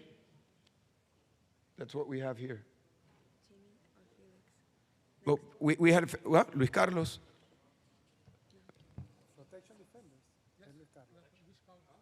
Yeah. Oh, okay. So we have our delegate from Venezuela, Luis Carlos Diaz. Luis Carlos, the floor is yours. Yes. Thank you. Gracias. Merci. Human rights defenders, democracy defenders, journalists, and activists constantly need protection because the risks of doing their work are increasing. However, precisely to be able to do their work, they all need experts and friends and teams to improve security so they can dedicate themselves to continue the fight for freedom. This is a point to protect and safeguard this network, but it also serves to let everyone know that they are not alone. So we have a lot of things to say in this topic. First of all, in the Protection for Freedom Defenders agenda. Point 1, transnational repression and protection mechanism. Declares the fight against the transnational repression and a strategic priority and creates a task force and Interpol reform campaign to coordinate protection and accountability. Point 2, Global Protection and Reintegration Program. It creates a program to coordinate relocation and reintegration of defenders, journalists, scholars, and athletes, integrated gender-sensitive and professional pathways. Point 3, statelessness and denationalization response mechanism. Establish a system to document and support those people stripped of nationality. Advocate for an international treaty on democratic identity and coordinate resettlement. Fourth, democratic alliance of cities. Encourage cities worldwide to provide sanctuaries, civic participation, and recognition for exiled activists with an annual directory of participating municipalities. Point 5, protection of women human rights defenders. Integrates gender-specific protection into WLC mechanism, supporting mentorship, training, and annual reporting on women leaders' safety and participation. And point 6, this is the last one, free them, escalation protocol and political prisoner recognition mechanism. Adopts a standardized global protocol for recognition of political prisoner, coordinating advocacy and issuing quarterly reports on case progress. This is the point 6, free them. That's all. Thank you very much to our delegate from Venezuela. Now we open for comments. Please, we need to make it brief. We are running a bit behind on the agenda, so I would ask that if you have any comments, make it as specific as possible. Are there any comments on this very important agenda that affects all of us directly?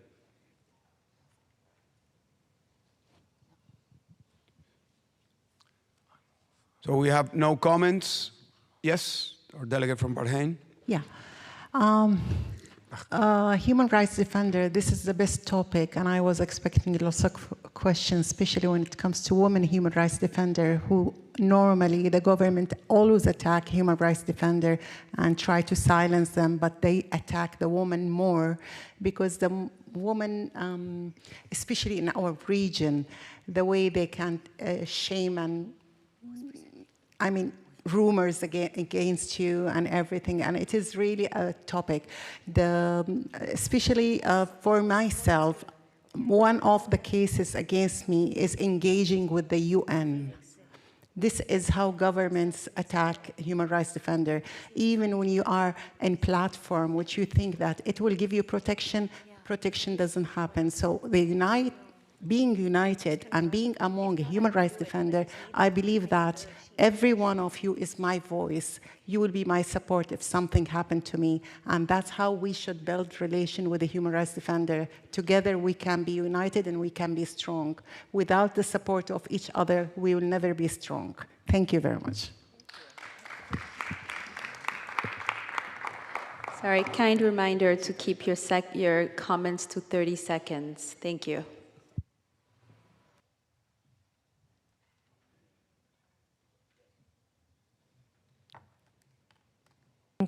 Thank you, Chair. Sorry for being at the wrong seats. I thank you for raising the important issue of protecting us and other activists working on the human rights field. And I think I just would like to comment about a point is that there are a lot of physical threats or very bloody scenes that we could see, a very serious incidents that we could see as example of transnational repression.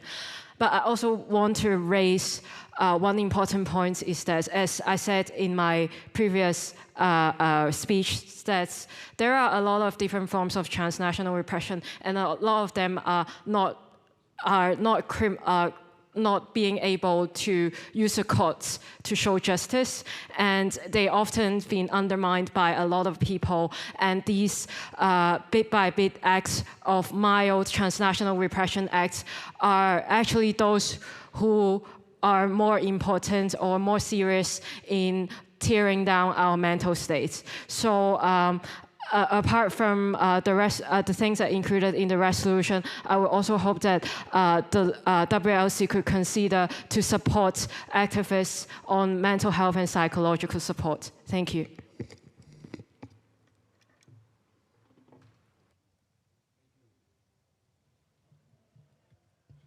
You have any more comments? Yes?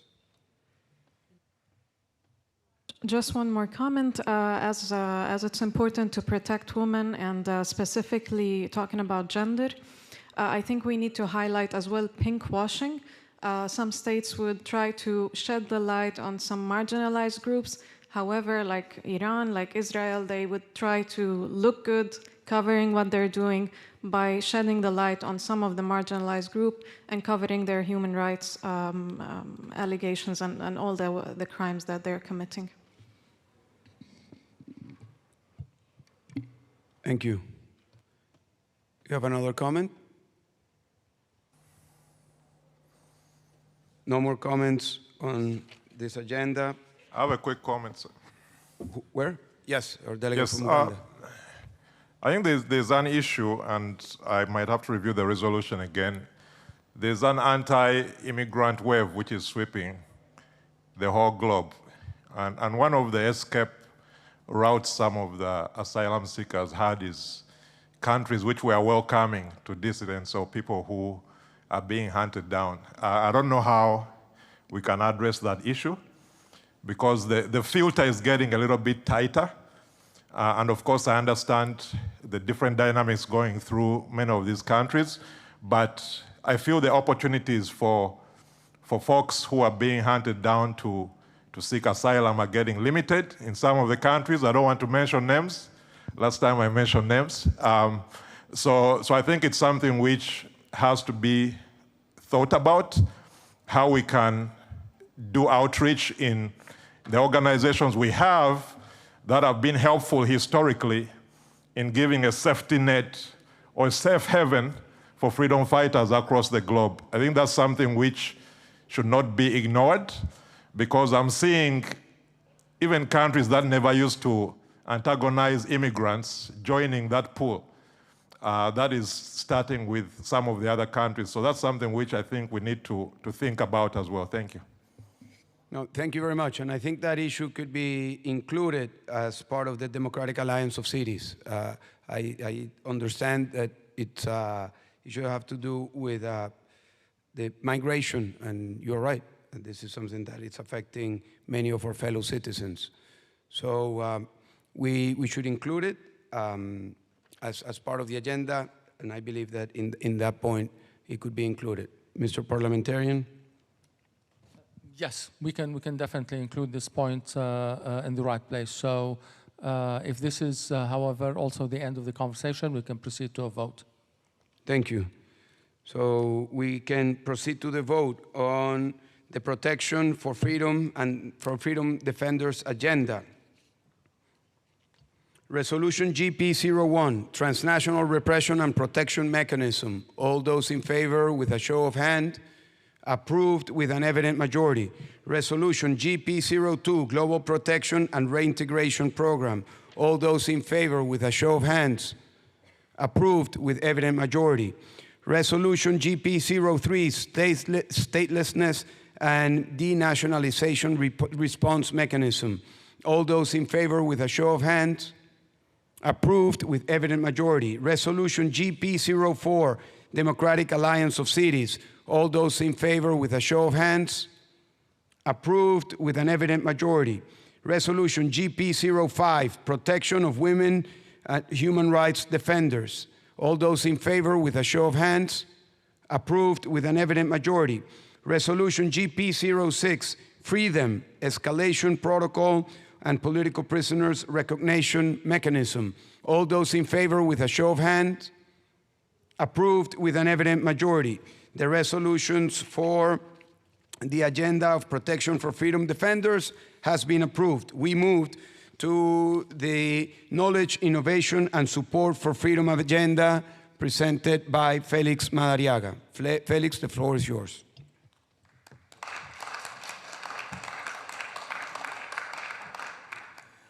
Thank you, Mr. Chair. I present the apologies from my colleague Mosokwa. She has asked me to apologize. She's in conducting other affairs, so she has delegated me the responsibility to present the Knowledge, Innovation, Support for Freedom agenda. This resolution contains an initiative that, as its first proposal, is the formalization of the Global Counter-Autocracy Knowledge Network. It is important to notice that this has already been conducted, so this plenary session, this General Assembly is formalizing the collaboration between think tanks, universities. I would like to use the floor, Mr. Chair, to acknowledge Stanford University. Professor Larry Diamond is actually here to acknowledge Harvard University, who has provided great support through its fellow of Freddy Guevara. I'd like to acknowledge the support of the University of Virginia. Professor Steve Parks is also here. Adam Smith Center and National Endowment for Democracy through Mr. Damon Wilson, Freedom House, Human Rights Foundation. So just to say that this support is already in place, so you are formalizing the creation of this network that belongs to you, and which purpose is to bridge the gap between the knowledge that is produced by think tanks and universities and the knowledge and tactics and information that you need to continue your fight. The second resolution is the creation of a manual for transnational activism. As you know, the World Liberty Congress has authored a manual on political prisoners, a second handbook on what to do after a political prisoner has been released. And now this resolution KG02, it's asking the World Liberty Congress to draft another handbook to how navigate exile, how to do transnational activism. Many of you have talked about asylum seeking, refugee, what to do once a person has been forced outside of his or her country. So that will be the second resolution of this mandate. The third resolution is a peer learning and mentorship initiative. We just heard from our delegate from Bolivia, Janice, who just led a wonderful mission to Bolivia. We can learn a lot from Bolivia, for example, and we can learn many from most of you. So this resolution will create a peer learning and mentoring initiative. Also, we have many of you who would like to run for office at local, legislative, and national elections. You need support in your campaigns. You need to learn on what to do, what not to do, what worked, what did not work, what are the tactics that are functioning. So this particular resolution tackles that issue. The Advocacy Coordination Hub recognizes the importance of unified communications. We need to talk with one voice. We need to amplify the voices. We need to show international solidarity. When you have a domestic local campaign, we should have a hub that maximizes and amplifies the voices of your grassroots activists. That's resolution GK04. And also, very, very important, our Youth Liberty Congress requires our support, more resources, more mentorship. That's resolution GK05. Also, as part of this network, we required resources. We require funding. So the mandate of resolution GK06 is the creation of the Freedom Venture Network that recognizes the resolution of innovation, to work with entrepreneurs, to work with the private sector, to work with philanthropists, and connect the private sector, to connect philanthropists, to connect innovators with freedom fighters.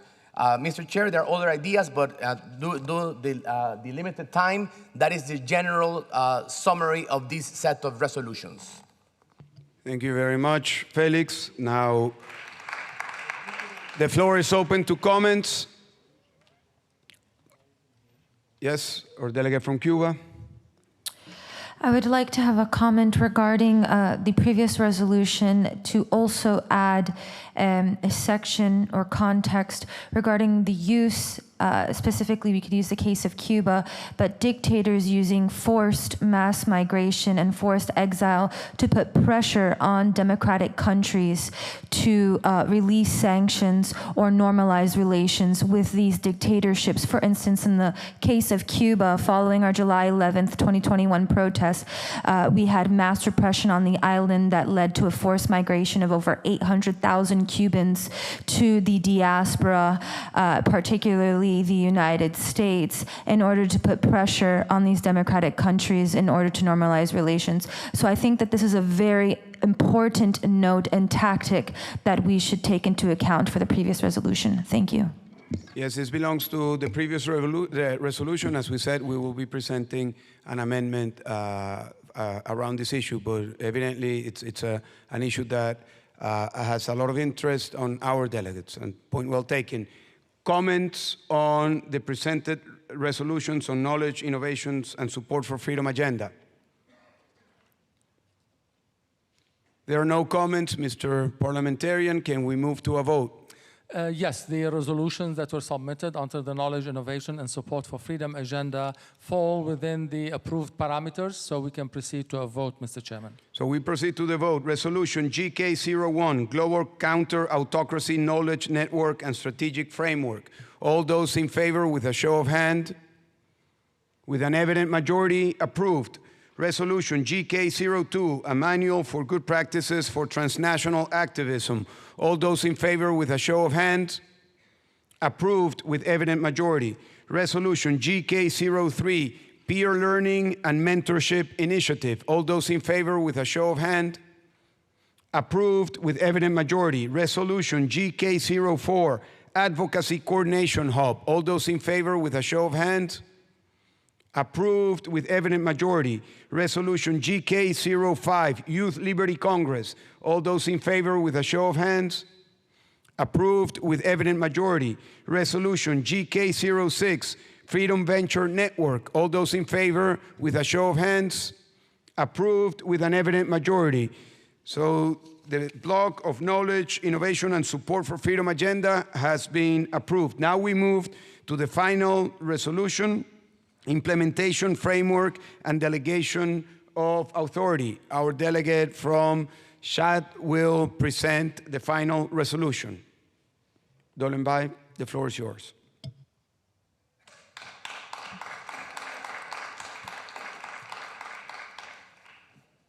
Good evening. I think our biceps and triceps has grown because we keep doing this, right? So this is the last resolution.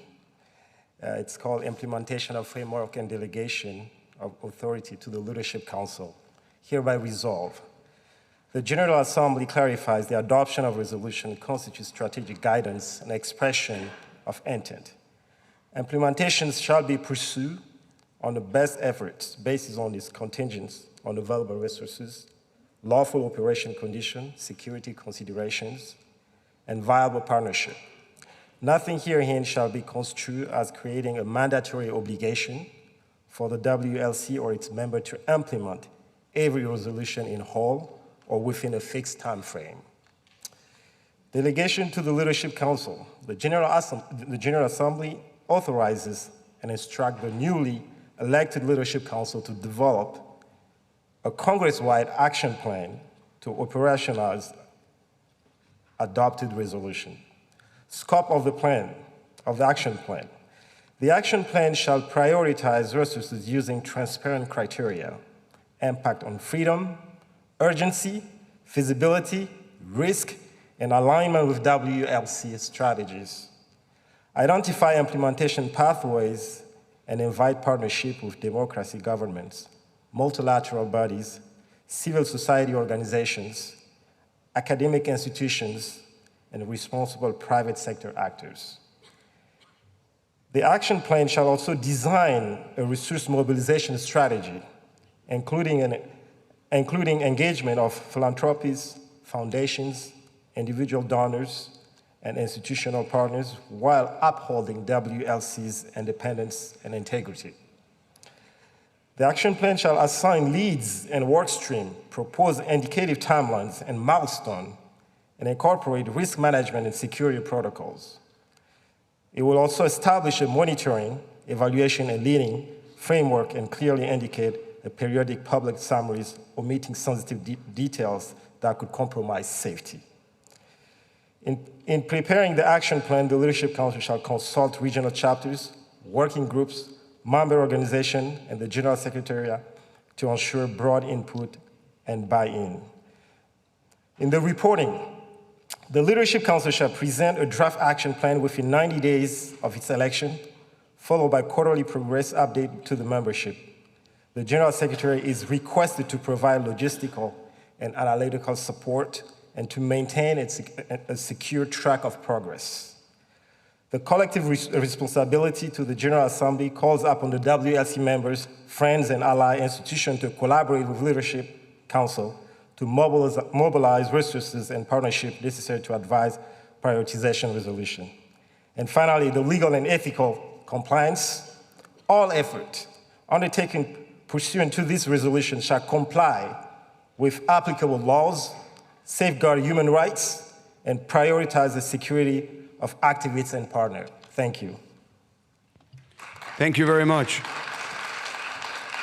Thank you. This is an important agenda to make sure that the approved agenda has a follow-up with the Leadership Council. Any comments on the final resolution? If there are no comments on the final resolution, implementation framework, and delegation authority, I would ask the parliamentarian if we can proceed to the approval. Mr. Chair, the implementation framework and delegation authority resolution falls under the approved procedures, so we can now proceed to a vote. So with a show of hands, all those in favor with the final resolution, implementation framework, and delegation of authority, with evident majority, approved. So congratulations, dear friends. We have finished the agenda of approval of the regional and the global motions presented by the Council. I know it's been a long day, but I would like to congratulate all of you. Point of order, Mr. Chair, point of order. According to our rules of procedure 751, Article 2, Section 5, Paragraph 1, Line 3, at the end of a long plenary session, delegates are encouraged to dance. Yes. So we need to move now. Let me tell you what we have on the agenda. We are a bit behind on timing. So we are going to have a very short coffee break. I understand that some people have been sitting here with a lot of patience. We're going to have a very short coffee break of 15 minutes. And then we will come back. But please, just before you go, I would encourage all of you to come back and to encourage everyone to come back, because we will close the day with a recognition of the members of the World Liberty Congress that today should be sitting with us. You have seen them, and we will explain who these people are that are in seats that are not physically with us. So we will encourage all of you to be back in 15 minutes so we can honor our delegates. Thank you very much. See you in 15 minutes. Thank you.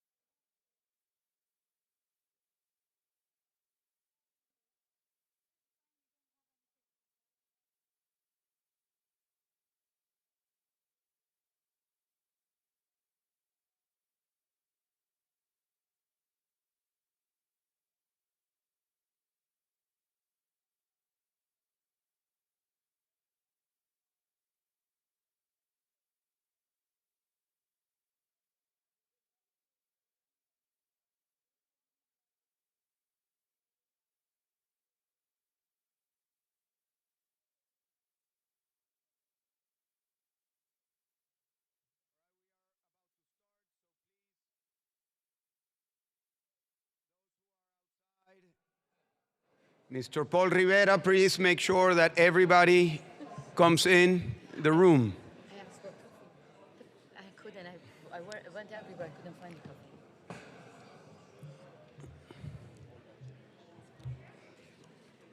It's very professional. It's very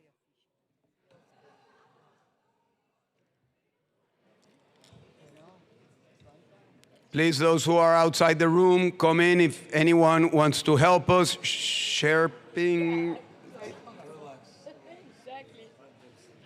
I know. Let's make sure to invite those who are outside the room to come in. We will be starting in 3 minutes.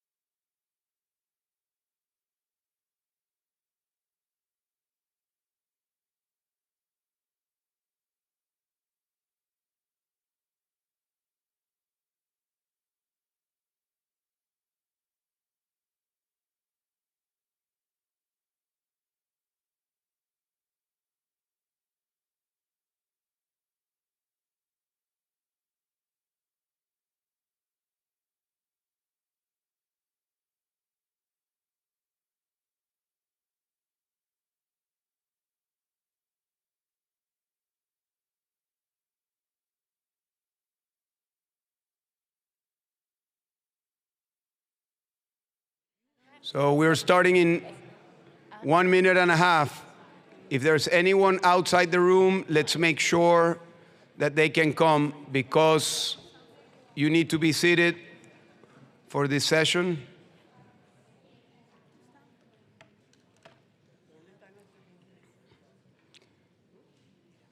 I see some people still coming. Please come in.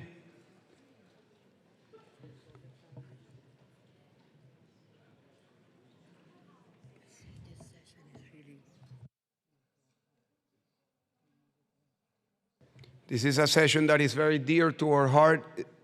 It's about the political prisoners, our friends, our colleagues who started this project with us and are today behind bars.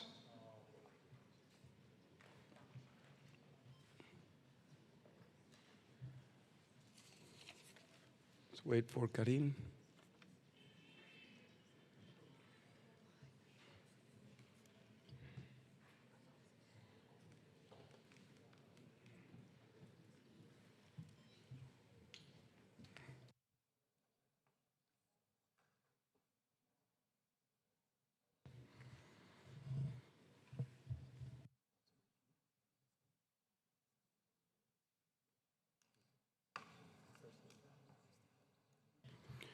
Okay, so a couple more people, please. Those who are just coming into the room, take your seat. I see some people running into the room.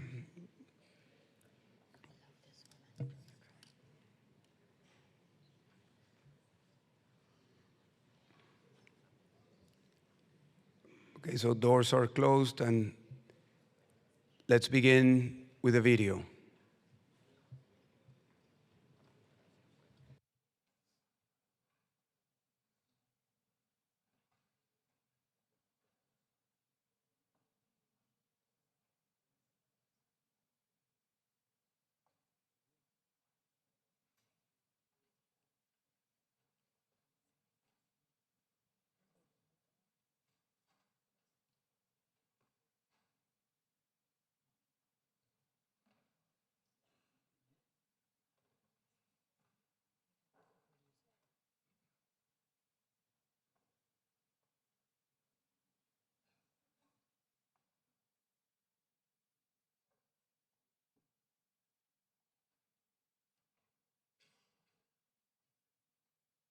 They are freedom fighters.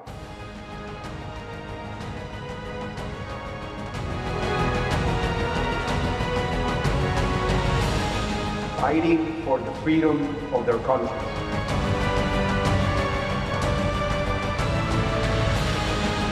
Because of their fight, they are now behind bars.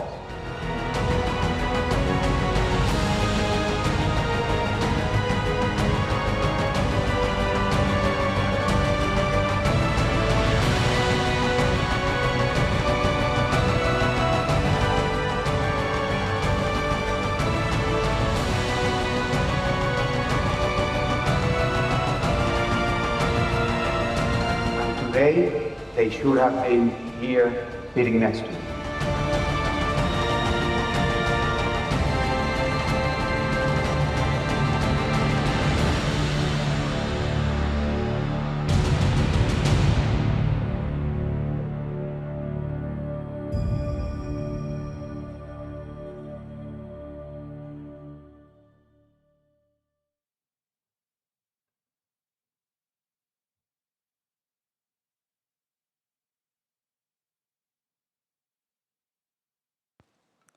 Jesus Armas. Success Mazra. Fonike Menge.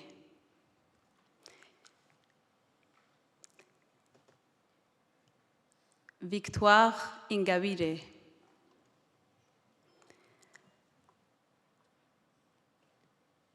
Dr. Kiza Vesige.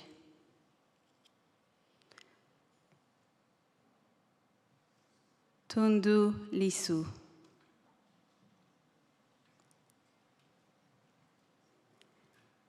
Terry Seng.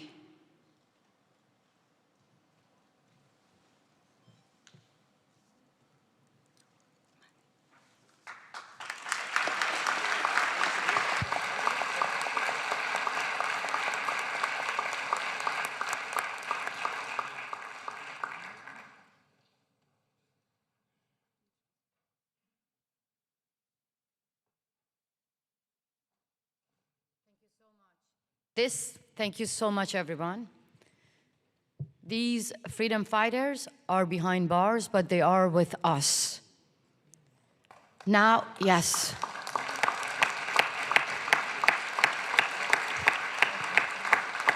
I want you to stand up.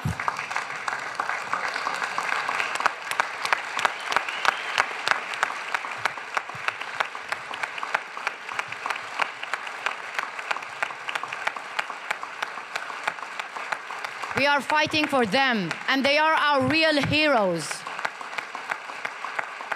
And they are the reason that we are not giving up our fight.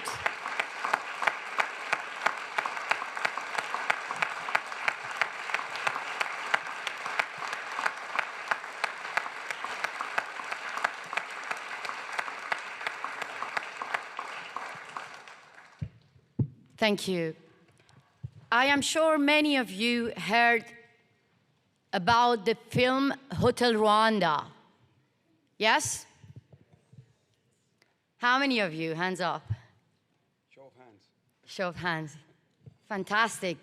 Now, I want to introduce you to the real hero of Hotel Rwanda, Paul Rusesabagina, who is one of the most loudest voice that I've ever heard for freedom, for political prisoners, for dignity, for democracy, for humanity, for love, for family.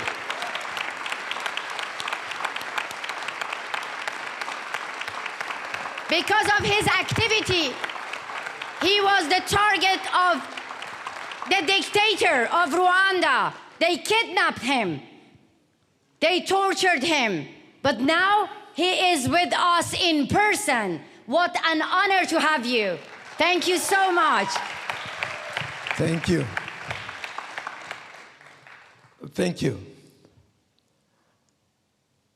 Today, I'm honored to find myself standing in front of an audience, in front of people who are fighting for people's freedom, people who are dedicated to justice, to reconciliation, to dialogue. It was on August 26, 2020, that is when I was kidnapped by a man who called himself the man of God, the apostle, the bishop, who pretended to have invited me to Bujumbura, Burundi, and yet I was not going to Bujumbura. I took a flight from the United States, went to Dubai, met him. I found myself in a private jet, supposed to be going to Burundi, and it was going to Kigali. When I got into the plane, I was given a glass of champagne. Champagne, was it champagne? Yes, but maybe with poison, because I immediately slept. And I found myself just at the airport of Kigali in the night of the 26th of August 2020. I found myself just at the airport of Kigali. I saw the old tower of control. When I saw it, I almost my heart stopped. I immediately just shut up. That is when I woke up, actually, I had slept. And then when I just remained silent, and when they opened the window, the door of the plane, I immediately stood up at the door and called for help. I started crying, telling the world that, listen, you, please, they have kidnapped me. They are going to kill me. They are going to kill me. And immediately, the Rwanda Investigation Bureau, the dictatorship killers, got hold of me, threw me on the ground, tied my back, my arms in my bag, my legs and my eyes in a bag. I found the bag locked on the ground. I was taken to a place where I was tortured and almost killed. That is how dictators kill people. I was taken into a house they call safe house. They call them safe house. Why? Because they are the only ones who know what happens in those houses. That is where they torture people. And when you are there, you are being tortured, and you hear other people being tortured just on your left and right, in the other room, the next rooms, and you say into yourself that I am maybe the next one. You hear somebody crying, crying, say, oh, I'm going to be killed. And you can even hear people who are being electrified, saying, I'm being killed. But that was not my day to die. My family, my wife, who's sitting there, my children, Karine is one, and her sister Anais, and we have 6 children. The whole family, with my wife as their leader, stood up and fought for me. Today, do you have a prisoner? You as a family, stand up and do your work. The world will help you, but you've got to be there and be very active.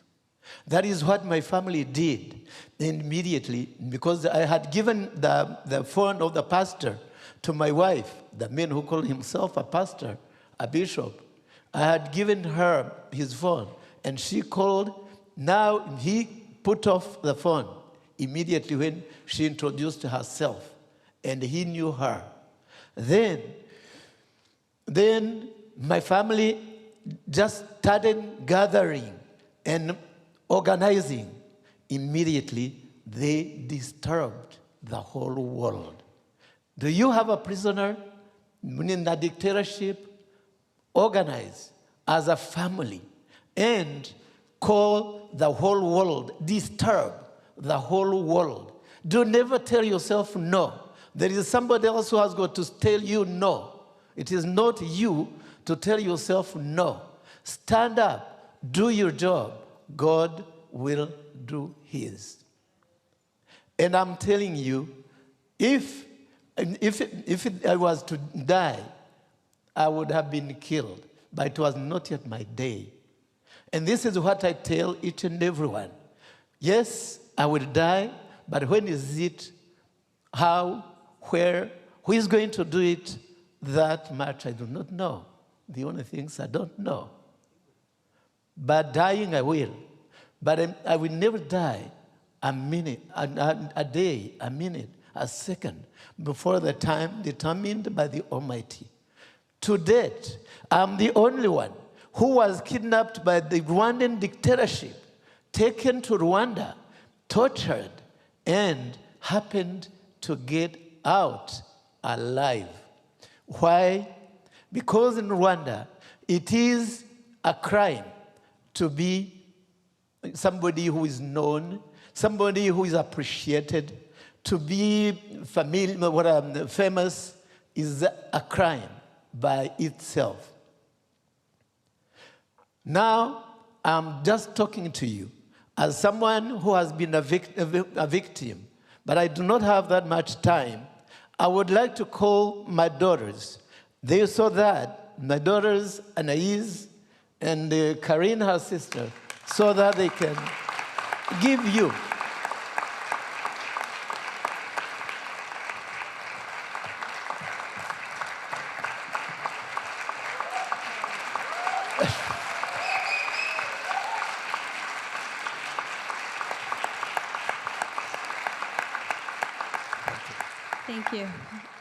Thank you, Dad.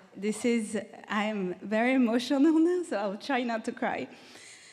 In 2022, I came to the World Liberty Congress. My sister and I were here, and we met this community of activists who, just like us, were fighting for freedom.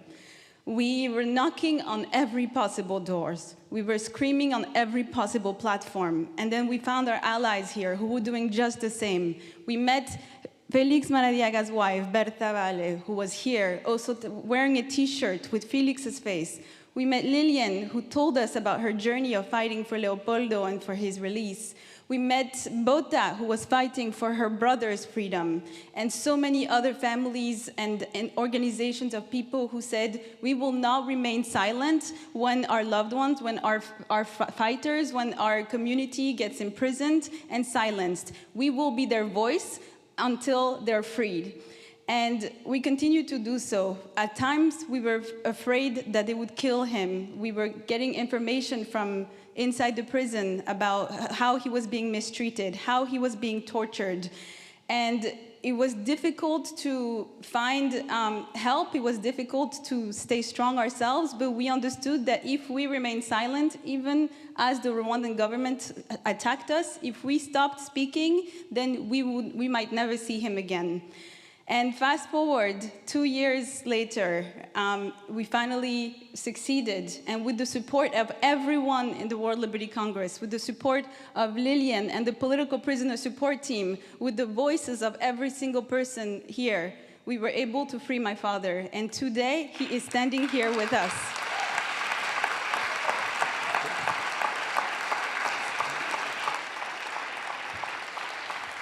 But the work continues. We have many political prisoners, not only in the organization, as we highlighted in the beginning of the session, but also many others that are not represented here, whose voices need to be heard. We need to be their voices. We need to speak on behalf of these prisoners because they're unjustly detained just because they dare to speak the truth, they dare to challenge injustice, they dare to challenge dictators.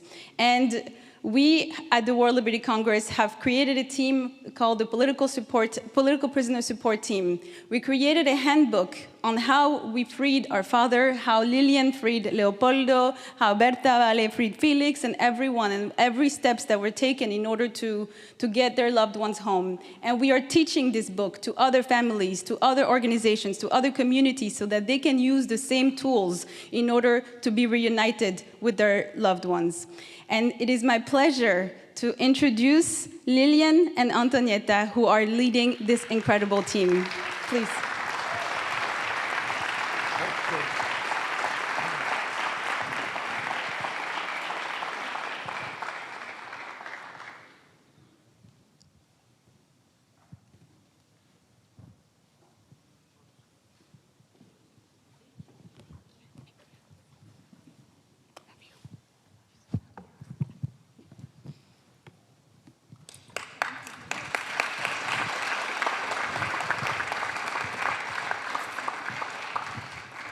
Before they speak, we will show you another video. Thank you.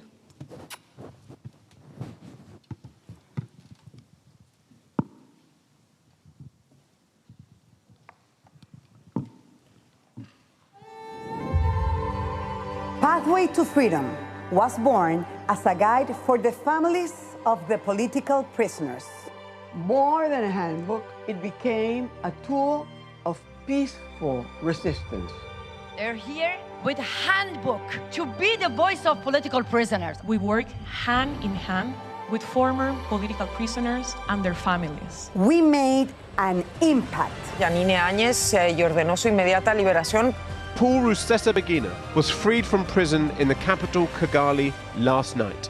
And today, I come back here, and my father, Paul Rusesabagina, is free. Dear World Liberty Congress community, today my father, Dr. Dubai Badolu, is released to house arrest, and I'm extremely thankful for all the support that I have got. One of the leaders of Belarus's opposition movement has been released from jail. Está saliendo Luis Fernando Camacho. After 2 years working with the families of the political prisoners, we are proud to announce the creation of a new handbook. After Liberation. For former political prisoners and their families, a companion for those who pay the highest price for freedom to rise again with dignity and hope. Do not stop, keep fighting, and we will set them free. Liberation, the next chapter.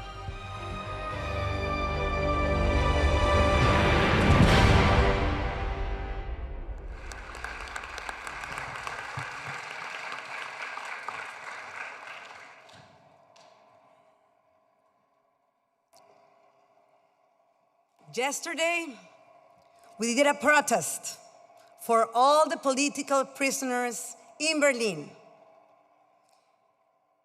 How many thousand have left prison and continue to live with the consequence of repression, forced exile, uprooting, stigma, transnational repression, silence and normalization after release are not peace, not life. They represent an absence that deeply hurt us all. That absence is here among us, in every empty chair in this parliament. Every absence is a silent call we cannot ignore. We transform the pain in action. Rebuilding life. This is the heart of the second political prisoners handbook we present today.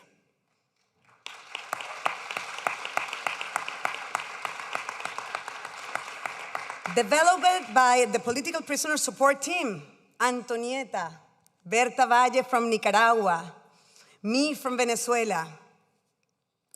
It reflects our life experience.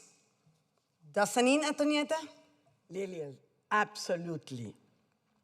When my son Leopoldo walked out of prison, he carried with him not bitterness, but an unbreakable faith in freedom. In less than 2 years, alongside his brave companions, Gary Kasparov and Masih Alinejad, gave life to the World Liberty Congress, a movement born from pain, from courage, but all from conviction. And today, only 3 years later, we are here in the Berlin Parliament with delegates representing more than 60 countries, united, all of them, with one shared dream: liberty for all. It moves me deeply to see how Leopoldo, after years of silence and confinement, found his voice again, stronger and more determined than ever. We are presenting today this manual. This manual is about reintegration. How could Leopoldo reintegrate so quickly? And we have a movement like this. Well, maybe, perhaps, because his spirit was not in a prison cell. We are the bridges. We are not walls, connecting pain to possibility.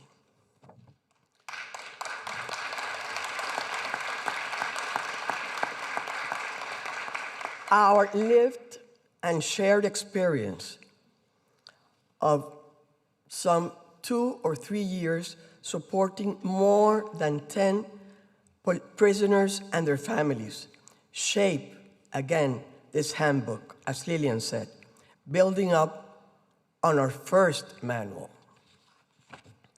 Professionals, such as psychologists and lawyers, have enriched it with solid, practical tools, complemented by testimonials from human rights experts. These lessons lead us to the 3 key ideas we want to share with you tonight. Lillian. We want to highlight 3 main ideas. First, what does a newly released person really need? Many organizations focus on freeing political prisoners, but few stay to help them rebuild their lives. Reintegration is not a moment. It's a process requiring empathy, knowledge, and community. Release is only the start of a new journey, healing, reconnecting, and reconstructing a lost life. Prison leaves scars that don't fade upon release. Social exclusion, trauma, persecution, exile. Healing is the foundation of the reintegration. Without confronting trauma, survivors cannot rebuild relationships, jobs, or purpose. Every case is unique. This handbook doesn't offer magic recipes. It offers a framework focused on the most urgent needs and personalized solutions. The launch of this second handbook during the Berlin Freedom Week 2025 is no coincidence.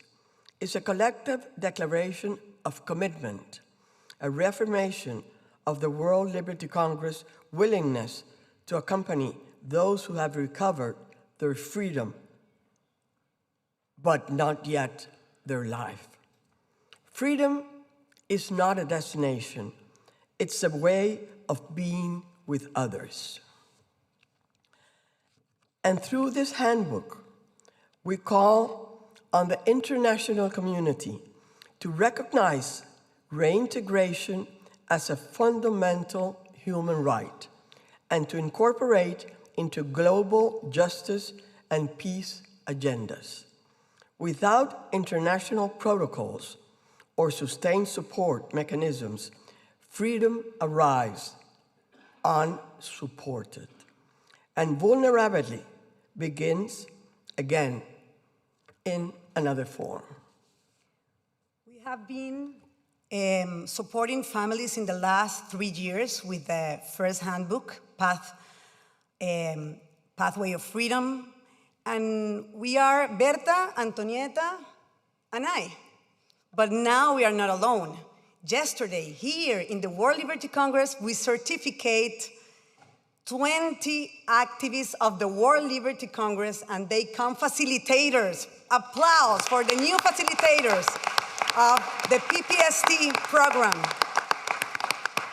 So we want to invite you to read the handbook and to certificate with us, because everyone here in this parliament, everyone here in this room could be a facilitator for families of political prisoners. So we want to end our presentation asking who in this room was a political prisoner. Please stand up. Ex-political prisoners, or detained, or detained, or detained. Please come with us to the middle of the stage. And thank you. Freedom!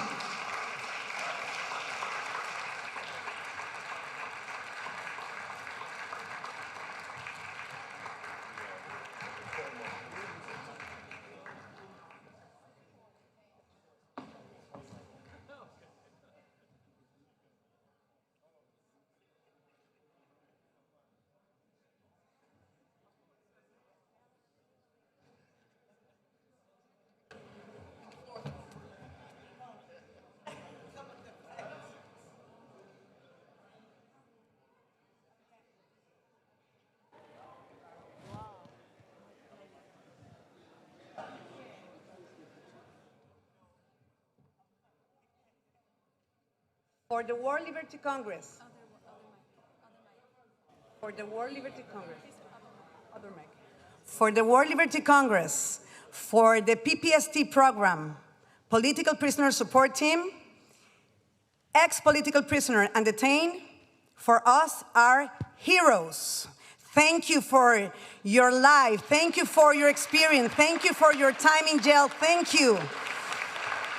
And freedom.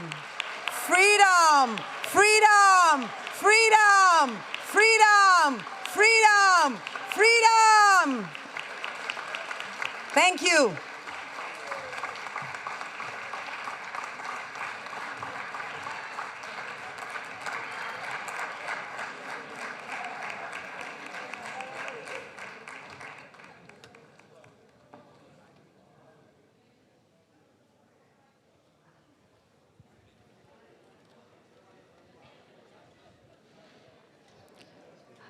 Hi, everyone. We thank you so much for being here today with us.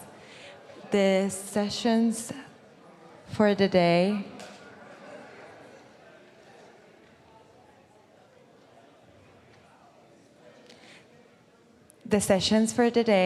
will be concluded.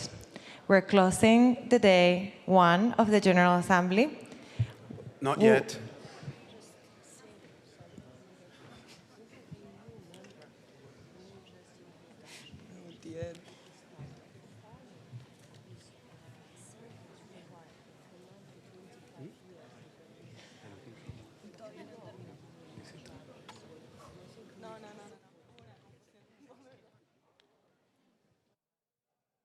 We'll be concluding in...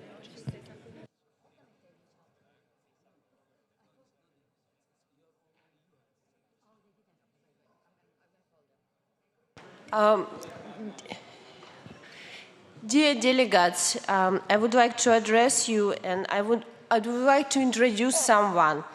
We have today our first-time delegate is Jarastin Kolbash. She is from Tajikistan, a country in Central Asia that has been running by the dictatorship since its independence.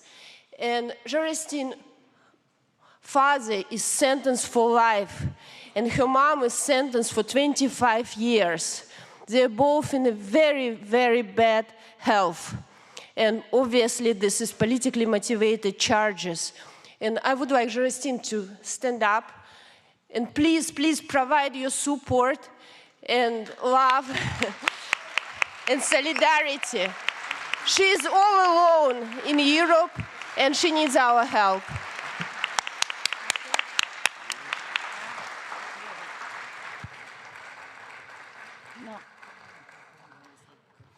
Oh, thank you.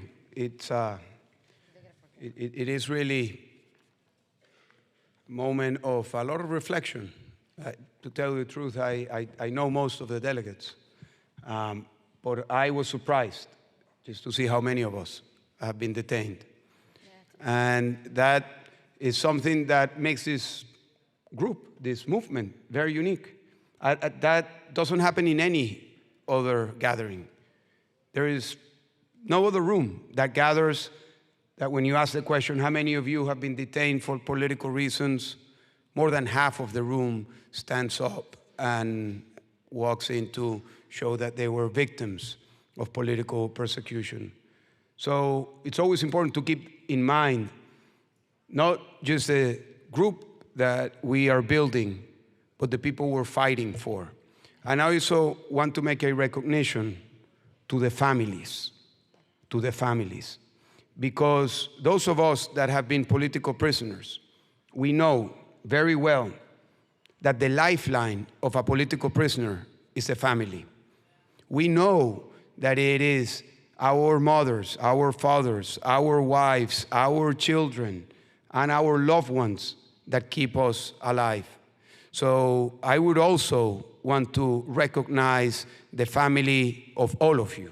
And I would like to, a big round of applause to the families of all of you.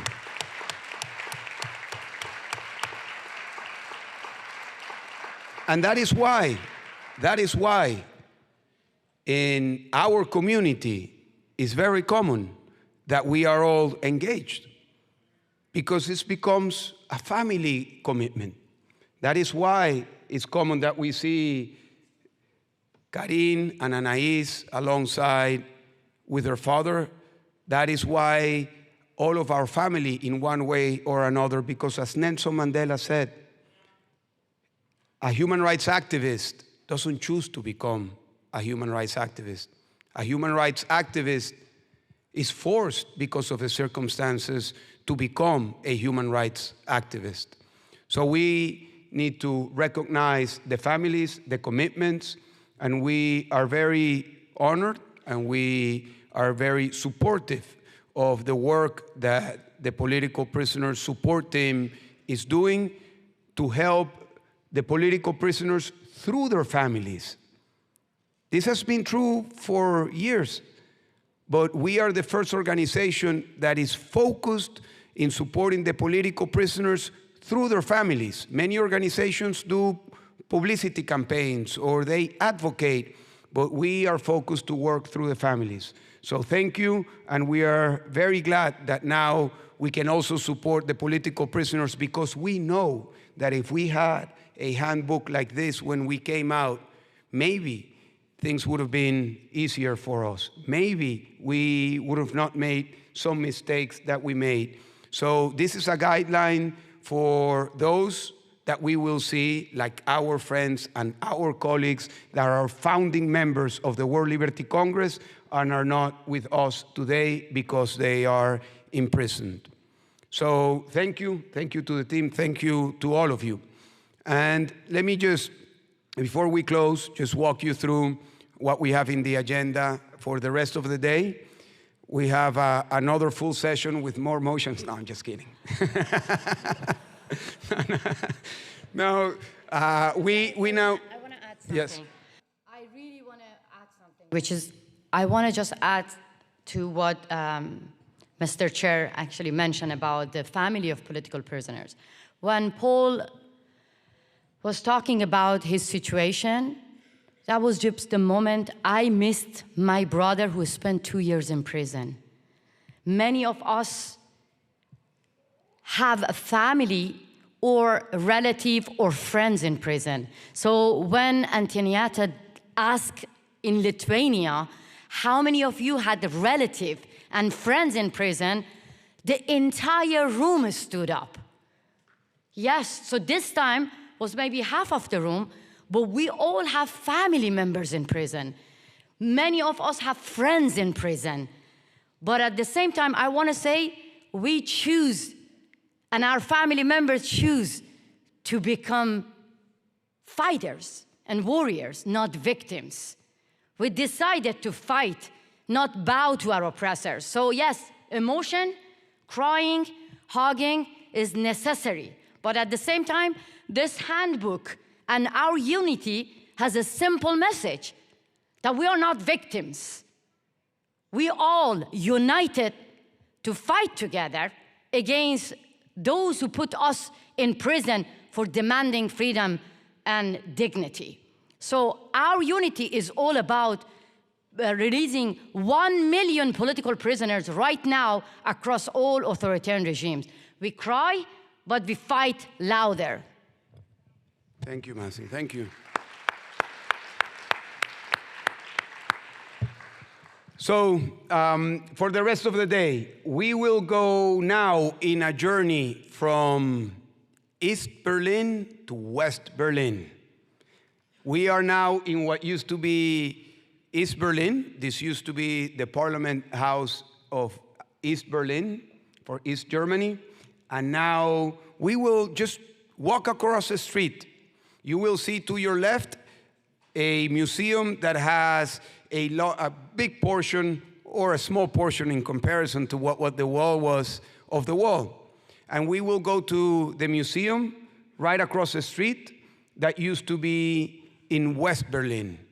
So just keep in mind, when you're walking from this building to the building where we will have the dinner, that is a walk that 36 years ago tomorrow was not able to happen. Nobody was able to cross that street because there was a wall. And that wall is not there today. And that wall was torn down.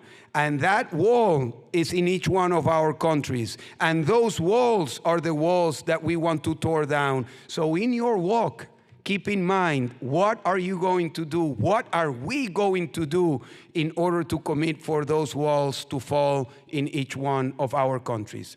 So once we get to West Berlin, we will have a dinner, and we will be able to share amongst us, amongst our partners. And I would like to take this brief opportunity to thank all of our partners, all of the organizations that have committed to us and to our mission in many different ways, with resources, with partnerships. We will hear from some of them today. We will hear from some of them tomorrow, because we need to build a network that is way beyond the people that are in this room. So then you will go to the hotel. At the hotel, we ask you to sleep, because we will wake up you very early tomorrow, because we need to be back here tomorrow at 9 a.m. And we will start the session 9 or 9:30? What time do we start the session tomorrow? 9:30? Okay, we will start the session at 9:30 sharp. We're getting the message, sharp 9:30. And we will start by talking about the elections. Tomorrow morning, we will have the election of the new Leadership Council. So given that we have short time for you to start thinking your vote, I would like to ask all of you who are candidates for the Leadership Council to stand up, please. Stand up. All of you who are candidates for the Leadership Council, please stand up. So these are some of the candidates that will be presenting their name for tomorrow. You can sit down now. And we will hear about the process tomorrow by the chair of the Elections Committee. We will present the rules of the election that you have been that we have shared with you by email, and we will proceed to have the election. Then in the afternoon, we will present the results of the election, and we will continue with the programming in the afternoon and do a closing, and then we will go back to the hotel for a closing dinner where we will award some of our members with the Courage Award of the World Liberty Congress. So I believe that it's been a very successful day, and I would like to thank the people behind the scenes, the people that have made this possible. I would like to thank the staff. I would like to thank all of the people behind the scenes that have been working tirelessly for this to happen. Yes. Yes. Thank you. And before we go, a final brief message from our president. I want to thank again the House of Representatives, Berlin Parliament, for giving us this opportunity to enjoy democracy. We disagree many times. We had fantastic debate. We come up with an idea, and that is beautiful. But at the same time, I want to tell you that it's all on you. If you want to take your visibility back, you have to take action. Now, in all the international media, all the mainstream media are busy with different things. It's on you. You are your own storytellers. You are your own media. You are your own TV. You are your own leader. Go on your social media. Talk about one of the most biggest global network of dissidents, which is World Liberty Congress. Go on your Twitter, your Instagram, reach out to your local media and talk about this unity. Talk about our mission. Thank you so much, all of you. Another big thanks to the people behind the scene, especially the staff, the producer, everyone, the German police who actually protect all of us, and thank you to every single of you. Thank you. See you tomorrow. Let's drink, a lot of sleep.